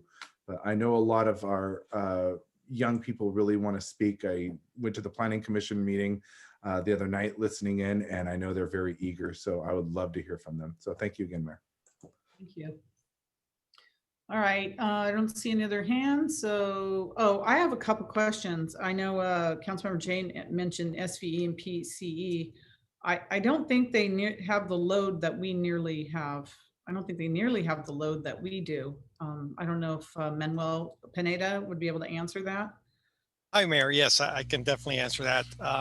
Well, actually, I would have to check under specific loads. I don't know exactly what the loads are for those two and how they compare from a residential to industrial and how their peaks are, but we can get that information back to you. And when you're ready, I can also hit on some of the other points that were discussed. I don't know if you would like me to do that right now.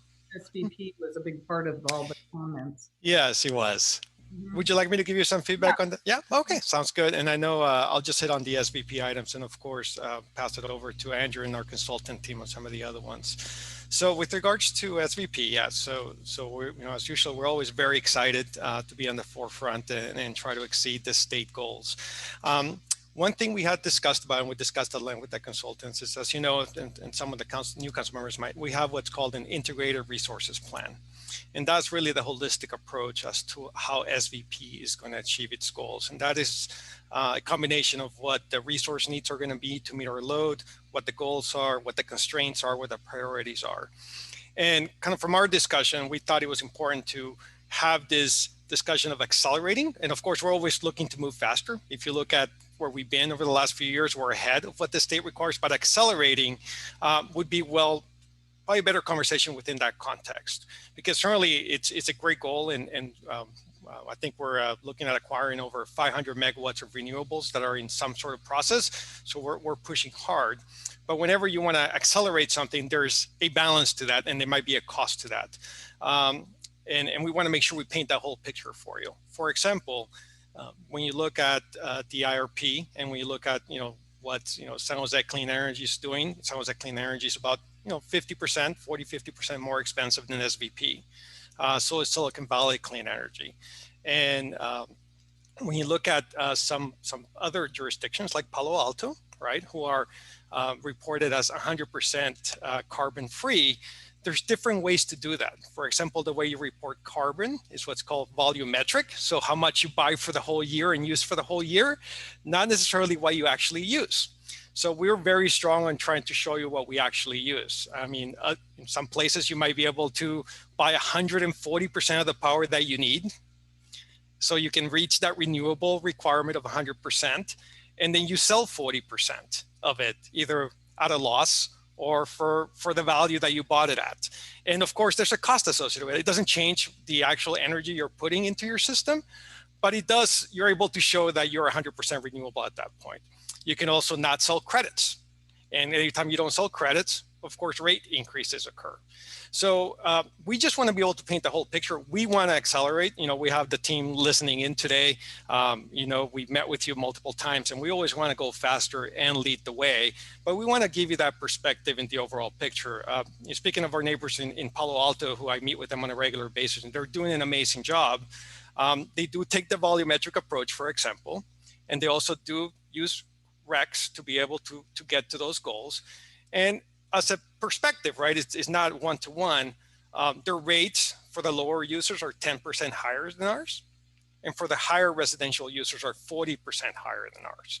So that might be a policy direction that we would want to go to. I can't tell you exactly what the cost would be to accelerate, but it might be worth to do it. It might be a lot less, but we do think the IRP would be the opportunity for us to give you that complete picture. Of course, if the council would like to accelerate and say we want to meet that goal sooner and want us to start now, we can do that, but I can't tell you that what our rate increase would need to be to achieve that.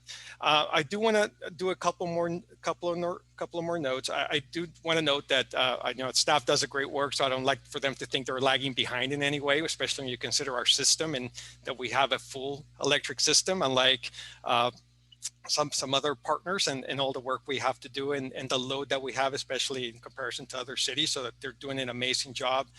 And on the data centers, definitely agree that we kind of were moving forward with them. We don't necessarily think looking at an efficiency measurement might be the way to go, because one thing I know about data centers, they want to use the least amount of energy possible because that's a cost to them. But we are having discussions with them about actual infrastructure, right? Solar panels, batteries, storage, and other things that are more physical that we can use and they can use and are going to give us that benefits. So in general, we're very excited about the cap. We're very excited about the reach codes. Our staff has been working on it. We're very excited about possibly accelerating the goals. We just want to make sure the council has the full picture, especially as it relates to rates, right? We don't want to surprise you with an unexpected rate increases. Rate increases here tend to be around the same range every year. And, somebody like Palo Alto being 10 to 40% higher. We just want to make sure we give you the full picture before you make the final determination. If the IRP schedule, just to let you know, we're going to start meeting with you on this next year, right? Because we need a new one in place by 2023, and then you'll be approving one in 2023. So obviously, any changes in the IRP could be reflected in the climate action plan as well. So that's just kind of a more holistic perspective on that. I just wanted to make sure I provided it for you. No, thank you. I appreciate that, because I think sometimes comparing, our loads and our city to other cities isn't a direct line comparison, especially because I know our load is, much more industrial than, a lot of other jurisdictions. And we do things, differently here. So it's hard to find a city where we actually compare. So I think we have to be very careful with that. Okay, I'm going to go to the public now and ask for our public comments on this. The first we have is Jeff. Jeff, if you'd like to speak, just unmute yourself. There you go. Go ahead. Thank you, Madam Mayor and council members, for your time. Santa Clara Community Advocates has submitted a detailed letter on this item, but I want to emphasize 3 important points. 1, please provide specific steps to attain agreed upon goals and provide measures to track and confirm success.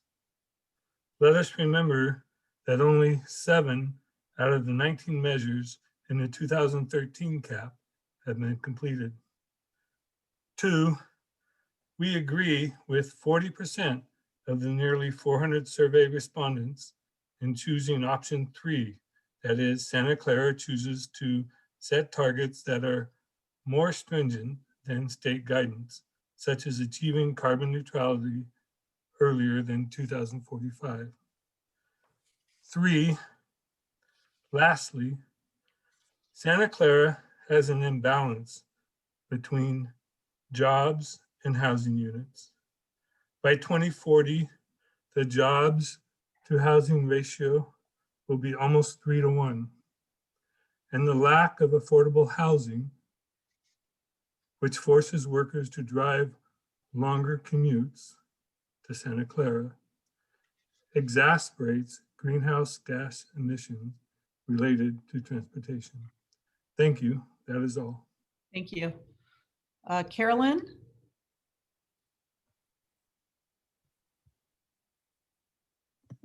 Go ahead, Carolyn. Hi there. My name is Carolyn Zhao, and I'm a high school student attending St. Francis High School in Mountain View. I'm speaking today with other Silicon Valley Youth Climate Action members. I just want to support the comment the council has made before me to support that Santa Clara adopt an all-electric reach code, as well as to implore the city to support the most aggressive greenhouse gas emission targets available. As a youth of today, climate change is always on my mind because its effects have direct implications for my future and already have. At the rate that it is progressing right now, the world that I live in as an adult will be drastically different than the one we experience currently. Methane gas released by natural gas pipelines present in homes not supplied by an all-electric system of energy is 20 times more potent than carbon dioxide, but has an average life in the atmosphere of 12 years, as opposed to carbon dioxide, which remains for 1,000 years. From a past city report, it was noted that 69% of Santa Clara's greenhouse gas emissions are produced in generating electricity for buildings. This idea, coupled with methane's shorter lifespan, means that developing a stronger reach code would be one of the most effective actions a city could take to reduce Santa Clara's carbon footprint. We've already witnessed and experienced the impacts of climate change for communities in California and those around the world, and on current trends, we know that those actions that have been taken already are not enough to prevent the worst consequences of climate change in the future. And even though the window of opportunity to enact effective change continues to shrink, it is not too late to step up and take action. In consideration for the children of today and the future of our planet, I urge Santa Clara City Council to be a leader in climate action by adopting an all-electric reach code, as well as supporting a more aggressive greenhouse gas emissions reduction target. Thank you for your time. Thank you, Carolyn. Bruce, you're up. Good evening, Mayor and Council members. My name is Bruce Carney. I am a Mountain View resident. I've only spoken to you once before. That was about 3 years ago at the Giant Bloom meeting, where the council courageously voted 7-0 to essentially say we don't want to have more fuel cells in our community unless they run on renewable gas. Mayor Gilmore, you mentioned comparing across cities, and that's something I've been working on for quite a while. I led 2 climate action plans in Mountain View in 2008 and 2018. And to me, the best way to compare across cities is emissions per service population. And your consultants included that figure in their presentation tonight. And in 2016, the emissions per service population in Santa Clara were 9.5 tons. That's more than twice, almost 3 times the emissions per service population in Mountain View. And in fact, Mountain View's current greenhouse gas emissions are what the adjusted business as usual forecast for Santa Clara would be 21 years from now. Santa Clara is the maximum emitter in our county on a tons per service population basis. And that's largely due to your success in attracting companies that use lots and lots of electricity and providing it from, as Mr. Pineda said, a mix that includes necessarily, because you're a municipal utility, a lot of fossil fuels. I'm very concerned about several things, and I'll write an email to the council tomorrow, but in particular, I'd like you to look at the graph on slide 14 and the drop in emissions projected from 2040 to 2045. It's cutting by about 70% in 5 years. That's an impossibility. Don't leave it to 2040 to begin serious emissions reductions. Do it sooner. Thank you. Thank you, Bruce. Betsy, go ahead, Betsy. Betsy? Yes. Can you hear me? Yes, we can. Go ahead, Betsy. Betsy Magus. I am on your BPAC. I am speaking for myself. Data center efficiency is heat management. A large part of it is. I would encourage, I don't know that the industry is ready, and I don't know that the city has much to do with it, but I would encourage green lighting support for water cooling or liquid cooling systems. And I think that as that transition is made, it might also help to reduce some of the noise that people have been complaining about. I would reiterate some of Jeff's comments about reporting and tracking progress. Sunnyvale is putting together a dashboard. which I think would be a good thing to emulate in terms of just visibility on how we are doing and how we are going along. I'd also suggest following up on transportation demand management implementation and efficacy both. I would remind you all that electric cars are still cars. Electric vehicles do not improve congestion or traffic safety. Bicycles also need parking, and e-bikes need it with charging access. Usually a typical household outlet will do, but that's not necessarily available in a bike locker, particularly in an apartment. I'm wondering on this, on these statistics, how we are measuring on-road transportation and whether that includes some of the colleagues who are, you know, the miles that they travel from Pleasanton and Morgan Hill. And finally, the completed goals in some of the reports that I'm seeing are still opportunities to improve. So if we think we have enough solar power from last time, let's make a new goal to increase that. Let's not just stop. Thank you. Thank you. Crystal, go ahead, Crystal. There you go, Crystal. Thank you. Can you hear me? Yes. Yeah, thank you, Mayor Gilmore and council members for opportunity to speak on this topic. My name's Crystal Wickham. I am one of the authors of the letter sent last week by Sierra Club Loma Prieta chapter volunteers. I live in Sunnyvale and serve as chair of Sunnyvale's Sustainability Commission. I co-lead the group of Sierra Club volunteers to support cities that are updating climate action plans. In light of the climate emergency, we encourage Santa Clara to adopt bold goals to dramatically reduce community-wide greenhouse gas emissions by 2030. Scientific findings now show California's goal of 40% reduction by 2030 is no longer sufficient to address the severity of the crisis.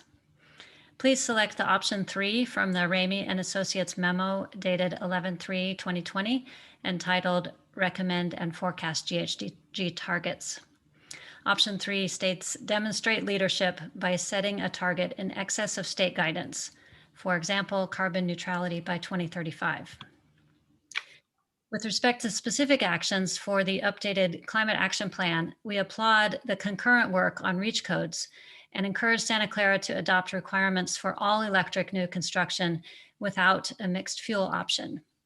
Since electricity to residential customers is already GHG free and building all electric is already lower cost than mixed fuel for most building types, it makes sense to require electric only. The mixed fuel option will lock in natural gas use for 20 to 30 years or lead to costly retrofits when requirements change. Please reference Sunnyvale's all-electric required REACH code, which just went into effect in January. And I'll note that Sunnyvale has no exception for commercial gas cooking. There are significant requirements for EV charging infrastructure, and solar is required on all new buildings. All right, thank you. Thank you. Josie, go ahead, Josie. Yeah, good evening, council members and Mayor Gilmore. My name is Josie Gaylord. I serve on an advisory board to the Menlo Park City Council on environmental issues and was author of the climate action, or co-author of the climate action plan that Councilmember Jane mentioned, which set a goal of achieving zero carbon by 2030, so a 90% reduction in our greenhouse gas emissions by 2030. I would encourage Santa Clara to set a bold goal. And I think just reaching carbon neutrality by 2045 is not going to be enough. I think the state is going to end up resetting its goals. So I would encourage you to take a more aggressive goal because it's not going to be enough to achieve the climate action that we need to achieve to avoid serious climate catastrophe. One note on the point about from SVP about cheap power. Cheap power, it is, you know, that is a benefit to your commercial customers. But the greenhouse gases that are emitted with that cheap power actually is a cost to the rest of us. So it's cheap to your commercial customers, but we end up paying for it with our wildfires and smoke. And, the people who end up paying are the children in our community who can't go outside 2 months out of the year. What was 2 months this year and last year will become three months and 4 months, to the point that, it's going to become difficult to actually exercise in the fall months in the Bay Area. So I would encourage you to take bold action, both in REACH codes and your climate action plan. A furnace installed today will still be in use in 2050. So it's time to really take steps to start addressing that problem. Thank you. Thank you. Alexis, you're next. Go ahead. Hello. My name is Alexis. I am a sophomore and I attend Santa Clara High School. I'm also here with Silicon Valley Youth Climate Action. Climate change has immediate implications around the world, and this is especially true of the Bay Area. Scientists predict that on current trends, by 2100, global warming will result in a sea level rise of 5.5 feet, which will have widespread impacts throughout the Bay Area.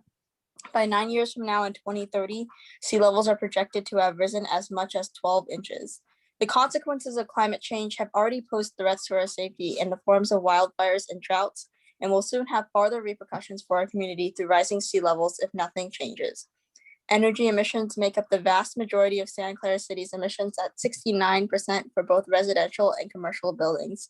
I urge you to allow an all-electric REACH code. Thank you. Thank you, Alexis. Dashiell? Hello, Mayor Gilmore and City Council. My name is Dashiell Leeds, and I am the Conservation Assistant for the Sierra Club Loma Prieta chapter. I have so many public comments that I'd like to echo, and so much has been covered already that I'll try and be brief. And I'd really like to echo the public feedback and the Planning Commission feedback that Santa Clara be a climate action leader. So of the 4 greenhouse gas options presented, we strongly support option 3, which is to demonstrate leadership by setting a greenhouse gas reduction target stronger than the state guidance. In setting this goal, the city would commit to transitioning Silicon Valley Power away from fossil fuels, which I think is absolutely necessary. And given that there may be complications in this, I think it's all the more reason to start planning for this sooner rather than later, and to not delay this critical action that we are absolutely going to have to do. And regarding REACH codes, when reading through the materials, I was a little concerned to see an older draft for a mixed fuel differential REACH code, but I'm super, super pleased that staff is now recommending an all electric REACH code. And I'd just like to recommend for council that Sunnyvale, Cupertino, Mountain View, and San Mateo counties REACH codes are all excellent models, and I hope you take a look at them. And ultimately, I hope you adopt a streamlined all-electric REACH code with as few exceptions as possible. And we can follow up with council to communicate some of the specifics about these proposed exceptions. So yeah, the science is clear. We're running out of time, and we need leaders. We desperately need leaders. And I think these actions are, quite frankly, just the basic necessary steps that climate scientists are calling for. So thank you for considering them. Thank you. Thank you, Dashiell. Vanessa? Hi, can you hear me? Yes, we can. Go ahead, Vanessa. All right. Hi, everyone. My name is Vanessa, and I live in Santa Clara and have lived here for the past 5 years. I support the previous comments encouraging the City Council to consider more ambitious emissions targets, as well as exploring opportunities to remove gas from our existing buildings, as I am a renter in the community. I would really like to see our city reflect our neighboring cities' commitment to climate action by pursuing option 3.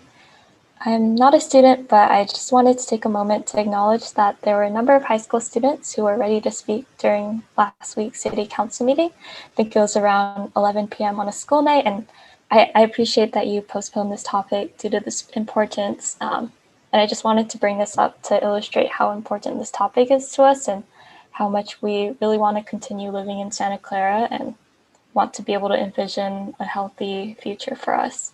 So thank you so much for your time and attention to this important topic.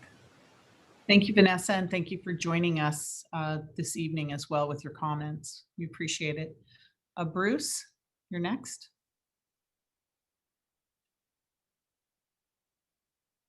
Bruce? Oh, you're muted. Yeah. Okay, there you go. Go ahead, Bruce. Okay. I want to thank the council, Mayor Gilmore, and the council for the opportunity to be able to speak. The first thing I'd like to talk about is something that the other Bruce raised, and that is the fact that you really need to start doing things early rather than later, because it's a lot easier to do it. If you take 5% in the beginning versus 5% at the end, that's one thing. But if you take a fixed amount, the amount at the end becomes almost impossible to deal with, which is what the other Bruce pointed out. And so that's got to be part of this thing, which leads into the next thing is you really need to accelerate and do a lot of this stuff early on in the process. So, you know, going for a target from 2030 will give you the margin. If something breaks, you'll at least have some margin to be able to complete another goal. If you don't do that, you won't get there. Another thing that's very important that's been mentioned is metrics. We have to have metrics to make sure that we're on track. The metrics should be on an annual basis, and they should have consequences. And the consequences can be positive and negative. If somebody comes up with a plan that really dramatically reduces the amount of greenhouse gas, do more of it. If it doesn't work, find another plan to work with.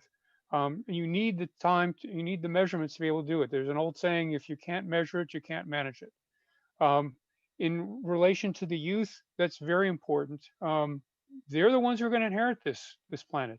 We're going to give them the set of keys to a planet that's going to be defective if we don't really do something about putting life the way it should be.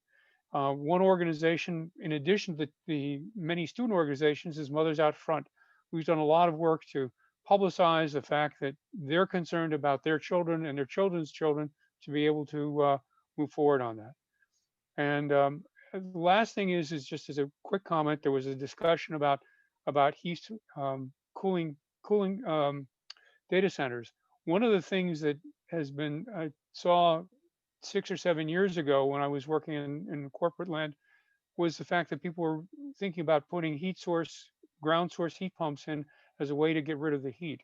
And that might reduce the amount of electricity that you need to use for these large data centers, and hopefully would then reduce the total demand and then the net GHGs that's emitted. I want to thank you for your time in allowing me to speak.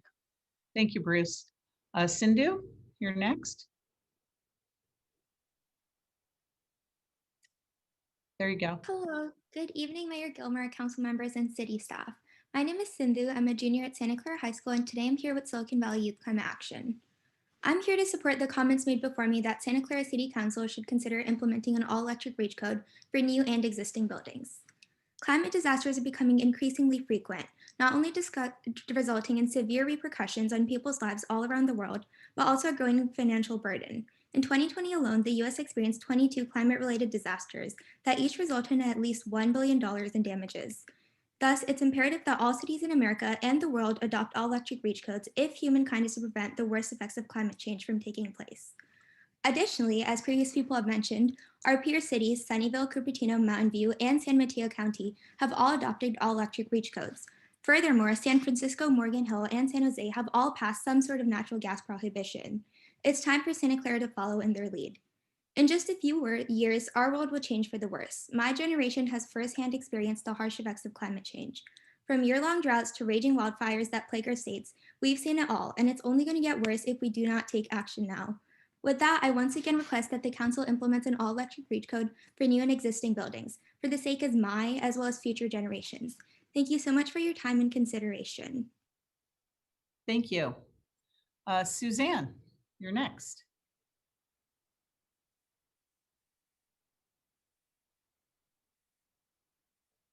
Suzanne, you're still muted. There you go. Thank you.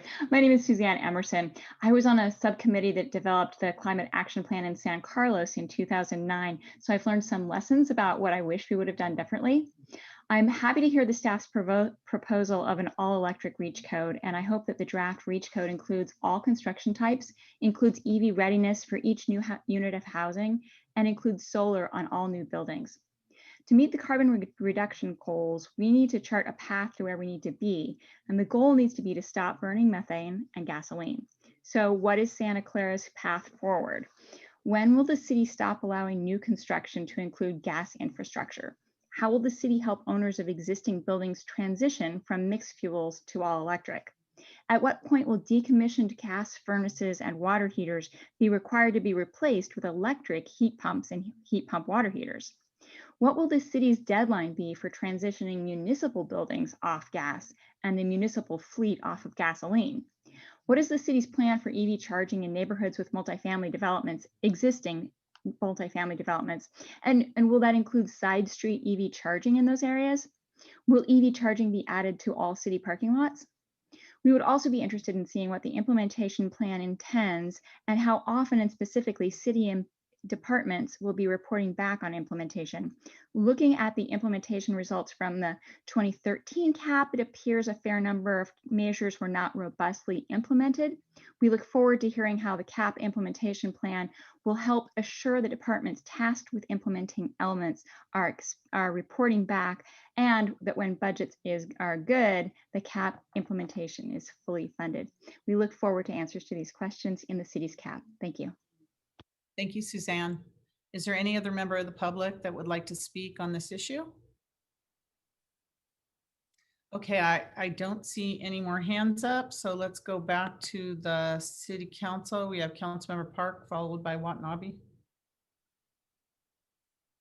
Yes, thank you. Again, I thank the staff. They're great strides, but as people mentioned, there are many places where we can tighten up. Converting to electric is not enough. In addition to converting to reduce carbon sources, we need to find ways to reduce our energy use in general. I mean, converting to all electric and increasing our electric sources will undoubtedly increase our electric use. I've brought this up several times, but Jevons law states that as you make a resource more available, the use of that resource goes up. And we need to not just find ways to switch over to decarbonize, but also to reduce our use in general, if we can. And I don't think that this should be a heavy-handed punitive program, but we should come up with lots of incentives for people to get better. I love the fact that when we talk about what we can do to make our designs better, we talk about having a tree canopy, and then most of the stuff that I read was positive. This is what we would want as residents. This is what we'd want as people who live in the city. And I think that there are lots of ways to get what we want and reduce our carbon footprint at the same time.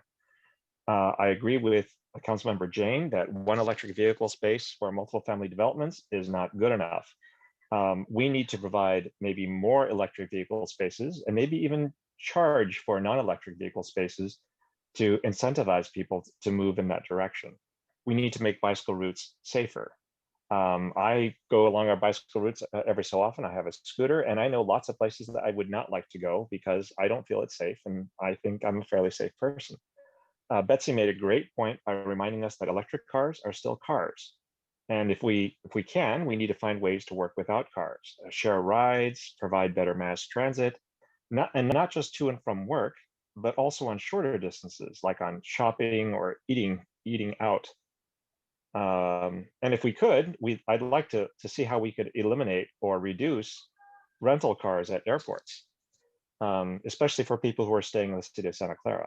And if that means more walkable thoroughfares like along El Camino, or shuttles that take us to the convention center and stadium, or the library, shopping malls, a new downtown, train stations, airports, hotels, restaurants, I mean, we should plan that. We should look at that.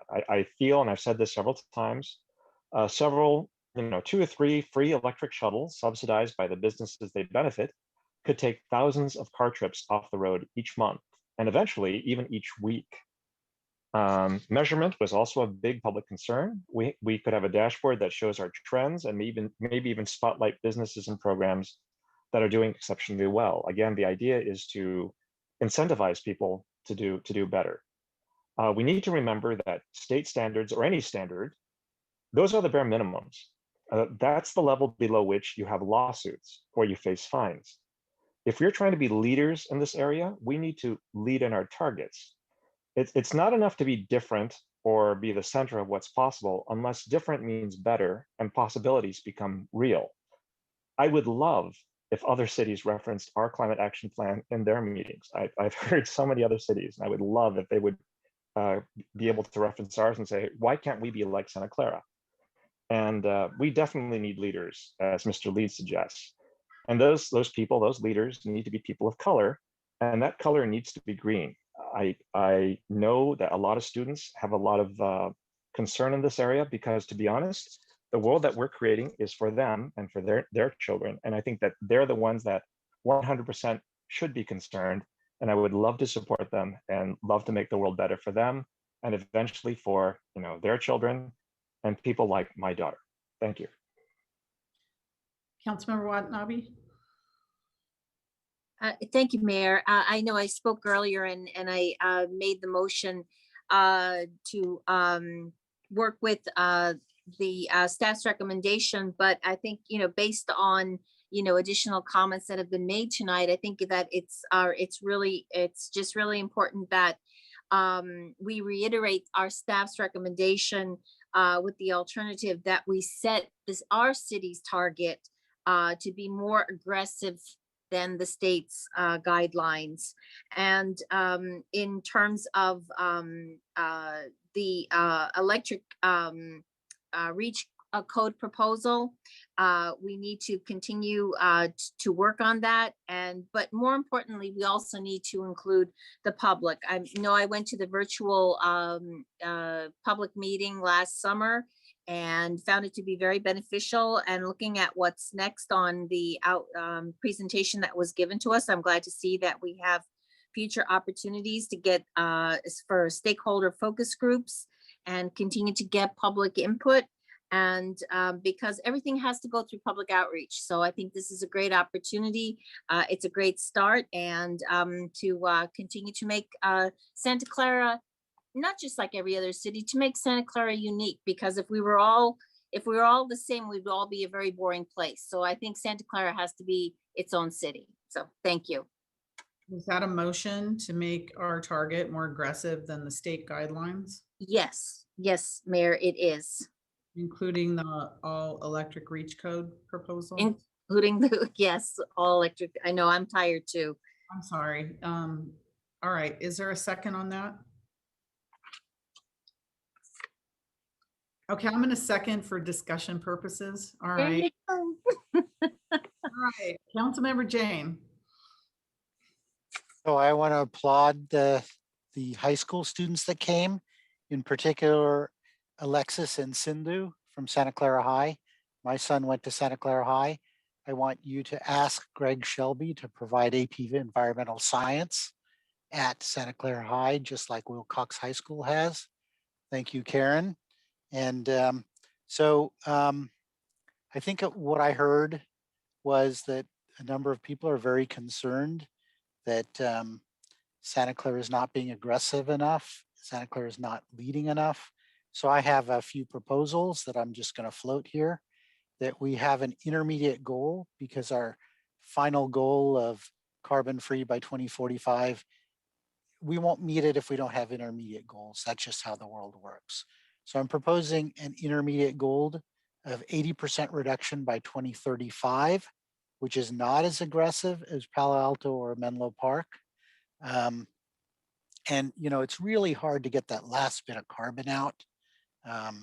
So meeting this intermediate target of 80 by 35 would be a good step towards getting to 100 by 45. In terms of, I know Raj talked about TDMs and TDM penalties, and I know we heard on the Planning Commission from a consultant who said that our VMT reduction targets in our TDM plans are not equal to our neighboring cities. They're far short. So I would suggest that we have a 25% VMT reduction from active measures, not just from proximity to public transit. Bike parking should be 1 bike parking spot per unit, and there should be electric outlets as Betsy had mentioned. For the municipal utility, for our municipal use in our city buildings, I think we should have a policy for replace on burnout. That means every time a gas furnace burns out, we should replace it with a electric equivalent to that.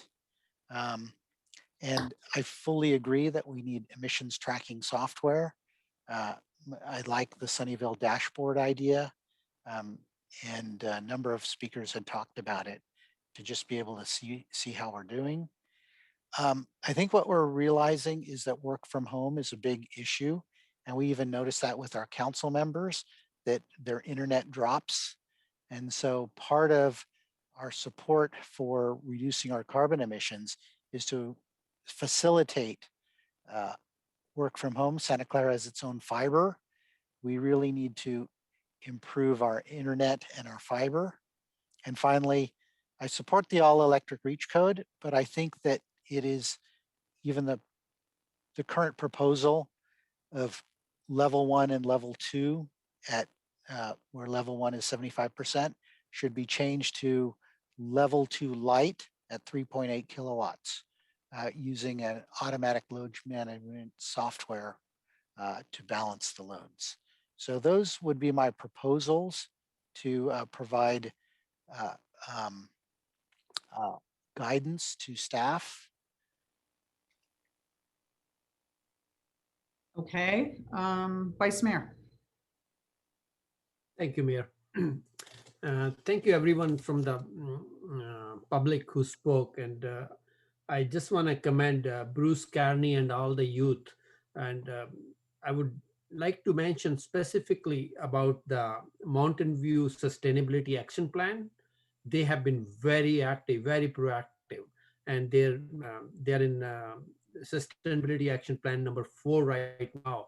And they have really done a great job in really budgeting it out. Like they're spending $7.5 million under that plan. We should be looking at that plan going forward. And I think all the suggestions made by Councilmember Sarge Jain make sense. And I would emphasize again, if there is a way out to find out if we can provide a better internet using our fiber, whether it's a public-private partnership, whatever we can do, we should explore that on priority. And Manuel, I saw you right now. So I think that can be one of the priorities. If we can explore something on that front, that would be great. Thank you. Councilmember Becker. Thank you, Mayor. So there was a breakup, I'm sorry, with the internet. We are having internet problems. So I heard something in the very beginning. Councilmember Watanabe started to say something that she was going to put a motion. It broke up, didn't hear what happened. Then I hear you, Mayor Gilmore, say, I'll second. And I'm going, well, what happened in between? I'll tell you what the motion and the second on the floor is. And then there's also suggestions to include a bunch of other things in the direction to staff. So the motion on the floor is to follow staff recommendation, but the option of Would you like me to read it back, Mayor? yes, exceeding the Option 3, that's the option 3 on the document. yeah, thank you. Go ahead. You want to read the option 3, Nora? Well, I was going to read back what the motion by Councilmember Watanabe was. Okay, go ahead. Please read it.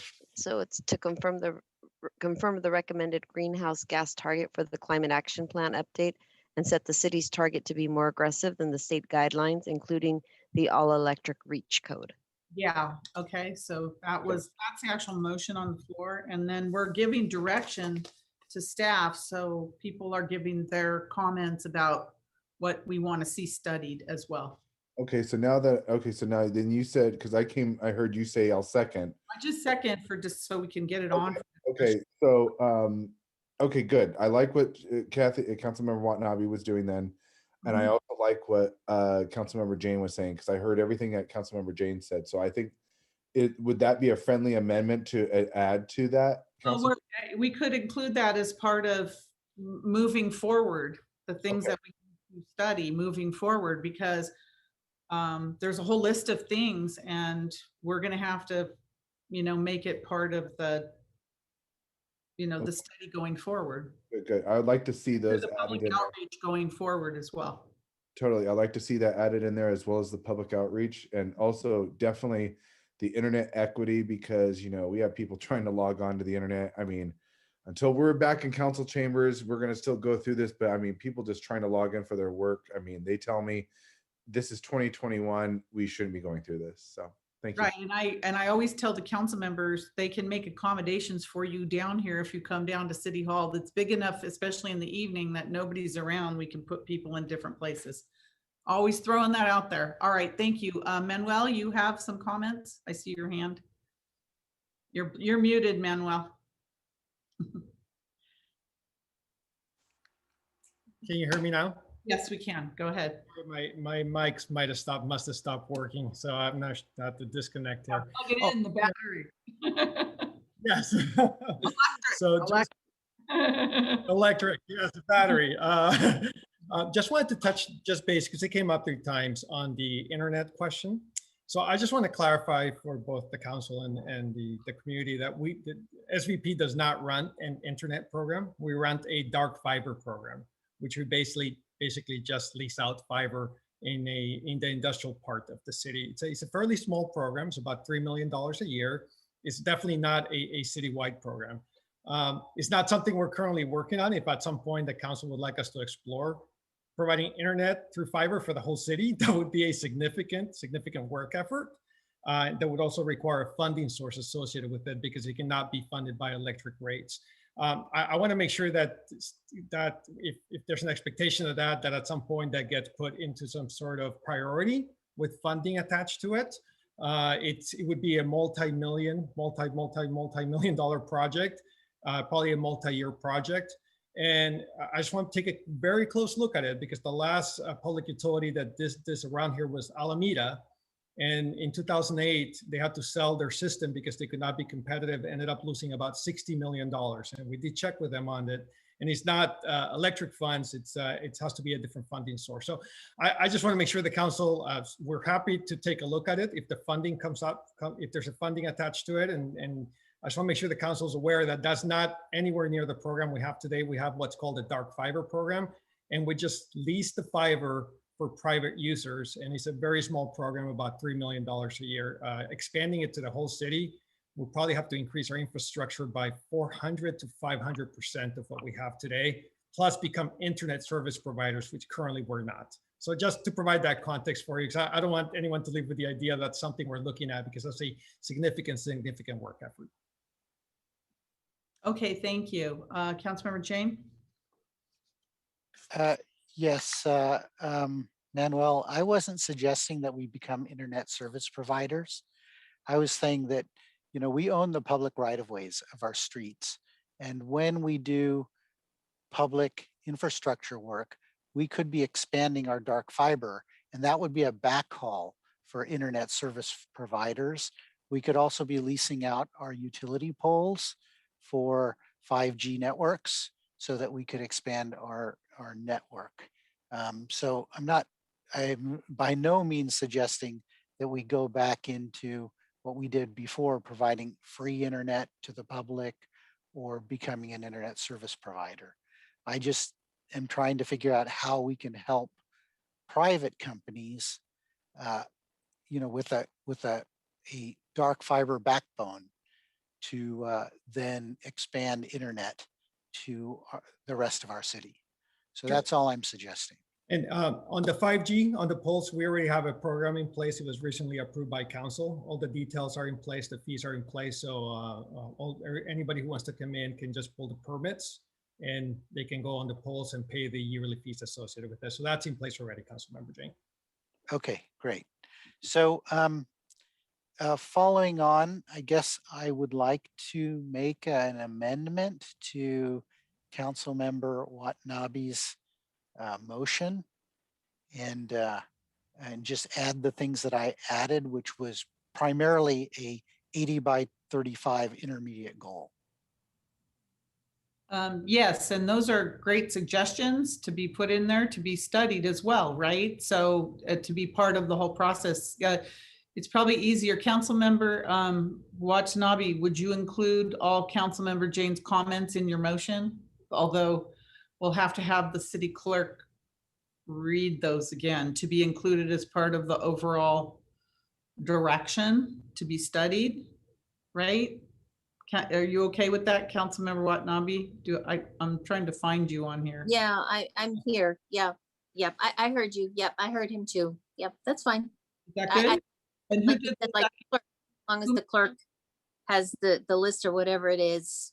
Who made the second? Who? Oh, I did. Yeah. Okay. Sure. Are you okay with it? Yes, I am. Okay, so Councilmember Park, do you have any comments before we vote on this? Yes. Hello, can you hear me? Yes, we can. Okay. So, and we'll talk about the climate action plan. Goals are one thing, and we've had some good suggestions from Councilmember Jane. And I feel that we need continued suggestions and ideas for implementation. I think we're going to have a lot of other ideas as soon as this meeting is over. I would propose regular workshops and input sessions, not just for residents, but also local experts and leaders. And maybe we could give updates in these meetings. But I would love not just to discuss what our goals are, but also have input from residents, input from students, input from local leaders and climate action experts on implementation and other suggestions. And I'd love to get those on a regular basis. Thank you. Thank you. I think it's under the next steps in the presentation, exactly what you just asked about. It was on page 30 of the slides that talked about what happens between now and the end of the year. The partnering with county, planning commission study session 3, stakeholder focus groups and REACH code adoption. There's a timeline for this. So if you want to look at your PowerPoint, it's on there. So there's still a lot of discussion to happen in this next year about this, and a lot of input from a lot of stakeholders and other public sessions as well. So I think we'll have plenty of time. Director Crabtree, your hand was up. Do you want to comment on that?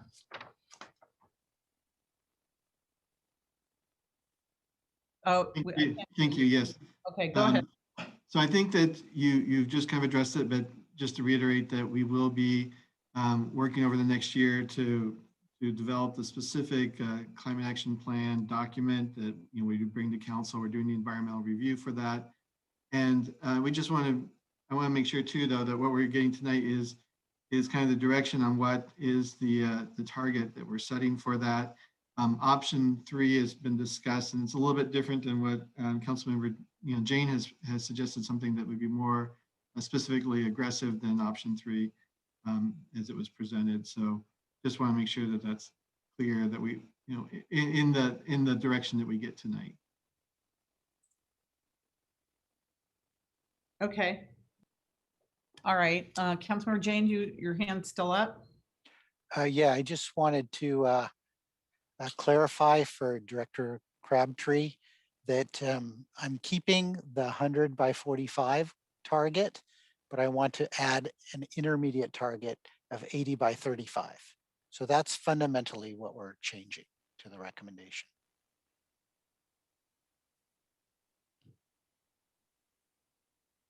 Is that clear? I think it's pretty clear. Yes. We have Walker. You would like to say something? Your hand was up and down. Yes. I just like to say I think Councilmember Jane's suggestion is a really good one. So something we can completely work with. So okay. All right, very good. Thank you for your input. Okay, City Clerk, do you have let's talk about the motion. Thank you, Mayor. To Councilmember Jane, I understood that you wanted to include the proposed intermediate goal target of 80% reduction by 2035. You had also mentioned something about a 20% reduction, and I didn't catch all that. Is that also included in this? You're muted. sorry, a target of a 25% VMT reduction from active measures, not just from location proximity to public transit. So, Okay, and then you also included bike parking. bike parking, so there should be secured bike parking, one bike parking spot per unit in multifamily with electrical outlets for charging of electric bicycles. And then there should be a target that the city adopt for itself, a replace on burnout for water and space heating.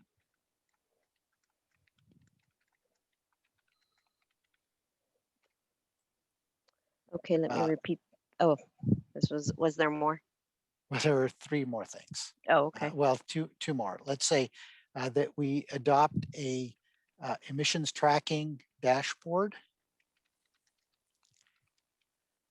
Okay. And that we adopt an all electric reach code, but that we change the recommendation from level 1 to level 2 light at 3.8 kilowatts. Okay, could you repeat that last part? That for EV charging, we update it from 25% level 2 and 75% level 1 to 25% level 2 and 75% light level 2. And we are going to be outreaching to a lot of stakeholders about all of these items as well to get feedback. Yeah.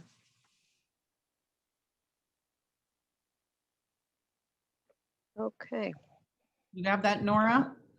I do, and I will review it as well after.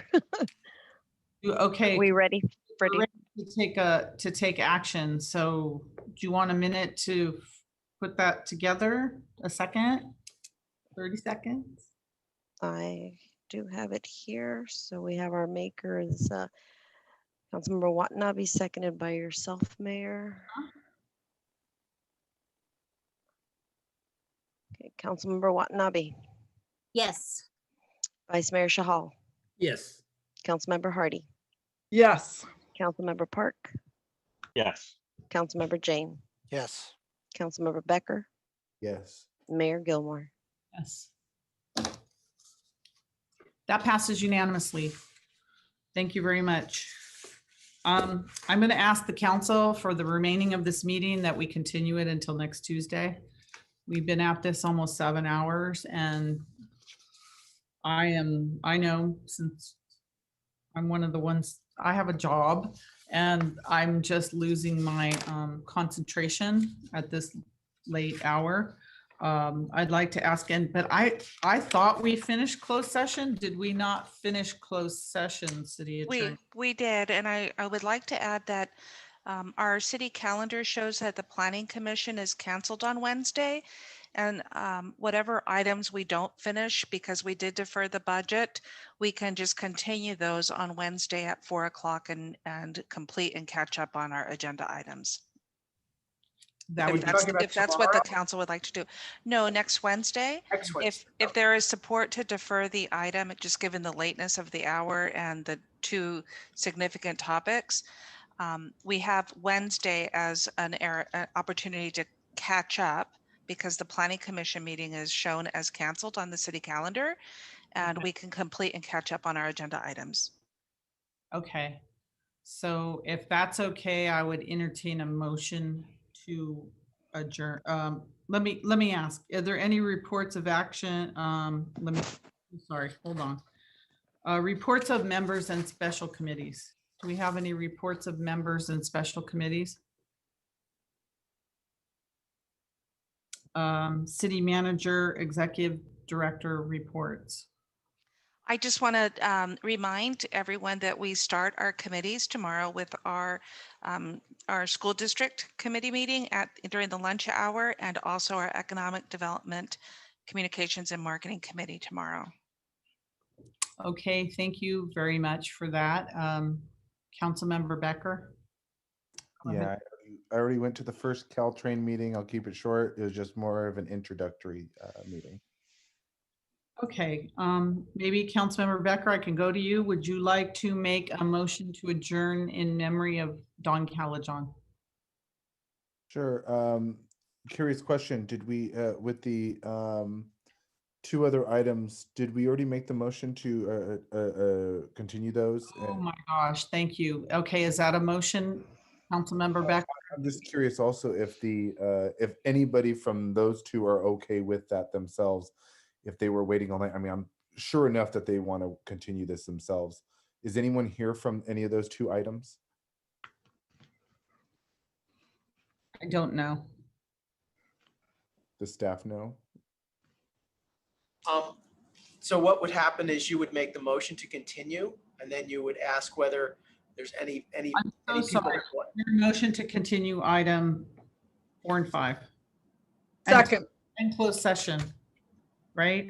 Do No, we- there's no. Oh, We'll thank bring you. back, closed we'll bring session. back the items and renotice them. Okay, so we have a motion and a second to continue those two items. Is there anyone here to object to that or to comment on it? I don't see any. So Assistant City Clerk? Mayor, we Yes. just had someone raise their hand. Oh, Jeff, go ahead, Jeff.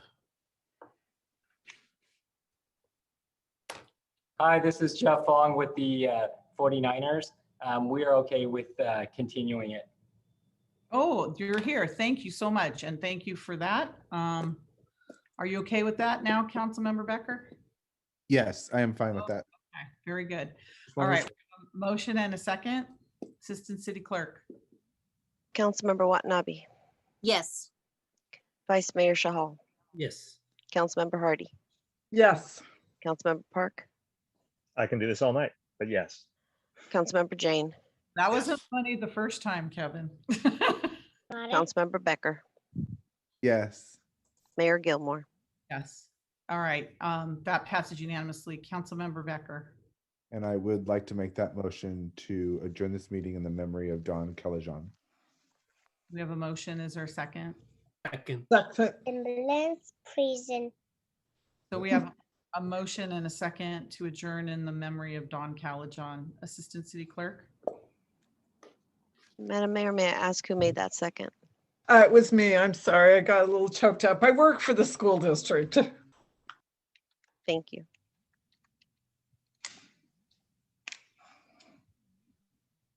Councilmember Watanabe, Yes. Vice Mayor Shahal, Yes. Councilmember Hardy, Yes. Councilmember Park, Yes. Councilmember Jane, Yes. Councilmember Becker, Yes. Mayor Gilmore. Yes. And that passes unanimously. This meeting is adjourned. Thank you, everybody.